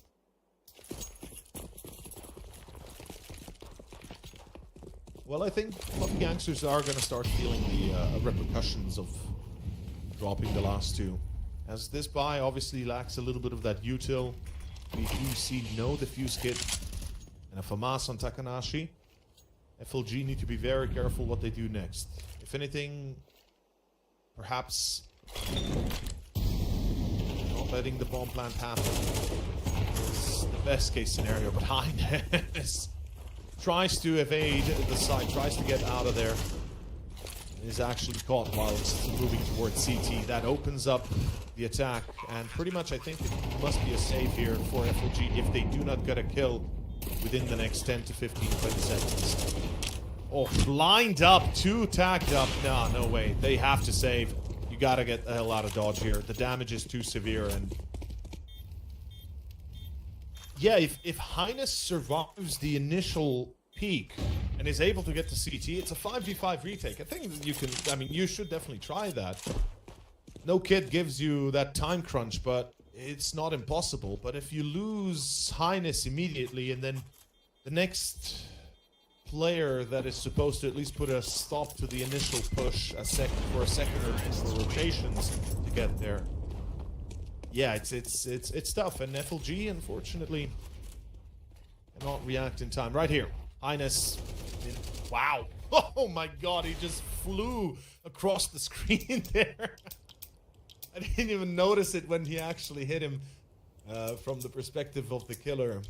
Oh, wow. Okay. Yeah, back to basics. I mean, it will be a rebuy. Loss bonus is at maximum. 3 survivors as well. Actually, no, not loss bonus is not maximum, right? That's a mistake on my part. I believe 2.4 is where it's at. But still, 3 survivors, enough money to drop. A little bit saved up. And FOG expecting an A push, perhaps. Indeed, Yuramiata flying lean drops to the floor. Dancing Queen. It's going to be a great start for FLG. I mean, they got the damage in as well as the kill, so this is a perfect opportunity to turn the tables.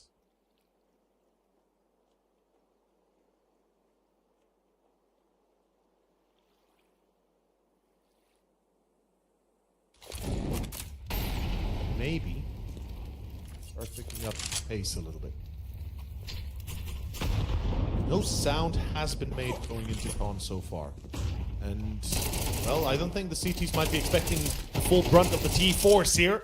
Unfortunately for Bad Guys, though, they're losing control. Solby pops to an aid, though. Timing there impeccable. The C4 retrieved, and John has to challenge this. He has to challenge, and he will fall. Sapek and Wora, they found the kills they needed. They have the chance to plant freely. They don't know where the last guy is, though. Takanashi in Connector at 100 HP. The only thing he has to do is stay calm and collected. There is no bomb plant yet. You might think, okay, have they gone towards A, right? And that's exactly what he's thinking. Sounds made in the water. Oh, this is madness. And the question is, he doesn't hear the bomb plant, so now he thinks surely it's going to be A, right?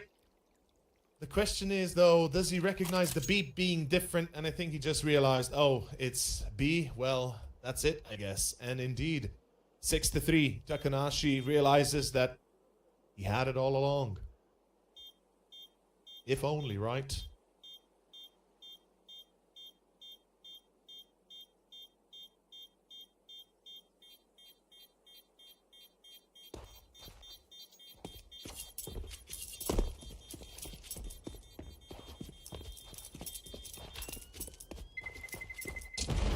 Terrorists win.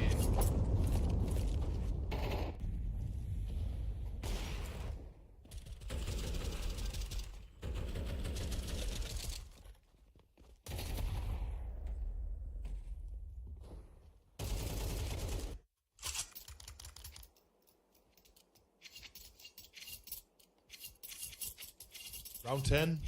Bad Guys continue. And we are watching the last series of the day. Not only of that, but the last series of the Swiss stage. Winner takes all. Qualifying for the playoffs. Bad Guys definitely would be a good showing that the first tournament they played together, they actually make it to the playoffs, and maybe even deeper. Takanashi, attempts made. He gets the kill. Even John on middle. The trades happen, and that's the op lost. Hold up. Why was War 2K with the op so far up middle, though, without support? That is a crazy notion to think of. And, well, Bad Guys, it's no notion, it's a fact. Bad Guys are now dropping the ball hard. If they lose this round, it could turn back a whole half in favor of FLG. Keep in mind, this is a half buy. This is barely an investment. And Haji and Vladan make it back onto the site of B itself. John, thinking that perhaps through middle they've been pushed into A, because why else would War 2K be there with the op, right? Surely. You gotta be thinking in that direction. Is War 2K was on mid with the op. Surely there's more behind him. They're probably gonna push me into camera, try to chase off the op. Instead, well, they did go into canals, but where's B? And whoa, okay, Vlad on Peaks Canals gets killed. Haji, the trade-off, yeah, smart choice. Give the player that has the least HP the AWP. Lineups almost work. John wins the round for FLG on an eco. Well played. Well bloody played. Counter-terrorists.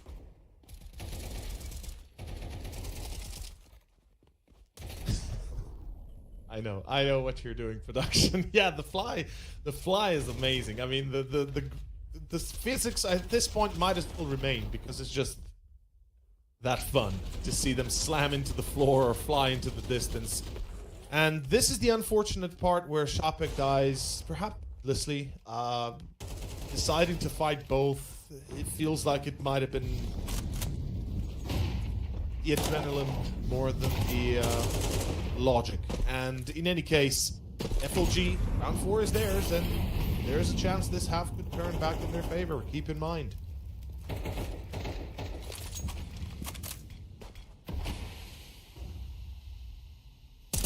There is a legitimate opportunity right now. For the Fluffies. That's a legitimate way to call them. They call themselves Fluffy Gangsters. We can call them Fluffies. Kanashi. Dangerous position on pool. Usually naded and mollied. And yeah, he realizes perhaps he could step away. And right after the nade, the molly lands. Ooh, love those counter smoke. It's gonna force bad guys to do something about it. And yeah, they're gonna push through. Pop flash to Pekin. Vladan finds Takanashi. That's the entry you want to have. Bad guys, do they continue though? They have been set to take B perhaps. On middle, waiting Sapek. John in heaven on A. Focus still towards the A side perhaps. Bad guys though. Idea. Yeah, it's gonna be a B take instead. Okay. And lean. This signal that somebody's still lurking towards A. So right now the info on the side of FLG is quite clear. 3 players are pushing towards B. If you can stop them, we can win the round. Instead, Highness is the only one to get a kill at all through the smoke on Sapek in main. And on the other side, Haji awaits. With a hat trick, Haji locks it down and the Frenchman makes it look easy.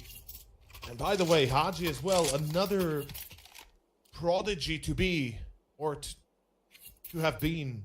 I don't know if we can say to have been because he's still playing, but hell, I remember the first time I saw him in 2017, I think.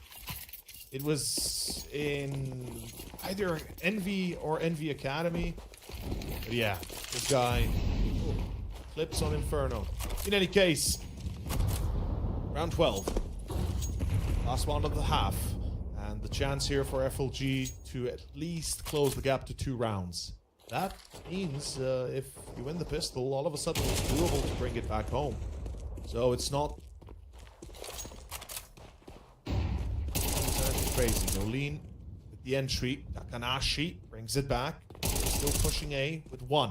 Not sure why. Adi just slammed to the floor. And Takanashi is going to counter this A main. Yeah, Vladan dead. I'm not sure.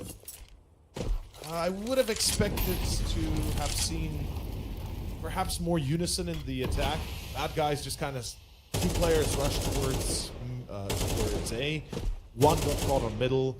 It's like they just kind of split across the map and said, okay, let's just, you know, random push everything and see if something sticks.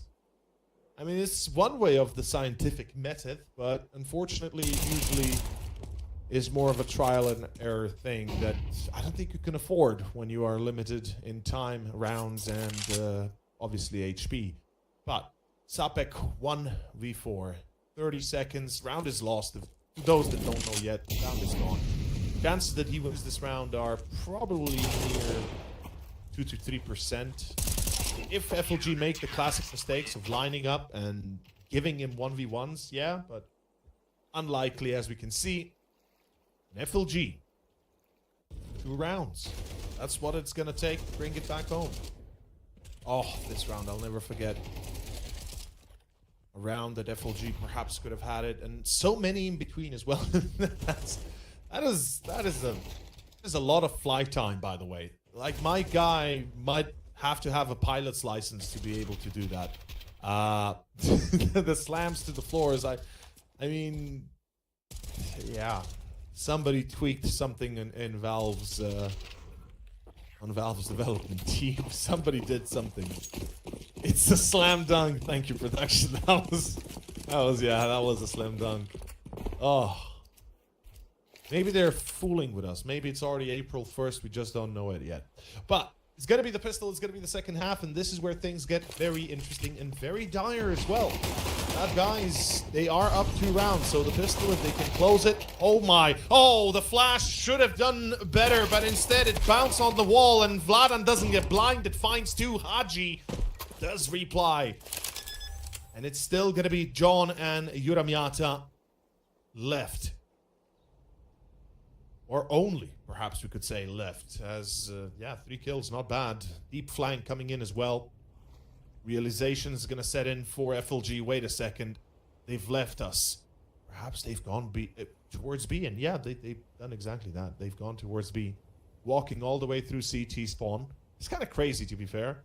Because, I mean, it's obvious, right? Bad Guys, as soon as they check main, they would know. But it's unfortunate for FLG because they thought nobody was behind them, and that they wouldn't know so soon about this as, ooh, C4, excuse me, C4, USB spotted.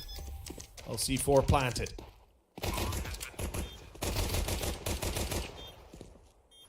John finds Watto, and craziness works. I mean, my guys, it's like I said, you win the pistol and perhaps you can get back. I mean, win. Maybe they still don't win. It's Shapek's gonna try this. It's a 1v2. After all, not impossible, improbable, or unlikely at least. No defuse kit as well.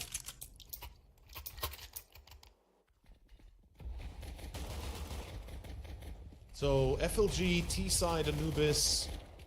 We consider this map to be more T-sided than anything. Yeah, I mean, there's a fair chance they could do very well. 5 rounds is not bad. I mean, 6-6 would have been perfect for them, but 5 is also a very commendable amount. And with the pistol now in their hands, they can safely start sailing the sea here. Let's see. Number 14. Gonna kick off with a fast A play, perhaps. Smoke sword deployed pretty deep. You want to take A main, then prepare for an actual fusion may perhaps.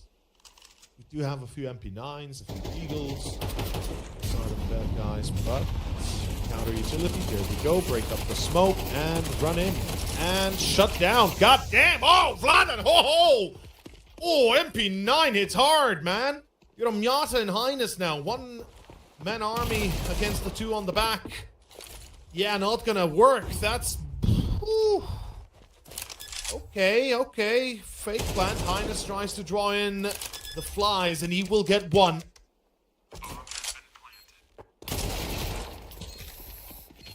But instead, love it. Love it. Haji. Double peeking that together. 1 crouch, 1 normal. Slow walking in. Working together. Beautiful.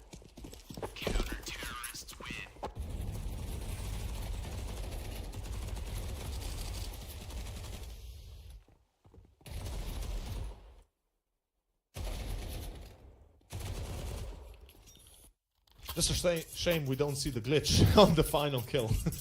But, in any case, 8-6 and FLG, a nice attempt. I like the fact that they almost made it happen. I mean, it's a good thought to try and play your opponents like that. And it's unfortunate that Bad Guys, 4 of them had 2 already in the flank, so it was immediately known to Bad Guys what was happening. And as we can see, the pistol here constitutes a force buy with a bomb plant for FLG.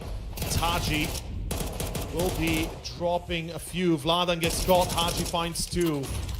The problem for FLG, though, is the fact that the C4 has to be picked up. And as we can see, successfully Highness does so.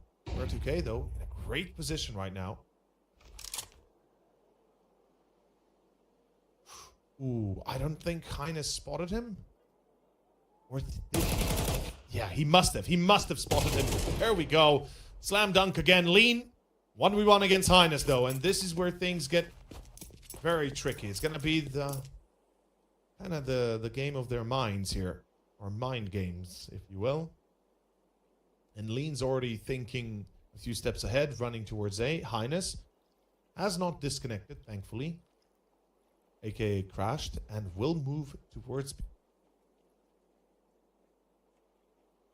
Calm, collected, on point. The bomb plant here should be free for the taking. Doesn't check dart. Okay, does check dart. All is well. Fake smoke somewhere, so he draws attention to B. 20 seconds, and question is, he's gonna hear him run in now. Highness. Bomb has been planted. I'm fairly certain he must have heard.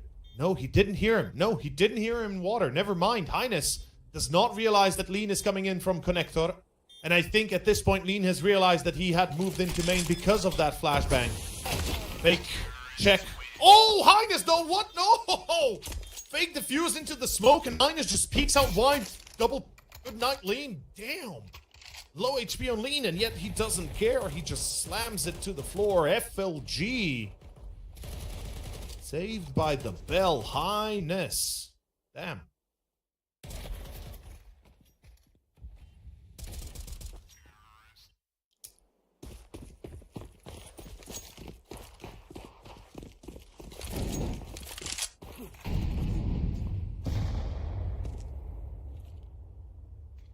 We're gonna have a force. Bad guys pulling out one M4.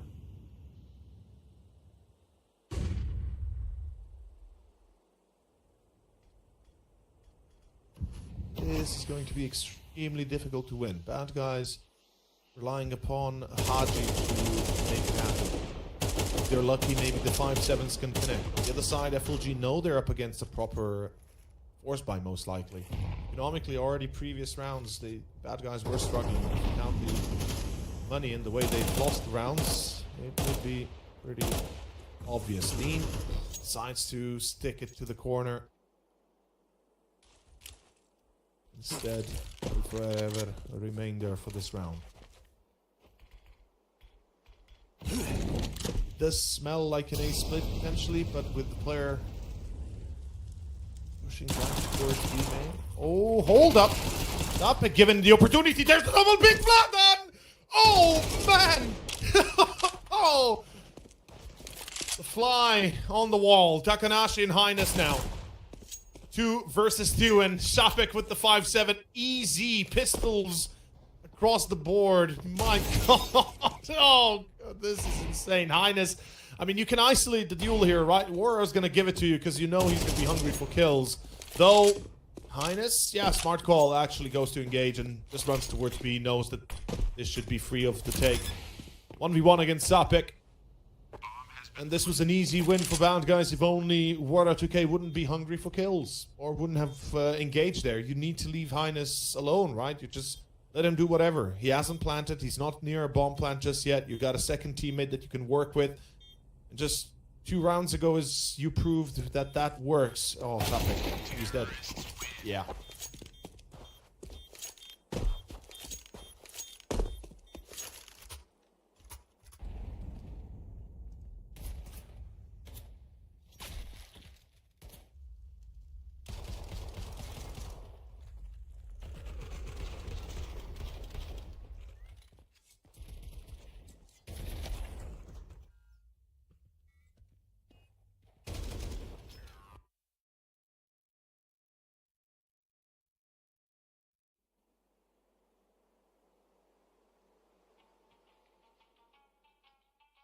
Eight to 8.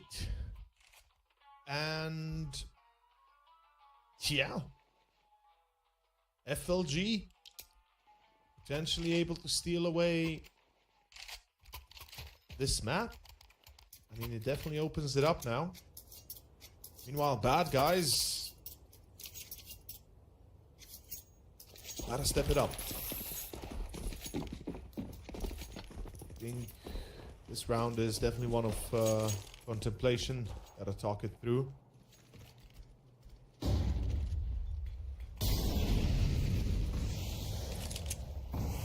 Gotta find what is going wrong once you have those rifles out and that op. Why are you consistently losing those entries? Because FLG, they've pretty much just capitalized on top of mistakes, right? They've been able to force Bad Guys into bad positions, and generally speaking, maybe not mistakes, but rather just good team play, like good coordination. FLG with a little bit of luck on top, they get it done. But this full eco, perhaps a kill or two to have, no more. even still the AK, and bad guys are gunning it into T base, hoping to steal away a few more.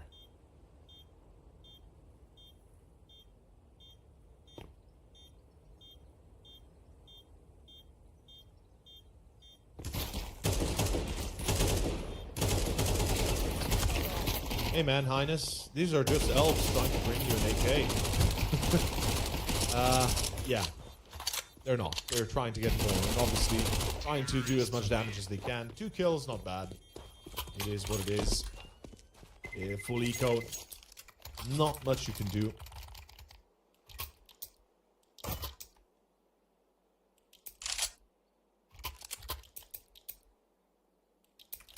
Round 18.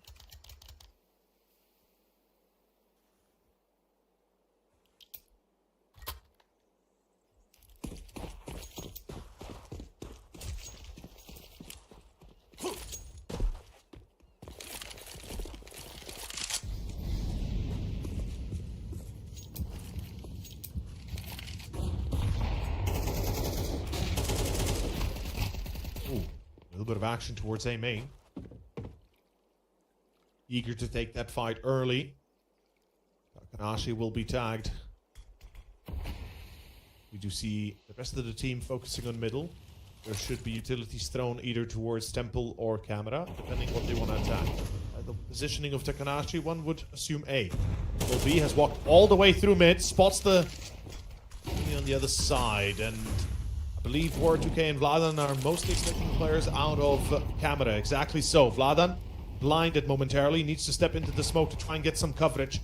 Behind pillar, still one waiting. And first contact, Vladan, good shot. Secondary from heaven, it's Sapek. He's came in to support. He finds 2. That's it. That's what you need to see. Takanashi, though, he's not had it enough. Highness and Takanashi, time again, they've been the reason why bad guys have been losing these rounds, and Highness again has been able to embed himself through connector, through camera, into site. Oh, sees the player on site and almost wins the duel. Sapek instead with a USP, and it's back to a 1v2. Takanashi, little time left, 18 HP, nearly impossible to survive, but perhaps quick succession of headshots and Lady Luck. So, not happening. 9-9, we are tied up as bad guys are slowly but surely trying to get back from this slumber they seemingly have been put in. And the timing of Sapek's support from heaven was perfect as well. 2 players towards pool, towards pillar is great. You know, usually that's what stops any sort of A attack in general, but if you're able to hold on to middle, maybe heaven, and have the 2 there as well, yeah, you're golden. And let us see where exactly this leads to. Again, split attacks coming from G though. And they seem to be going towards B. They're going to be hitting this hard and quick, I think. There's the smoke with timing on Lean, and he spots 2. Now they know. I believe C4 might have been... No, actually C4 was not seen, but they will be attacking it regardless. Takanashi finds Lean. Haji does what he needs to do as an anchor to stay alive and finds the second. Yuramyata falls. Bomb is planted. 38, 37, 36. And we count it down together. 3 versus 4. After plant is going to be a difficult one, especially with the low HP of Highness and Takanashi. One utility properly placed, volley or nade could be enough, though Highness through the smoke, still spraying. Sapek does reply. They know that Highness is somewhere towards a B main. Shots through the smoke, still persisting, trying to spray. Gets the one, maybe thinks, no! He gets the diffuser, that's insane! He actually gets the diffuser! And Highness gets the round for FLG. That is absolute insanity. No way, no how that happens. In the end, Highness, time and time again, he has been the reason why they are coming back, why FLG is making easy work at this point from bad guys. The way he also flew off the C4. Oh my god. But yes, we are in round 20 and we are Prepare to enjoy this magic, let's see, of FLG. Such a close game, by the way. Really, all of these rounds, they could go either way every single time. Even on ecos, I no longer think I can trust the anti-ecos of these two teams.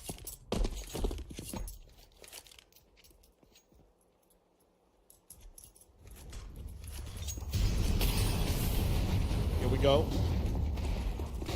It's going to be a full A take. Stack up. Unfortunately, racked up as the stack is being prepared for cooking. FLG 11-9, and this is it. Bad guys, it's now or never. There won't be a second chance. There won't be another map here in this series. This is the first one. The fly, I love it. Thank you, production. Thank you, my dear observer. Oh, lovely. The fact that the flies are flying in the air is just it's hilarious. But 11-9, round 21, and FLG is on the verge of taking Anubis, which is a pretty damn decent pickup. It is their map pick after all, so it would make sense that in a way it's going to be favored rather for FLG. But Mirage could prove to be a difficult nut to crack, especially if we're going to have the same showcase from Bad Guys as we did at the start and throughout then. So right here.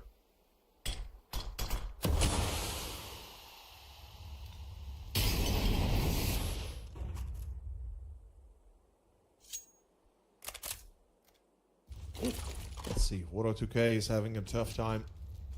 Lean as well. Topik and Vladan supporting Haji's reign here. On the other side, Highness, the one that reigns supreme. As Haji will hold the line. Topik and Haji, excuse me, they shut it down completely.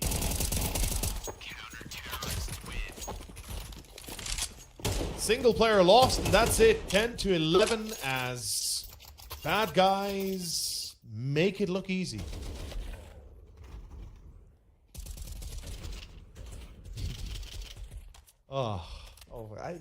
Yeah, the somersaults, guys. The somersaults. That's what this game is about these days now, unfortunately. Now, we've came a long way. I remember back in the day when there were no skins just yet. When we first started playing. And look at us today. We're selling charms on weapons. My god. That's the one thing I would never support in the first place. Why would you have charms and weapons? Screw that. Just skins, fine. Okay. Charms, really? We need that. In any case, 11-10.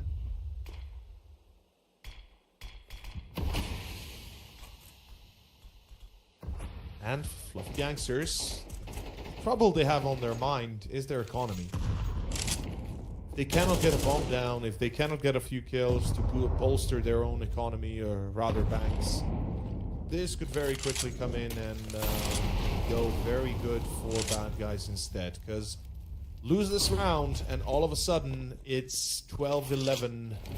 Because you do have to play an eco next. Your loss bonus, I believe, minimal at 1.9 currently. Oh, the spot as well. Lean finds Hotness. Second shot on Lean though will connect. Trade it off. Water 2K out in the open. What's happening? Takanashi with a double.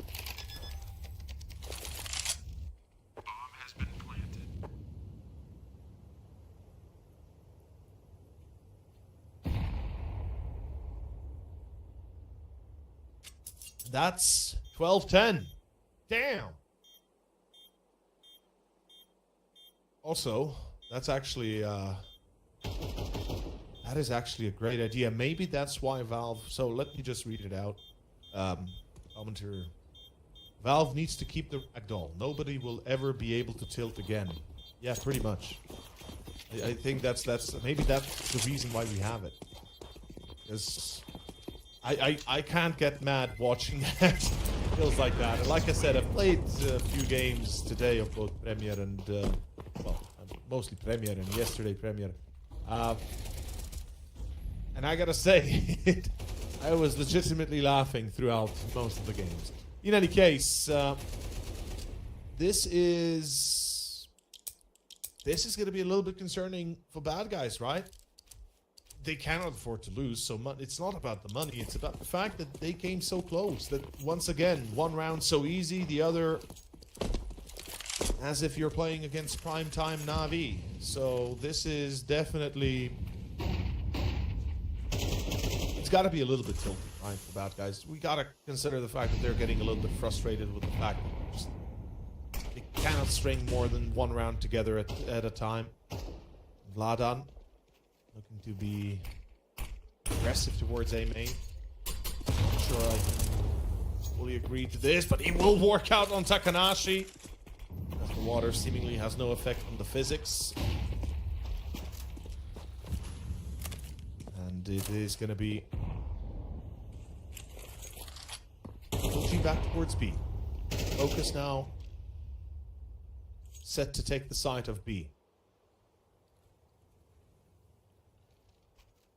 Sol B. You've spotted. Yeah. 3 players out of bad guys on the middle, hoping to stop the attack. Haji's out. Good check towards jail. This will open up the venue for the actual site itself. Lean is down again. Lean has been unfortunate, continuously stopped in being able to do anything at all. War 2K as well. 9 kills only, just not enough. Bomb planted, but what is this wide swing? What? Yuramyata and Highness both wide swing into that. John at low HP. And this is clearly going to go to bad guys unless something magical happens. This shouldn't be a problem, really. They have a smoke even. There it is into Khan. And a Molotov to boot. Yeah, John is dead. Is he sticking it? He is. And he will survive in the molly as he... So the timing on the molly has to be pretty much at exactly the same time as you start defusing it in order to kill the player. Or actually, I think even a little bit, like maybe a split second earlier, give or take. But in any case, 11 to 12, and overtime is possible now.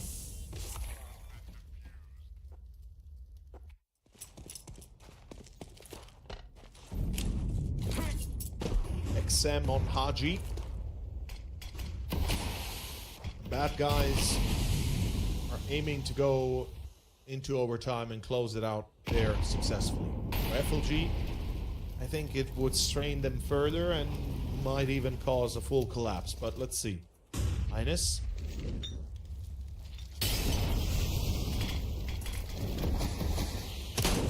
Contact towards a B main. Haji reveals his play. John actually finds him. As FLG are taking casualties in terms of numbers of HP. They're not losing anybody at all. And FLG successfully take down the defense. Not a single kill on the side of bad guys.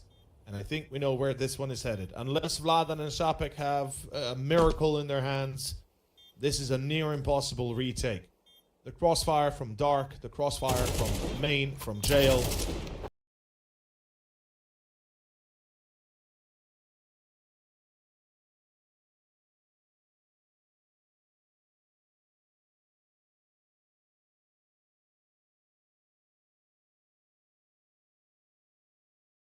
For a 2-0 and eliminating bad guys.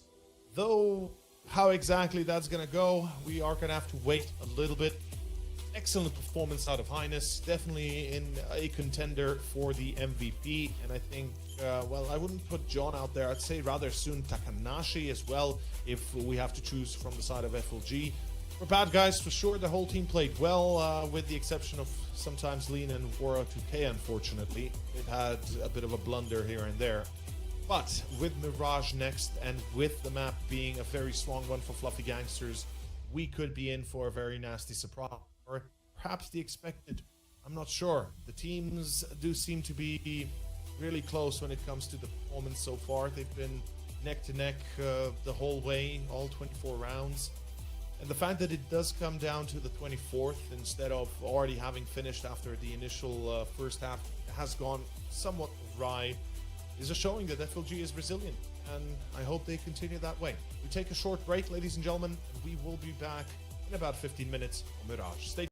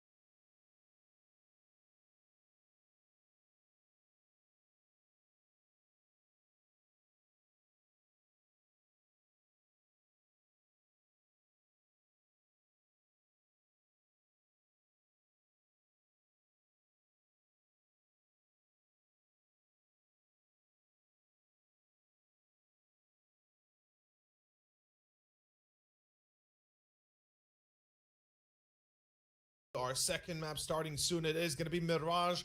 It is Fluffy Gangsters facing off against Bad Guys. And after the conundrum on Anubis, FLG take the win. We are ready to see the second map, the map choice of Bad Guys. And a very good map for FLG as well. They've shown great consistency on T side. They've shown decent enough of a gameplay on CT to potentially believe that they are capable enough in pulling off a 2-0. But let's see how this is gonna go. We open up. Lean finding Sol B. Sapik on another. Lean continues, and Lean has arrived. He had a very slow and quiet first map.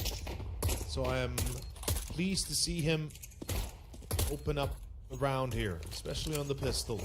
Gives you so much confidence, and we might see what he's actually capable of in the end. And a clean round for Bad Guys.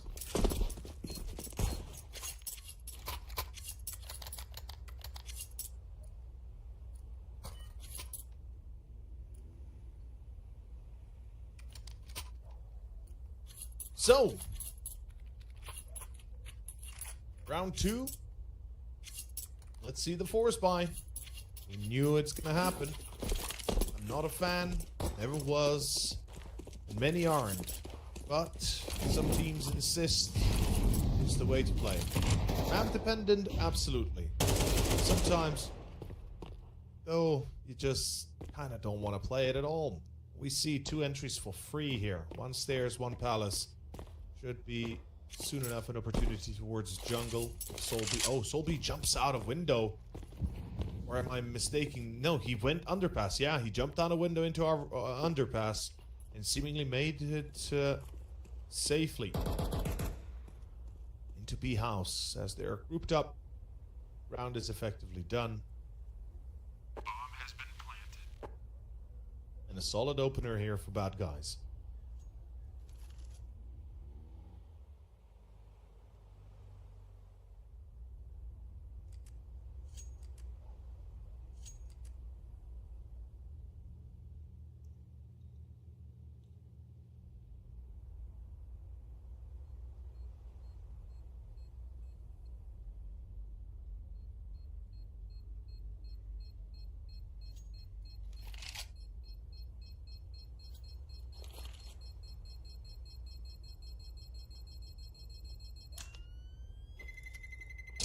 Terrorists win.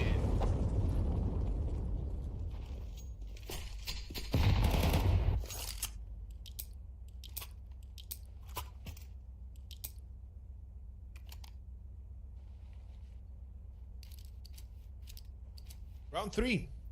Could be an eco. Nothing new. Nothing to be expected, of course, when dealing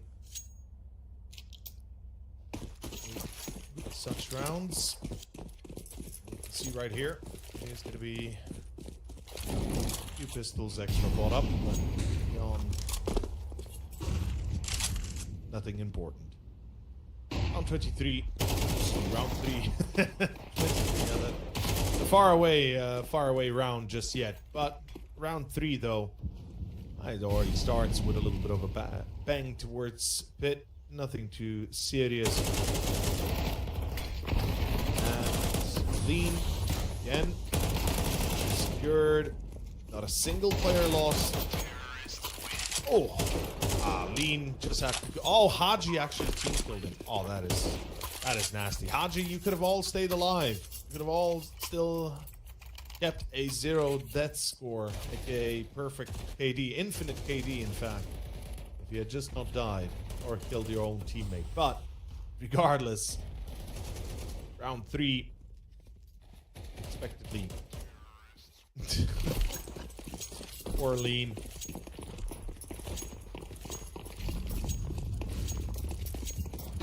Meanwhile, FLG not laughing anymore, are they? They got a decent amount of util. They have a single defuse. And a few players do not have helmets. There is 1 single Galil in play, so for them, not the worst decision.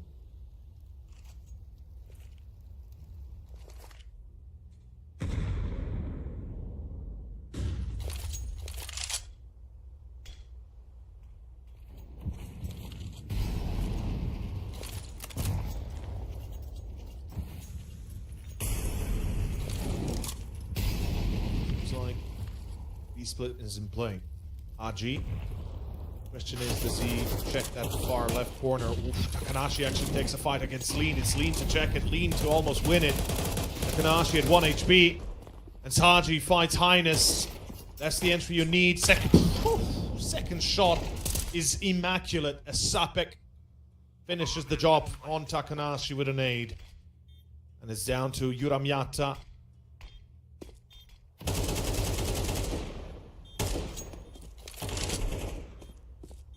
Solb is pretty much just gonna look to save.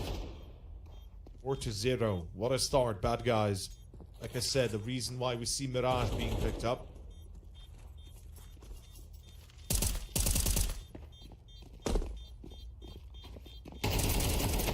Terrorists win.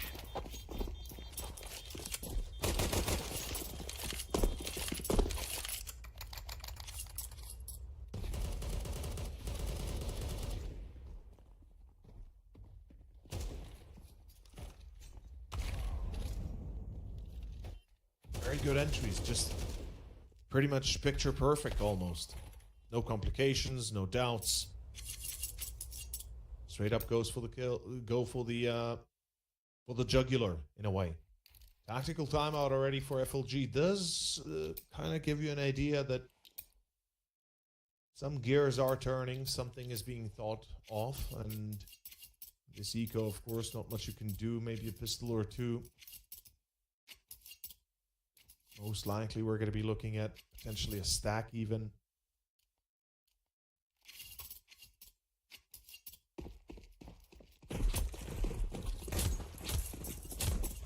Vladan currently on 1 kill on the other side. Whilst FLG just 2 kills total between Solby and Yuramyata.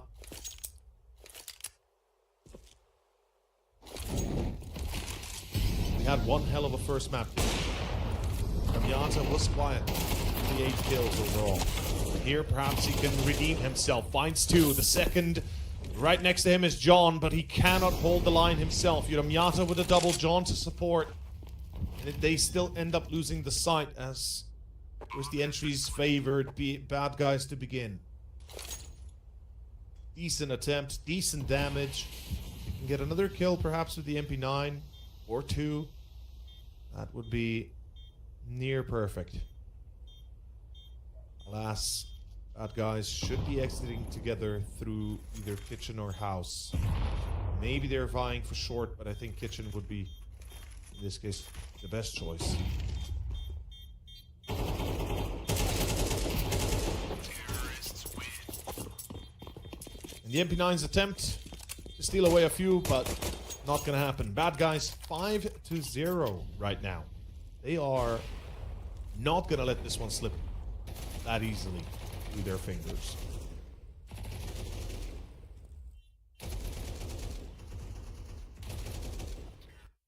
And as we said, FLG and T side have been very solid. CT, not as much. They've shown promise, but they do seem to be a bit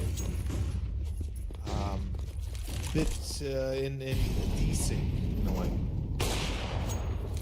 Oh, what okay, he's so much more accurate, so much more deadlier than what he was on that first one. Highness tries to trade, does his best, but it's Solby that dies in CT, and with that, the round is effectively done. I mean, you have no way of retaking a site when you're dealing this much firepower, concentrated on your position.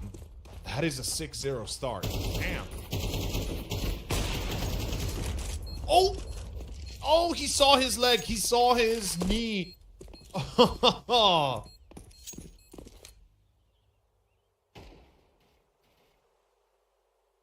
And, yeah. Bad guys, 6-0. They start cooking hard. And,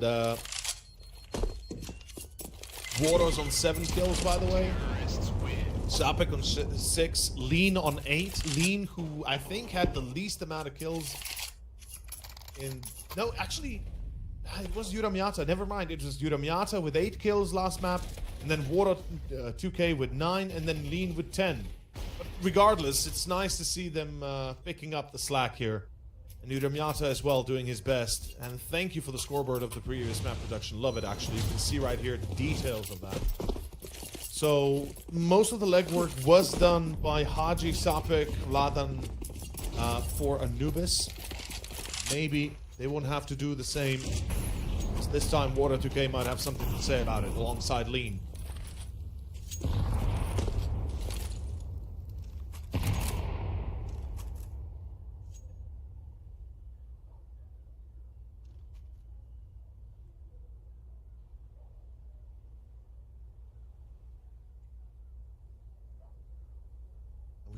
Careful, FLG is playing. They realize they are losing those duels, so they must not give them it. Start winning a few kills by backstabbing your opponents, and then start facing them when they're going to be shook up and shaken.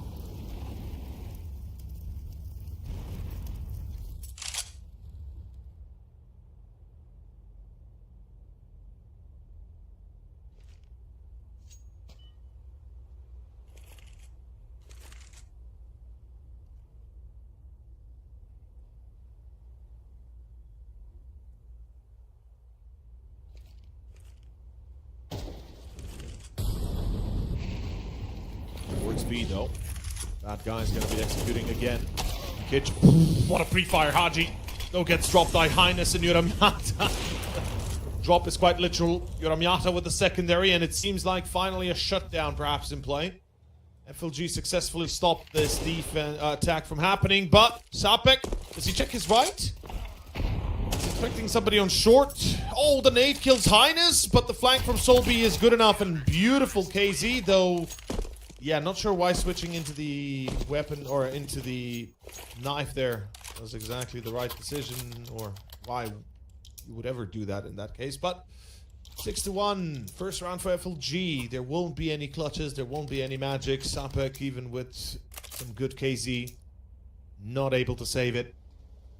And it is the first one.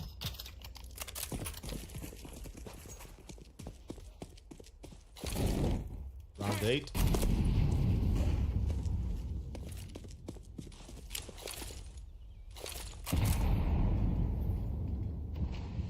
Anashi still finds himself at 0 currently, which is a tiny bit concerning, or at least starting to get concerning. Order 2K. Up slack. 3 kills for Uramiata. Vladan lines up. Trades off. This time better for FLG. They have a man advantage. Are they going to lock it in? Make sure they're not surprised?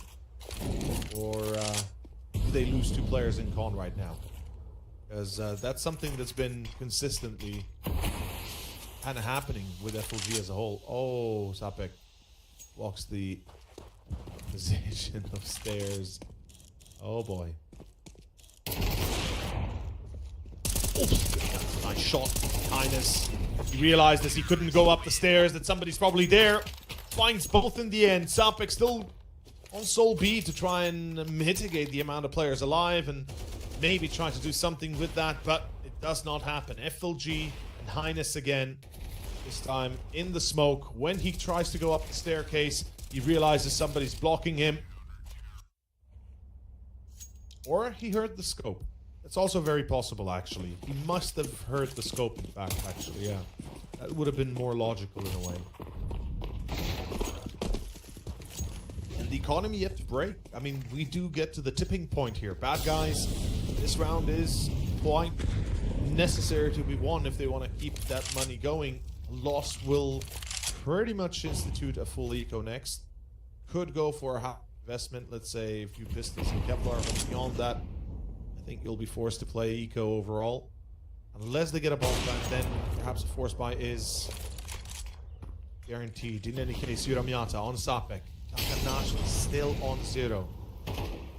And most of the footwork here done by Highness and Uramiata, as lead is expecting a short boost. He's shut down.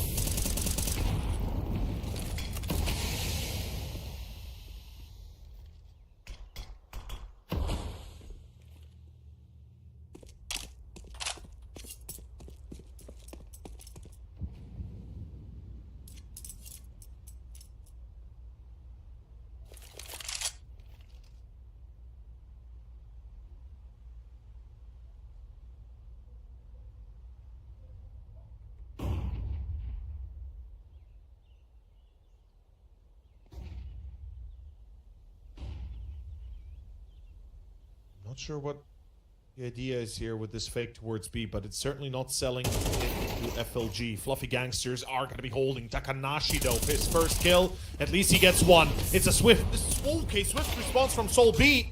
He knows there's a player somewhere on site. Oh no! He flew into Palace! He flew into Palace! Oh my god! He literally flew into Palace. We gotta check that out. Oh my god. Oh, no way. No way.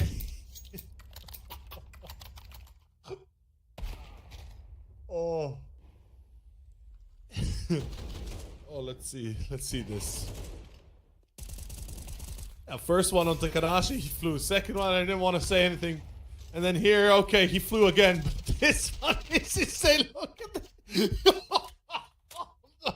He flew it. The worst Palace entry. Oh my god. Oh, 6-3. Is giving me. This is giving me. Oh my god, it's giving me a small headache almost, laughing so much. In any case, it's gonna be a rebuy, yes, but a very weak one. Very little util. We got a single smoke, 2 flashbangs, and I do hope that they have a good plan in mind. Maybe jumping window.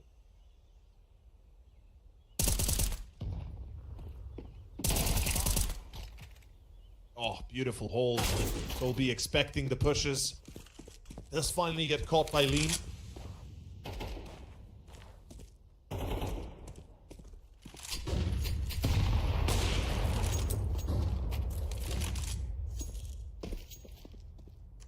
Again. Good start.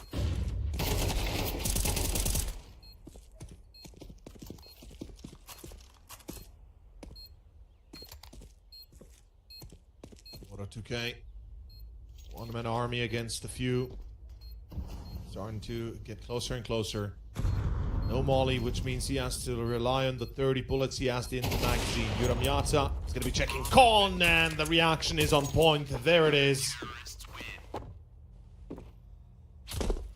Round 4 for FLG. The comeback now potentially in full swing. Fluffy Gangsters doing a damn good job of containing bad guys best they can. And now the unlucky part perhaps for them.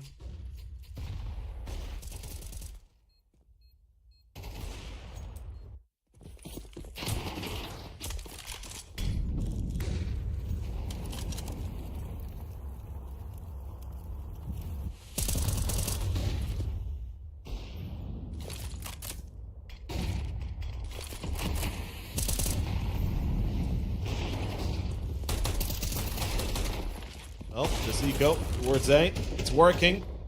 Yuramiata finds Lean. But we've taken over A control. Another bomb plant is possible. Haji will find Takanashi. Highness is ready for it though. FLG don't want to give it away. Doesn't matter what they want to give away though. Yuramiata is left alone. 1v2. And a clutch to close this one out. Both have Kevlar, and there is an M4A1S in the hands of Vladan. I think the suspicion for Yuramiata is correct. He's thinking both might be CT, though he's still expecting some contact potentially through site itself.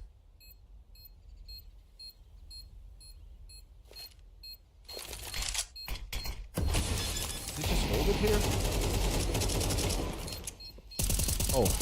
Oh. He tried, but not enough bullets, cannot reload in time. There it is. Round 7 to Bad Guys. Very good eco. Excellent, in fact.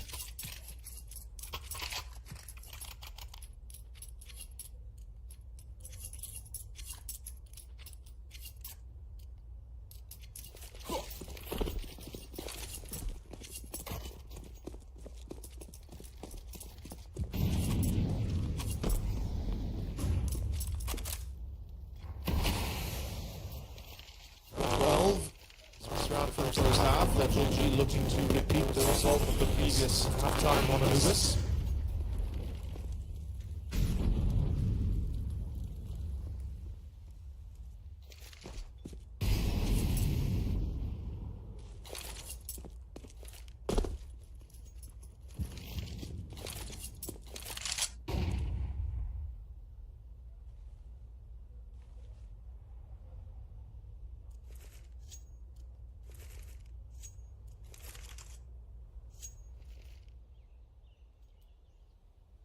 Sorry about that, folks. Small technical issue on my side, quickly fixed as we are back in round 12. As I was saying, it is the last chance here for FLG to make it 5-7 and repeat the result of Anubis. Oh, collateral Yuram Yata! Almost make it happen!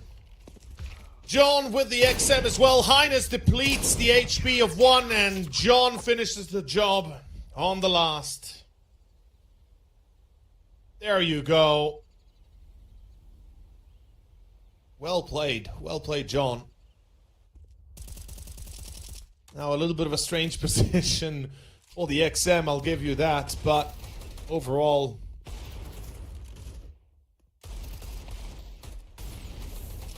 this doesn't work out. Unfortunately for BadGuys. Not enough to turn it back in their own favor in the last round. Could have been 8-4, could have been a bit more convincing, but I think they'll make do.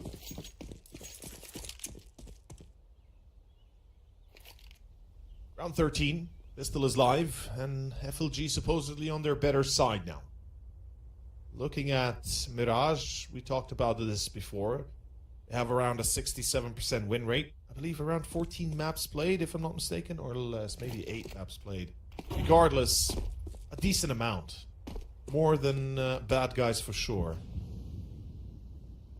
And since this is BadGuys' first real debut tournament, they want to make sure they make a good first impression. As we're going to have Vladan on short, spot shots to tag up a few. Ooh, finishes the job at least.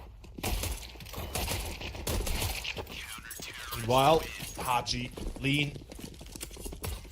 Simple enough. And there it is.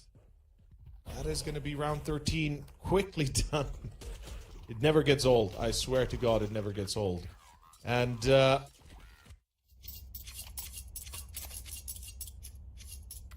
so far, we're looking at a pretty decent potential W here. And a quick one.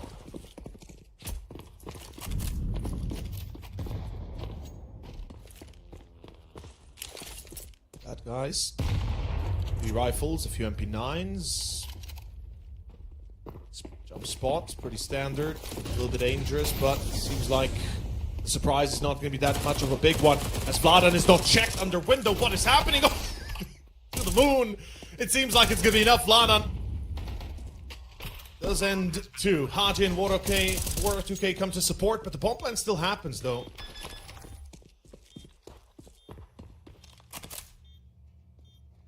That is going to be actually a massive implication here. FLG with the bomb plant. I wouldn't be surprised if they try to be a little bit cheeky about it and just go for the full-on rebuy.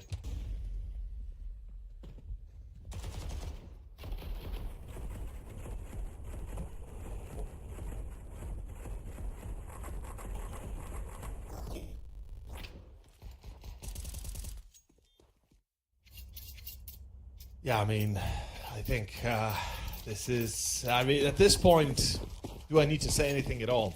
In any case, as I said, yeah, there's the AK on John. He wants to be the hero. I like the idea. It can work out, but too many times do I see that weapon be lost for nothing and in vain. Topic. Oh, he missed one in the smoke. The second perhaps hurt as well. Yeah, he is. There we go. Topic and Vladan lock it down. Another B attempt here failing, this time with a bit of a switch up through short. Doesn't really help them though. 10-5, and it seems like it's gonna be a little bit of a change up finally. Change up from what we had on map 1. No more eco victories, no more force buy wins.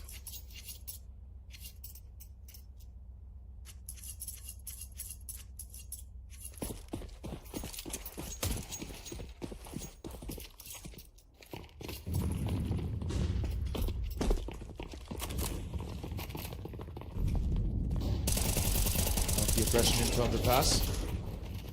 They get away so far with both alive, though. The counter here, the counter by Takanashi drops down. Dangerous endeavor. Gets away with 3, though. And that's a price you're willing to pay as the T side. FLG right now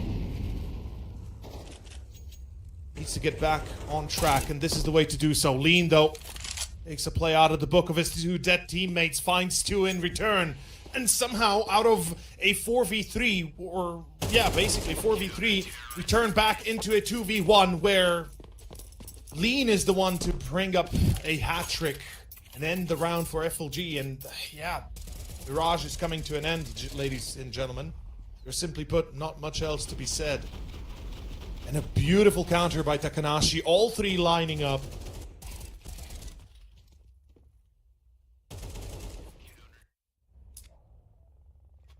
Usually you don't do that crazy of a pull, but you know there's two there, right? And if you're Takanashi, you're thinking the only way we win this round if we are able to cancel out that early advantage. If they get away, we're most likely going to lose the round. Tries his best, but just cannot pull it through. 11-5. Bad Guys at this stage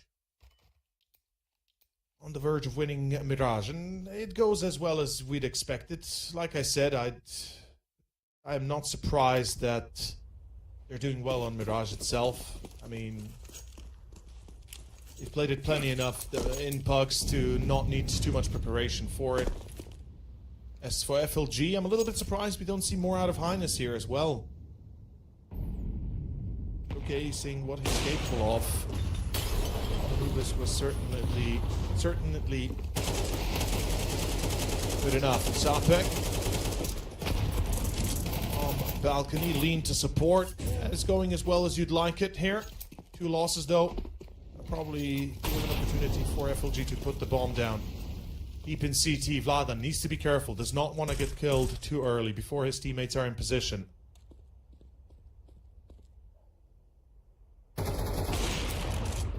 Yuramyata, deadly corner, re-peeks, goes wide, gets caught by Lean.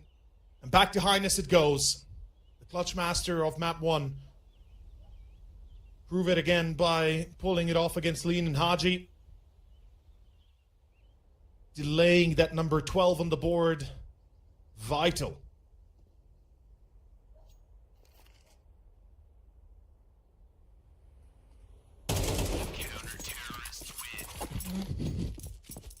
There it is. Lean closes it out. It is round 12 for Bad Guys regardless. No clutch comes as Highness is not expecting them in CT. I am a little bit surprised. I thought that Yuramyata wouldn't go and re-challenge this same corner.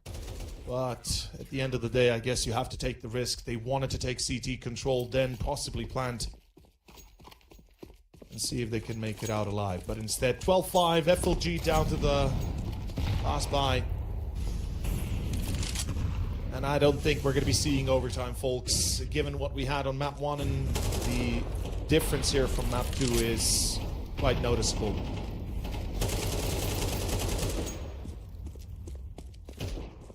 As Haji solo challenges mid. Does not get punished for it. Speaks to the volume of focus from FLG. John, at least, re-establishes control. Bad Guys, will they hunt, right? Will they go for the kills? Will they try to do this one by one? Or are they going to work as a team? In CT, Kogutos, I believe, watching pit, if I'm seeing correctly. Jump spot by Sapek giving away sound. And with Highness already behind triple, this can cause a little bit of a headache here. Highness and Takanashi immediately 1-for-1 trade here.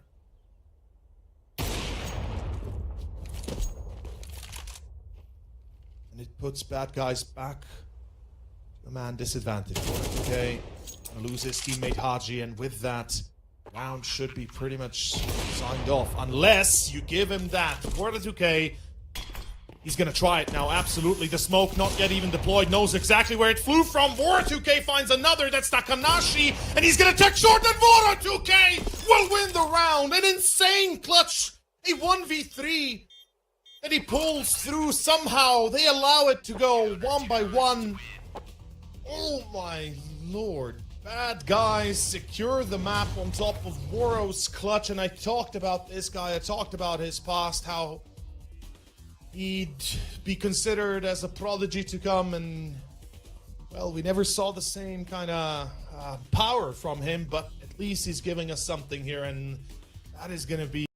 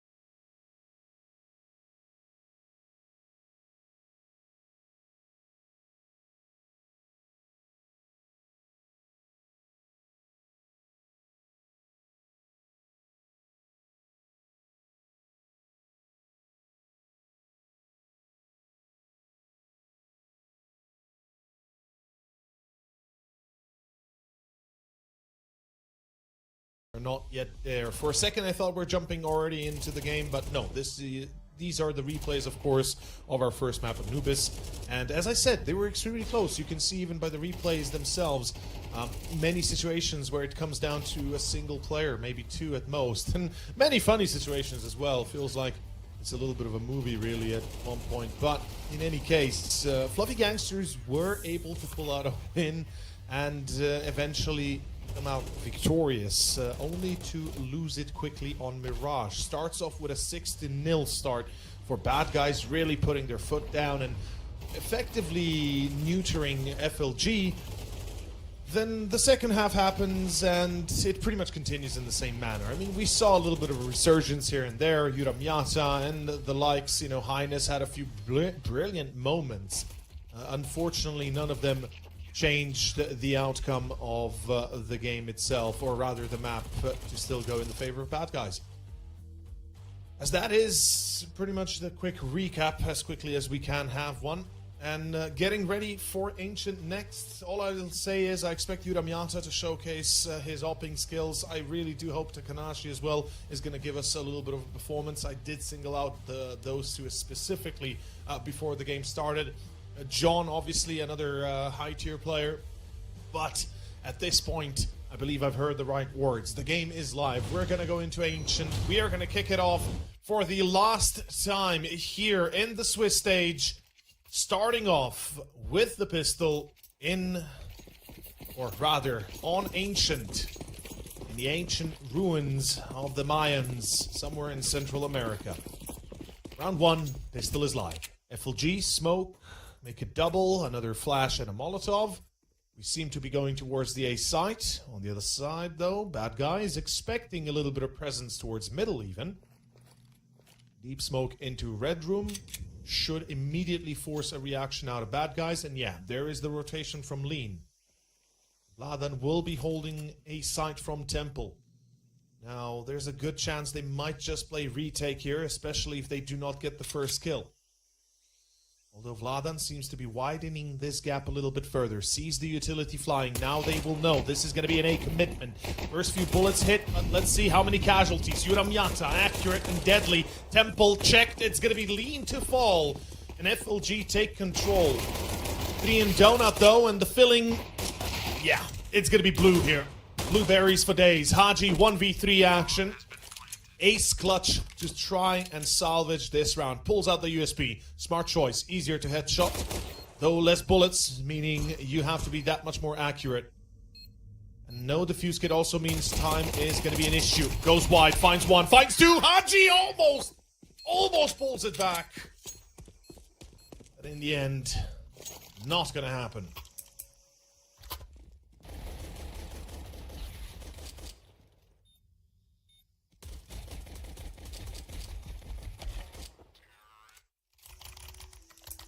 FLG. The Lils, AK, Mac-10. On the other hand, Water 2K, M4, the only one with a rifle. We will have a bit of a mid-stat. Love to see it. 5-7s have sung their song before. It's a beautiful one if you're not the one on the receiving end of it. At least you're not lured in too much, but FLG seem to have the right idea. Going A, it's clean, it's open. They'll find out pretty soon they have a free bomb plant and a free round here. Legitimately wouldn't be surprised if BadGuys just don't even try to retake this. They find Sol B probably? Yeah, they'll find him, but confirmation here that A side is lost. And 5v4 retake? Yeah, I mean, attempt for sure can be made, though, from the get-go. You know, if it were 5v5, absolutely I would say no, but 5v4, maybe, if you get lucky, though unlikely. In FLG, we can see, keep calm, keep collected, continue winning. It's not too bad for BadGuys either. There's our Galil they can recover. I'm not sure if it was a Galil. I think it was actually a Mac-10. Yeah, Lean's already got it. And they can save up for the next, where they can just buy again. Or at least Haji will full eco. The rest effectively don't need to do anything but just survive this round right here. Shouldn't be a buy. You don't want to compromise your own gun rounds later down the line, especially if you want the op out. But map number 3. The last one of the Swiss stage. The last 2 teams to duke it out to see who gets into the playoffs tomorrow. And I'll be right here with you all tomorrow morning for the first 2 games of playoffs with my co-caster Nexus. Very excited to be here to see a bit higher tier CS even, perhaps we can say. Minus, good nade. Smelt like a good nade. Didn't look like it though.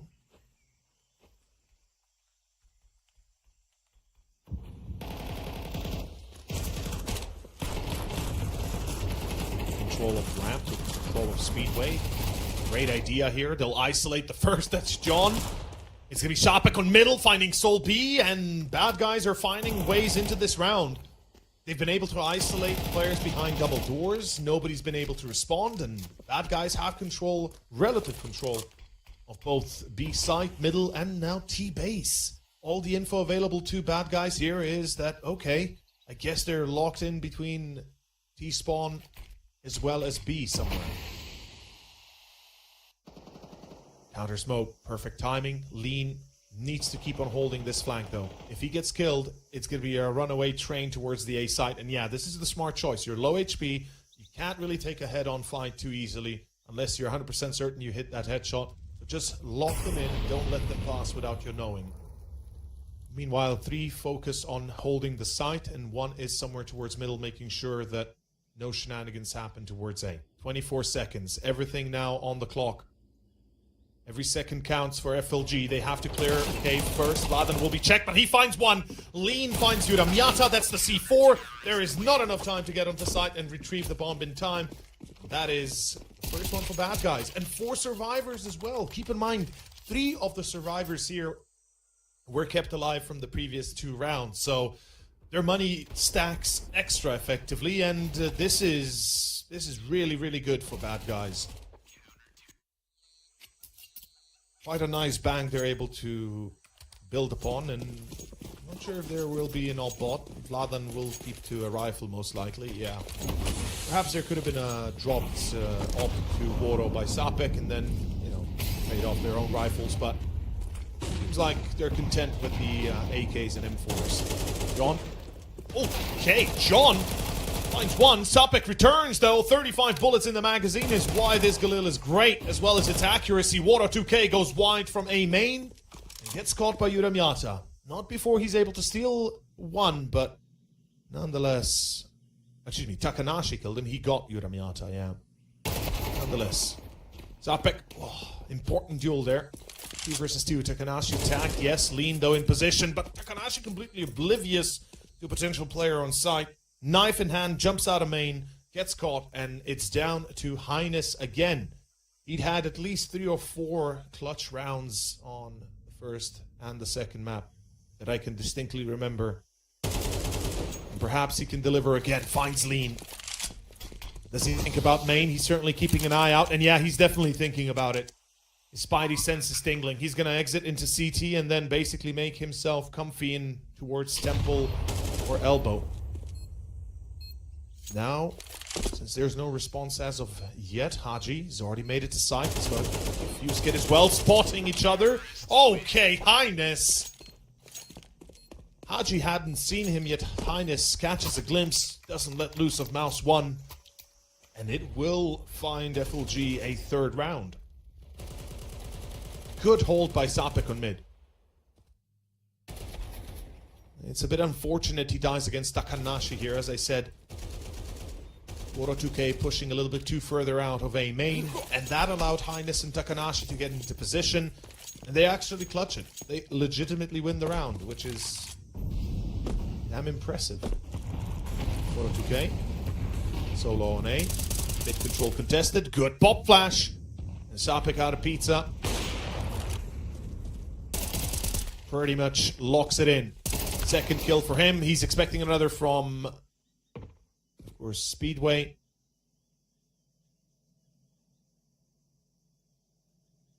But still FLG. 2-man down.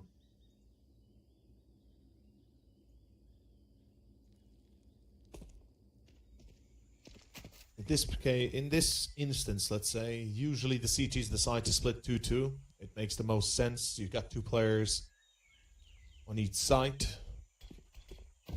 Lean right here. Making that first contact will confirm, okay, they are definitely towards B side. Even prevents the bomb plant. Solby dead. Second round for BadGuys.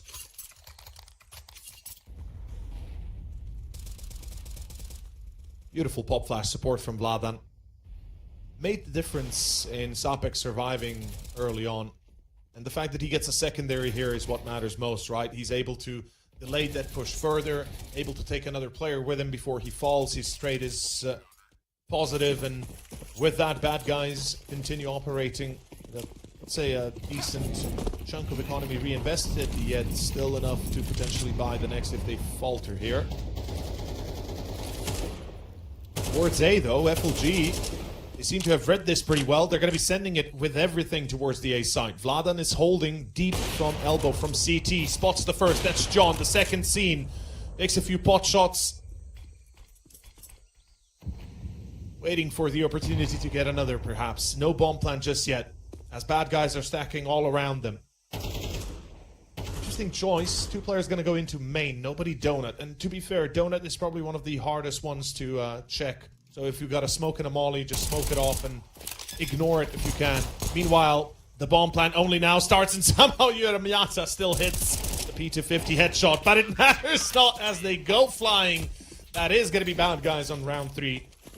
And that is going to be FLG, possibly on an eco if I saw correctly, right? They just forced up everything, so it should be effectively full-on eco here.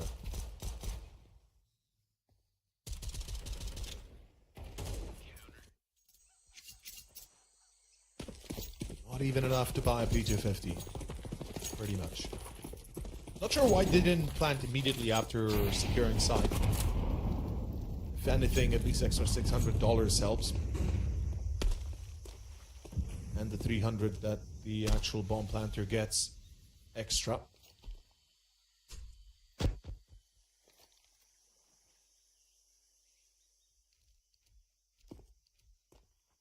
A bit of a French pause as well for FLG, trying to talk this one through. I mean, just take a moment, right? Chill for a little bit. Get some water if you need.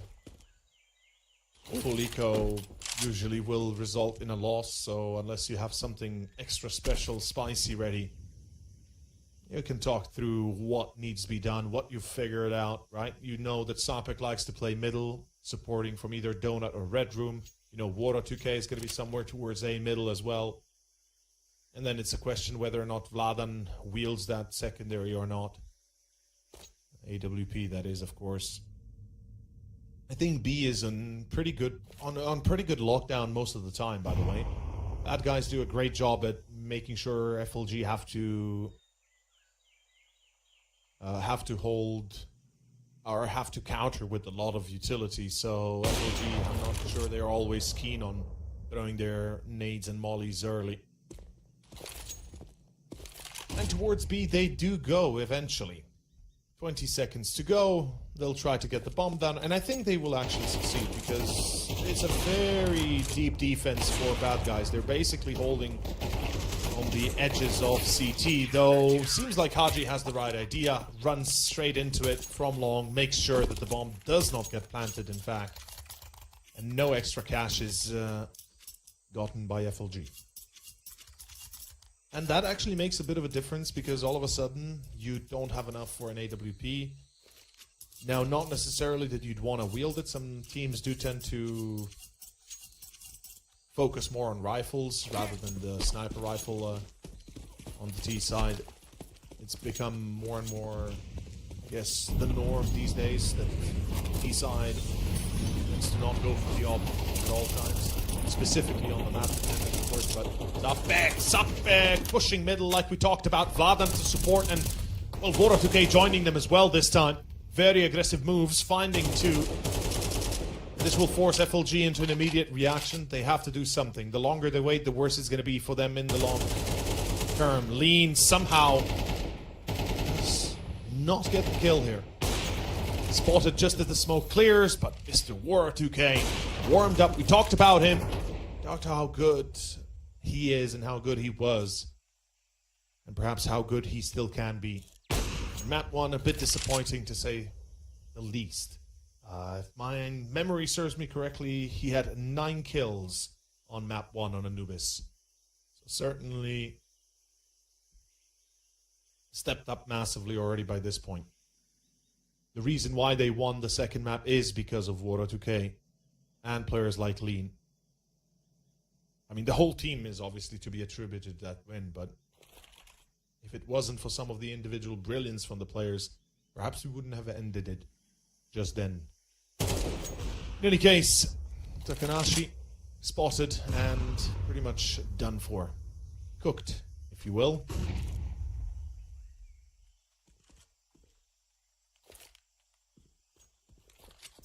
And yeah, to those wondering, the update did break the game. We do have flying physics now. And it's just, I love it. It's something new, something we haven't seen just yet. Feels like April's Fools, but to be fair, the physics are probably being tested for the C4 explosions, so if you're going to be sticking close to them or to the nades or something, right, that's what they probably want to implement the physics with. And unintentionally somebody clicked the wrong or inputted the wrong 1 and 0 somewhere, and somehow bullets become trains, but yeah, it's been a bug right now for the last 2 days, to those wondering. And FLG, well, they are wondering what to do here. Single AK on Takanashi. I'm not a fan of buying a hero AK in a scenario like this, though, again, depending on the plan, perhaps you can make it work. And he's going to be trying to open up a side. Vladan is holding. It's a pretty obvious position to check. There's the pop flash close. Shadow, though, gives it away. A second for Vladan. He's still alive. Finds the third as he steps back and fades away into oblivion.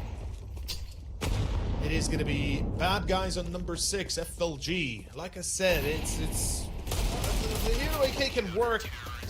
The party's on AK, if you will, but gotta consider the fact that your Shadow is going to be a dead giveaway. And that's one of the surprises, actually. It's funnily enough, in the previous series, to those that paid attention, to those that watched the previous series, Los Kogutos versus Eyeballers, on Ancient, I believe it was Eyeballers that duped Los Kogutos on a main. Basically, they were playing T-side Eyeballers, that is, and had 2 players in main. One was basically casting his Shadow to showcase the player on that boost, on that ledge, on the tree. He's there, and then the other player was just above the view angle of the ledge itself, and once the shadow bait was, was in effect, that player that was not previously visible just peeked in and got a free kill because of it, because of the shadow baiting aim player tree. But getting ahead of myself, FLG right here are trying to counteract the B control, and they successfully do so, in fact. Don't even use too much of their own util to a degree. Albeit single molly left, maybe not throw it here. Never mind. Leopard.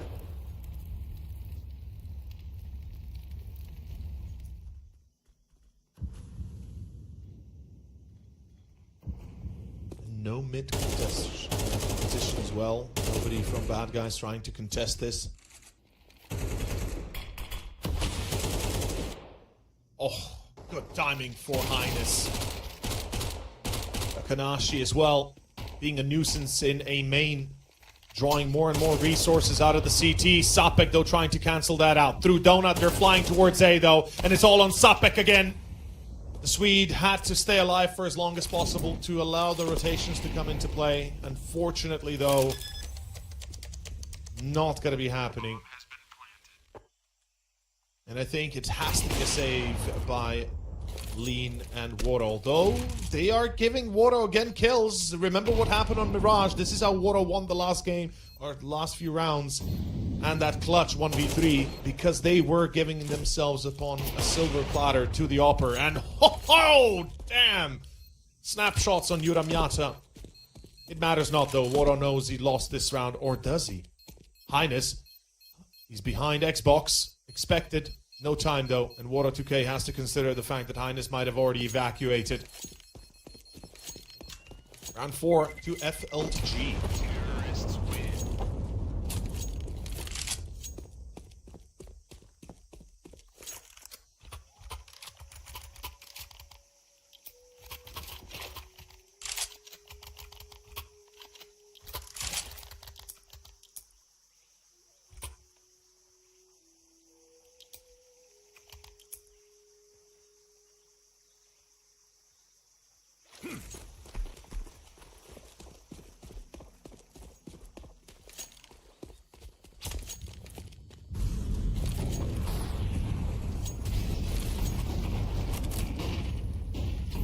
Round 11. We'll kick it off into B control again.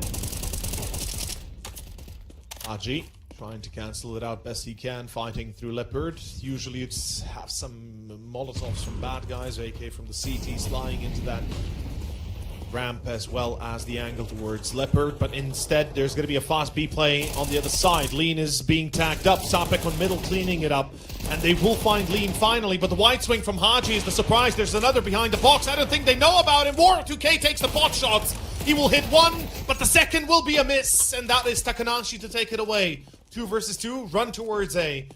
The big flank from Sapek didn't work. He gambled. He went into elbow in through T-base, and instead he's gonna fool himself and the team with that. Yuramyata, 3 kill perhaps? Yeah, there goes Vladan. What a smart play from FLG. And they're on the verge of potentially going 6-6. It's very much possible, though the money for the CT is high enough that that 6th is gonna have to be earned. Nothing comes for free.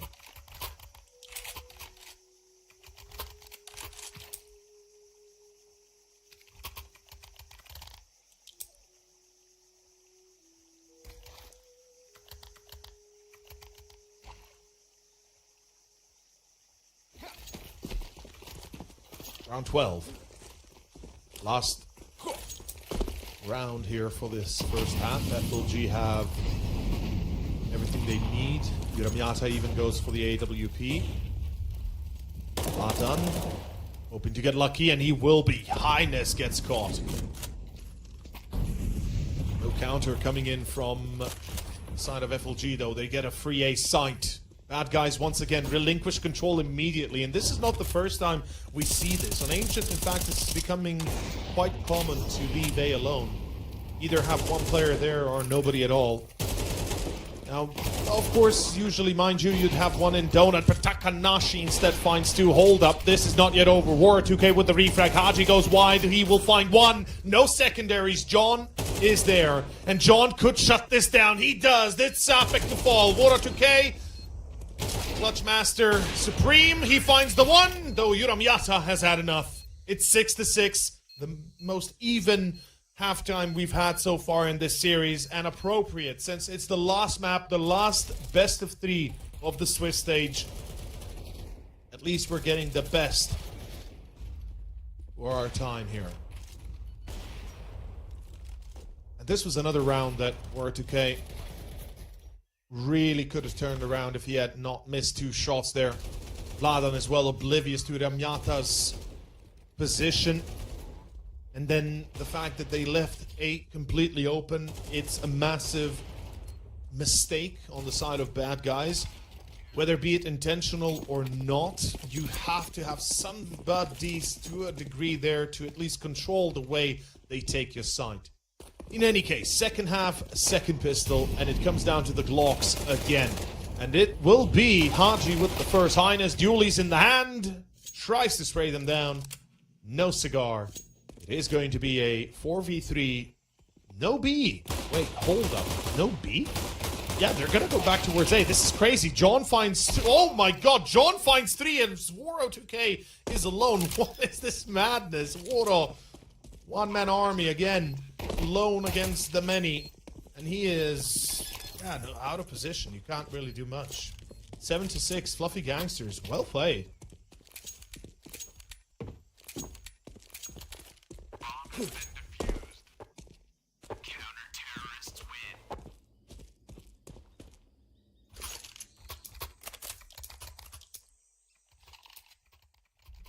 So I see a lot of hate towards the players and the teams in chat. Guys, bet on your own accord. Bet with the money you have, not that you don't have. And if you bet your money, it's your bet. You made the choice. Don't be mad at the players or the teams. Bet responsibly, be of age, and just don't be dumb. And then come cry to chat when you lose it all, because eventually you will. Just want to point that out.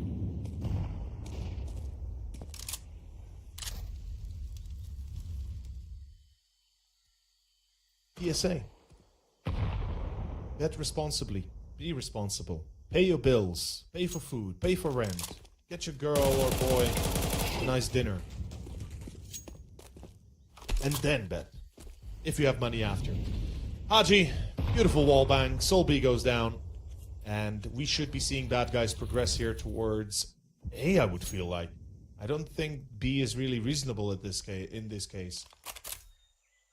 They've all grouped up towards red room for some reason. Meanwhile, FLG is expecting this. And Takanashi expectedly takes down 1. Make it 2. No 3 though. John. Close call. Yuramyata somehow still alive and yet still winning the duels.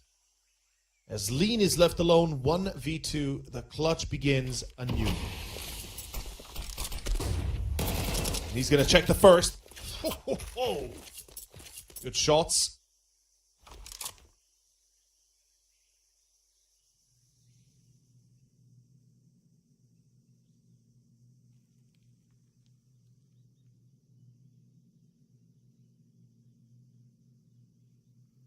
And Highness and Lean.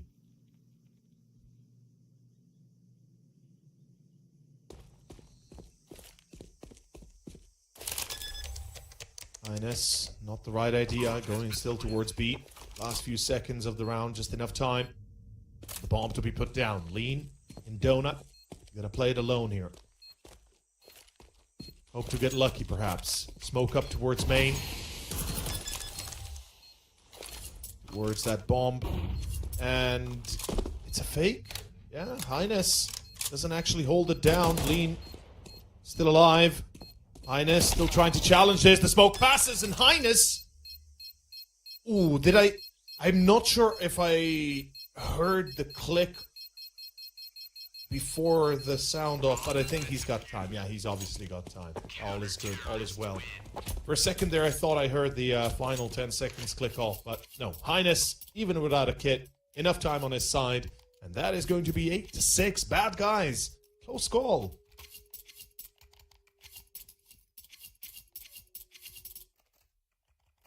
And they're going to buy for it. I'm not surprised.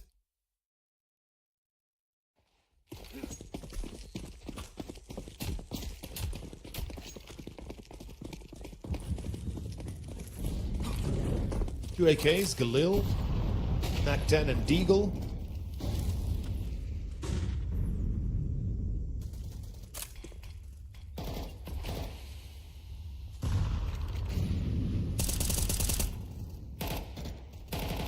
Yuramyata going to be playing from Red Room. Tanashi is alone in Donut. This is a very dangerous setup, but it works if Yuramyata gets the kill. Now, Takanashi has to stay alive. They know he's in Donut, and Sapek's again hunting through mid. Meanwhile, they've taken A control. Bomb plant should be happening any moment now. Such a close call here for Takanashi. As Soul B will check out Sapek. It's going to be a 3v4 retake, and FLG do have the cases in their hands. Good nade! Is it enough? No. Vladan just the one for him, and it's down to Lean. The stand-in for tonight's series for Bad Guys. He's the one that's helping them out, trying to make sure they make it into the playoffs. And perhaps he will. 12 kills already. Map 1, he was quiet. Map 2, he stepped up massively. And map 3, he continues to do so. It's gonna be a 1v1, and oh, he pulls out wide. There's no defuse even yet. Oh. And there's enough time on the defuse as Yura Miata clutches it. Just like Highness before him, FLG continue to persevere and pick up the rounds. When you least expect it, they still get it, and bad guys will be scratching their heads as to how did it all go so wrong. And rebuy, of course, I'm not even surprised. If I'm bad guys, I know that you've got FLG on the ropes, right? So you're trying to push them over the edge, make sure they run out of cash, go onto a full eco next. And that's exactly what they're hoping here for. They cannot stop now, because if they stop, it's 3 rounds for FLG, and then soon enough it's going to be a free map. In any case, it's going to be bad guys with one last chance. I feel like this has to go their way, or it's 11-6 next time they have a bye.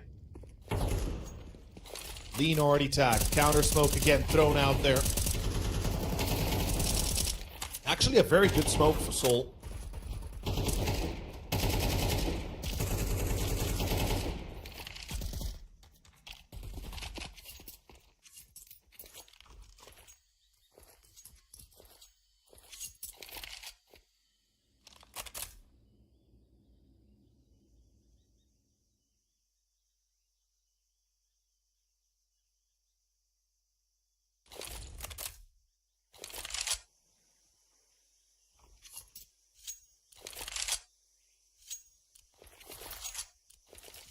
We still have bad guys taking their sweet time here. Realizing that, well, something has to come out of this one. At the very least, some sort of bomb plan, something. And they're going to go for A. Smart choice. It's empty. It's been empty quite a few times now on both sides, funnily enough. Kanashi! Oh my, come on! How is he allowed to do that? Is nobody gonna respond with any sort of anything? Any bullets, anything thrown that way? Any grenades, any shots? Yuramiata finds Waro 2K, and there's yet to be a kill on the side for bad guys. They, oh no, the timing. Oh, what? What? Soul B. Good, bro? Good, buddy? I was fairly certain he was watching that position, but in any case, CTs now starting to lose a few players. John finds Haji. There is no smoke available to the CTs. There is one kit on Yuramiata. Oh, peeking wide though. Both peeking at the same time. Ay, ay, ay. Not gonna work out. There's enough time for the defuse. 10-6, and bad guys are gonna start losing their composure eventually here. This is not exactly what you want to see if you are bad guys. And yeah, this is gonna be another buy. I think they might just buy again.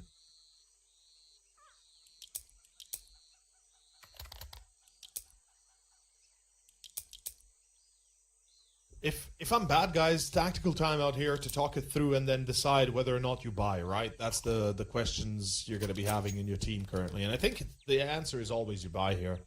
Because, again, you have them on the ropes. You have one player, okay, 2 staying alive, but they are barely surviving. FLG, every single round so far, for the last, 4 rounds, this has been 1 survivor.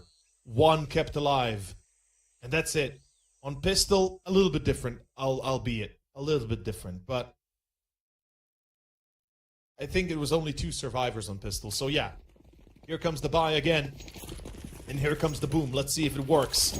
No op for Gramyata. No op for 2K. Instead, Class B control is going to be contested. Soul going to be playing Leopard again. In cave, or in the corner of cave, John is waiting on site.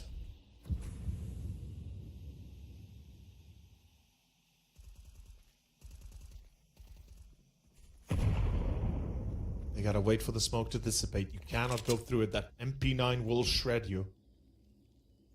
And bad guys know how important this round is. Again, they try again and again and again. And I respect the hustle, but they don't check the corner! Lead still falls! That is unacceptable. Luckily, they find John, though. The Molotov burns him down as Vladan puts a little bit of extra pep to his step and finds those connections. 4 versus 3, Highness might line up denied the bomb plant, but he's a little bit off center to the left. As this should be enough. It will be the 7th round for Bad Guys.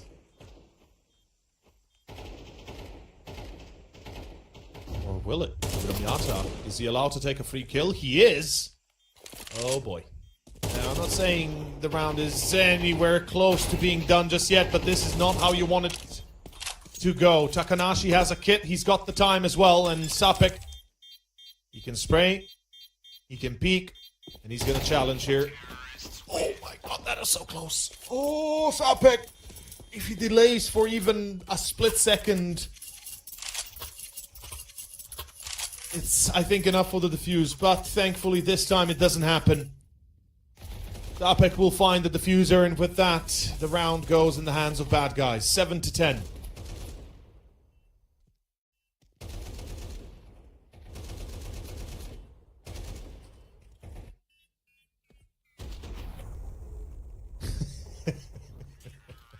The fly, though.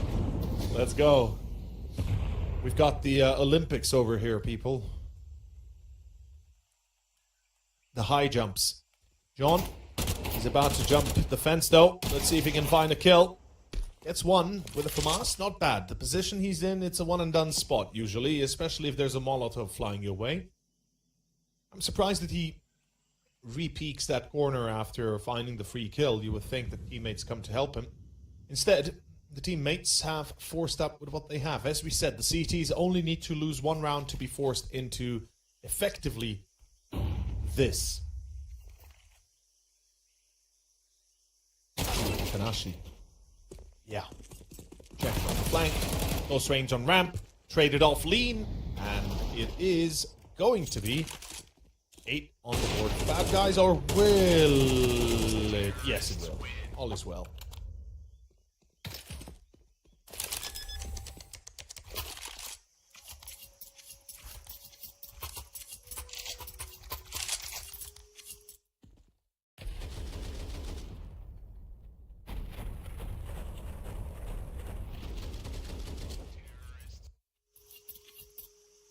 Round 19. Bad Guys. Hop out for Waro. Mech 10 for Sapek. The rest with AKs. Ooh, the odds have been busted up. Remember what I said earlier, people. Please bet responsibly. Please be a grown adult, not a child. If you have money and a credit card to do this, to bet, then you're old enough to know when to stop. Waro 2K.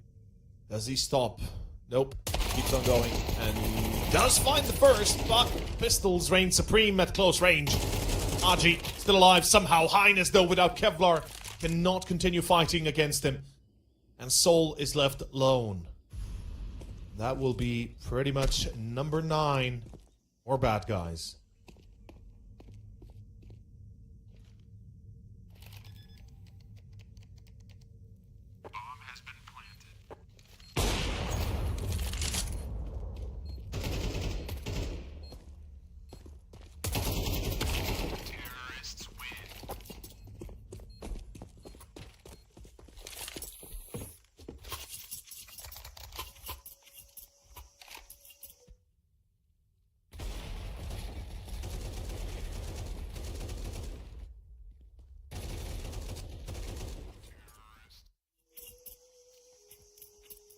Very well played. Bad Guys, like I said, they have to tip the scales just once to be favorable back towards them. Economically, FLG were not in a stable position. You can see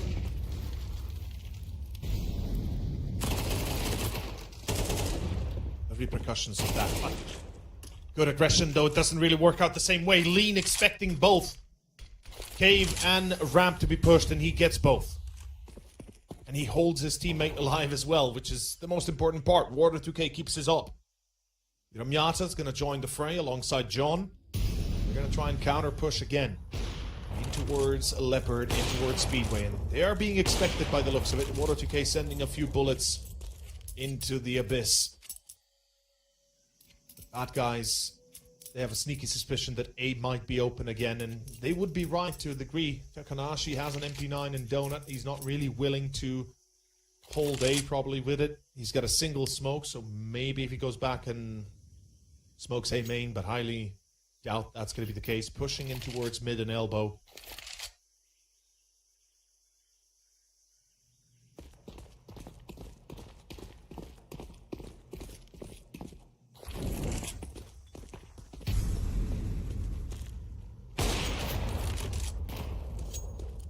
There we go. Water 2K finds Takanashi. That's the defense dealt with. Rotations. Oh, that was a bit of a closer call than you should have been. Haji there. Have not hit that shot. There's a good chance Lean dies. Or who planted? Maybe Vladan? Yeah, I think maybe Vladan planted. Could have been Lean. I'm not even sure at this point. Doesn't matter. Point is Haji hits. And it's 10-10. We're tied up. We ain't done just yet.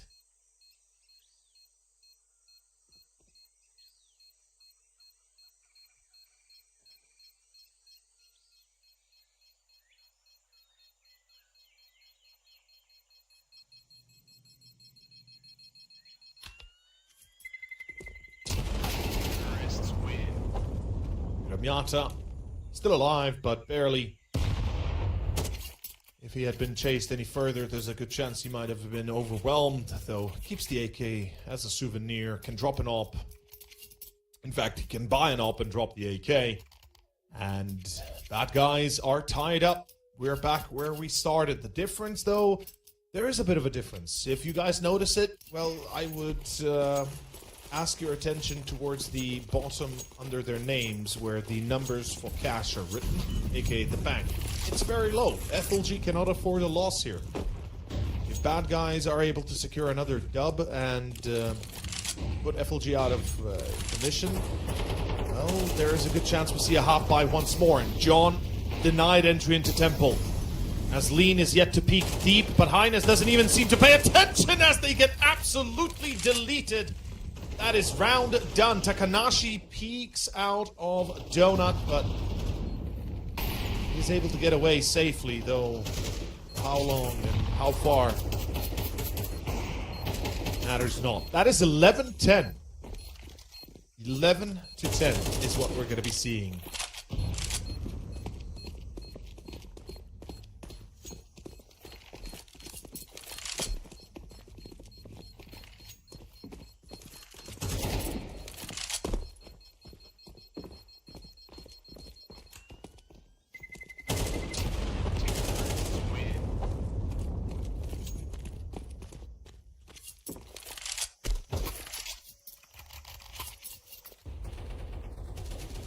And remember, I would also like to jog your memories by remembering when I said when we saw a few rounds where FLG were forced to either save or try to survive, and they didn't. So, you know, you would be usually... it would be usually a smart choice to try and save with as many players as you can when you know the round is lost. Let's say you lose a site, it's 5v4 or 5v5, and you have no kit, you're kind of lacking on utility. It's much better to save and keep that money going later down the line rather than, you know, hope that somehow you magically make a comeback on top of bones in a way. And we can see here, they have a gun round that doesn't work, and now they're forced to play with, again, a FAMAS, MP9, Deagle, M4, and they have max loss bonus, so they do have enough to buy these things consistently, every single round, basically. But it's not going to be enough in the long run. You're going to need that extra util. You're going to need that op. You're going to need that M4. And we have bad guys now starting to slow down, but be a lot more focused on the positions they're starting to clear and play for. Yuramyata, for example. Oh, wait! He actually wins the duel. That's massive. The spray for Haji completely whiffing as well. John, the only reason he didn't get a kill there, John, is because, well, in comes support to take a little bit of that damage. Sapek actually taking the brunt of the force before Haji dying. And they move into Donut. They just walk out here. I think they might just walk in. Yeah, Haji, you go first. You're low. always first in is the low HP player, so you can give the information to your teammates that can actually challenge later down. And Lean will be left in Donut to control the flank. And oh, the idea for FLG is wrong again, or at least the read rather. They think this is again going to be a B play, but in fact it's A. And this is one of those scenarios I talked about, right? How to keep money. Well, in this case, not so much, because you can't really let them say win. Because it's going to be 12-10 and you really want to risk it all.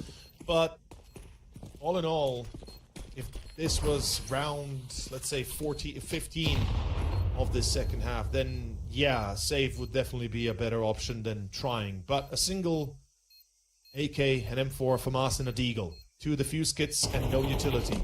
It all retains on aim here the hope of FLG. Lean finds Soul, and they're going to be chasing the last 2, absolutely. Good night, Highness. And it's down to Yuramiata. 12-10, as BadGuys are on the verge of securing the playoffs spot. The last one.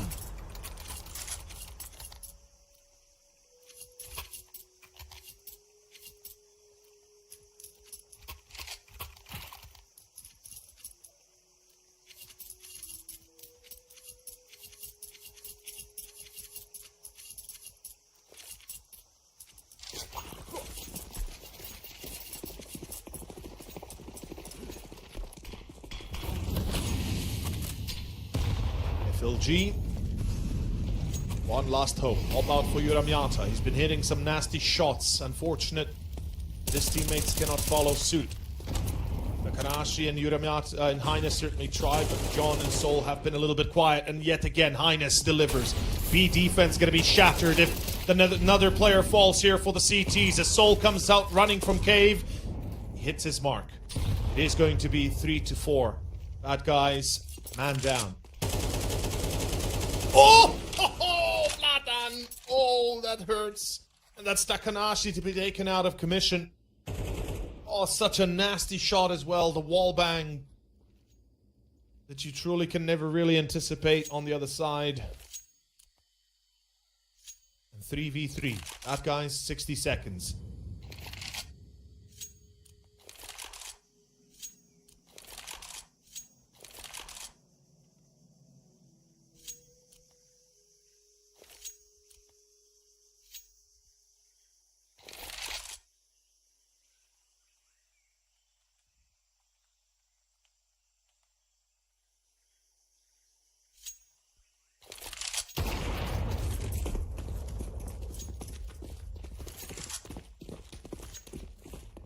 Shut down on Yuramiata. That's the op out of commission, now leaving John and Soul, the 2 weakest links, unfortunately, on FLG on this third map.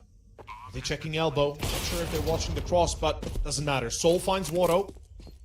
It's 1 man dealt with, 2 more to go. Haji and Vladan, they've both been accurate and deadly, but Soul has had enough. He said, perhaps it's time for me to shine. As Soul in Haji, and not enough. Haji instead says,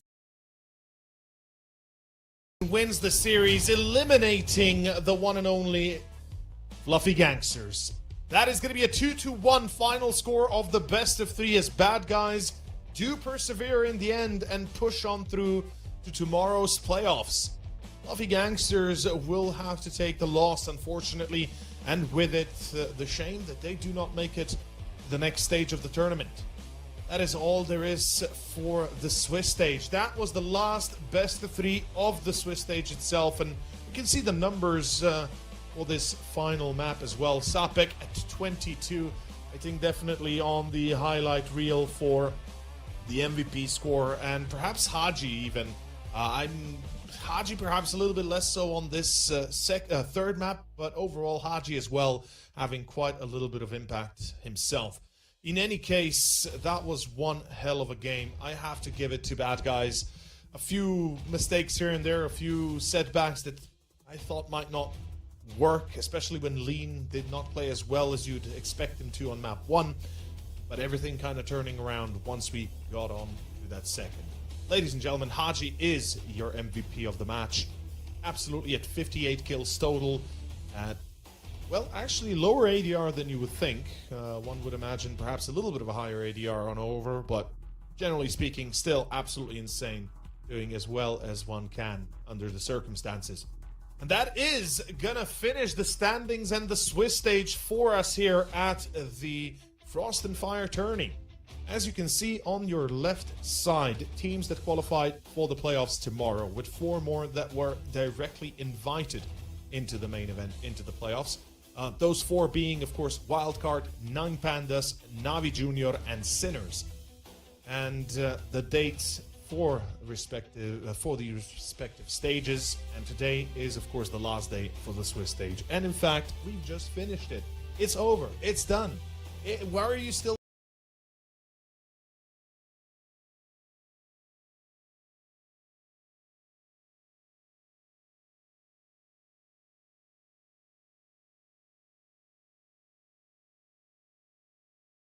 I don't think we're at that part. So once the admins get together, probably in about half an hour, they'll probably seed the playoffs, and then we'll see how we go from there.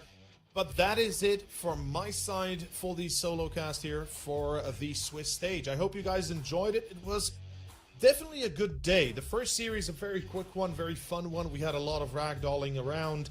But the second one, very close, a lot of rounds that could have gone a lot differently, but that is all there is to it. At the end of the day, there's not much that can be done, as unfortunately, yeah, Fluffy Gangsters eliminated. Commiserations to them, and of course congratulations to BadGuys for qualifying playoffs. Their first tournament and a pretty good showing so far. Let's see if they continue. I'm not sure if Patty will join them on the stride tomorrow and the day after.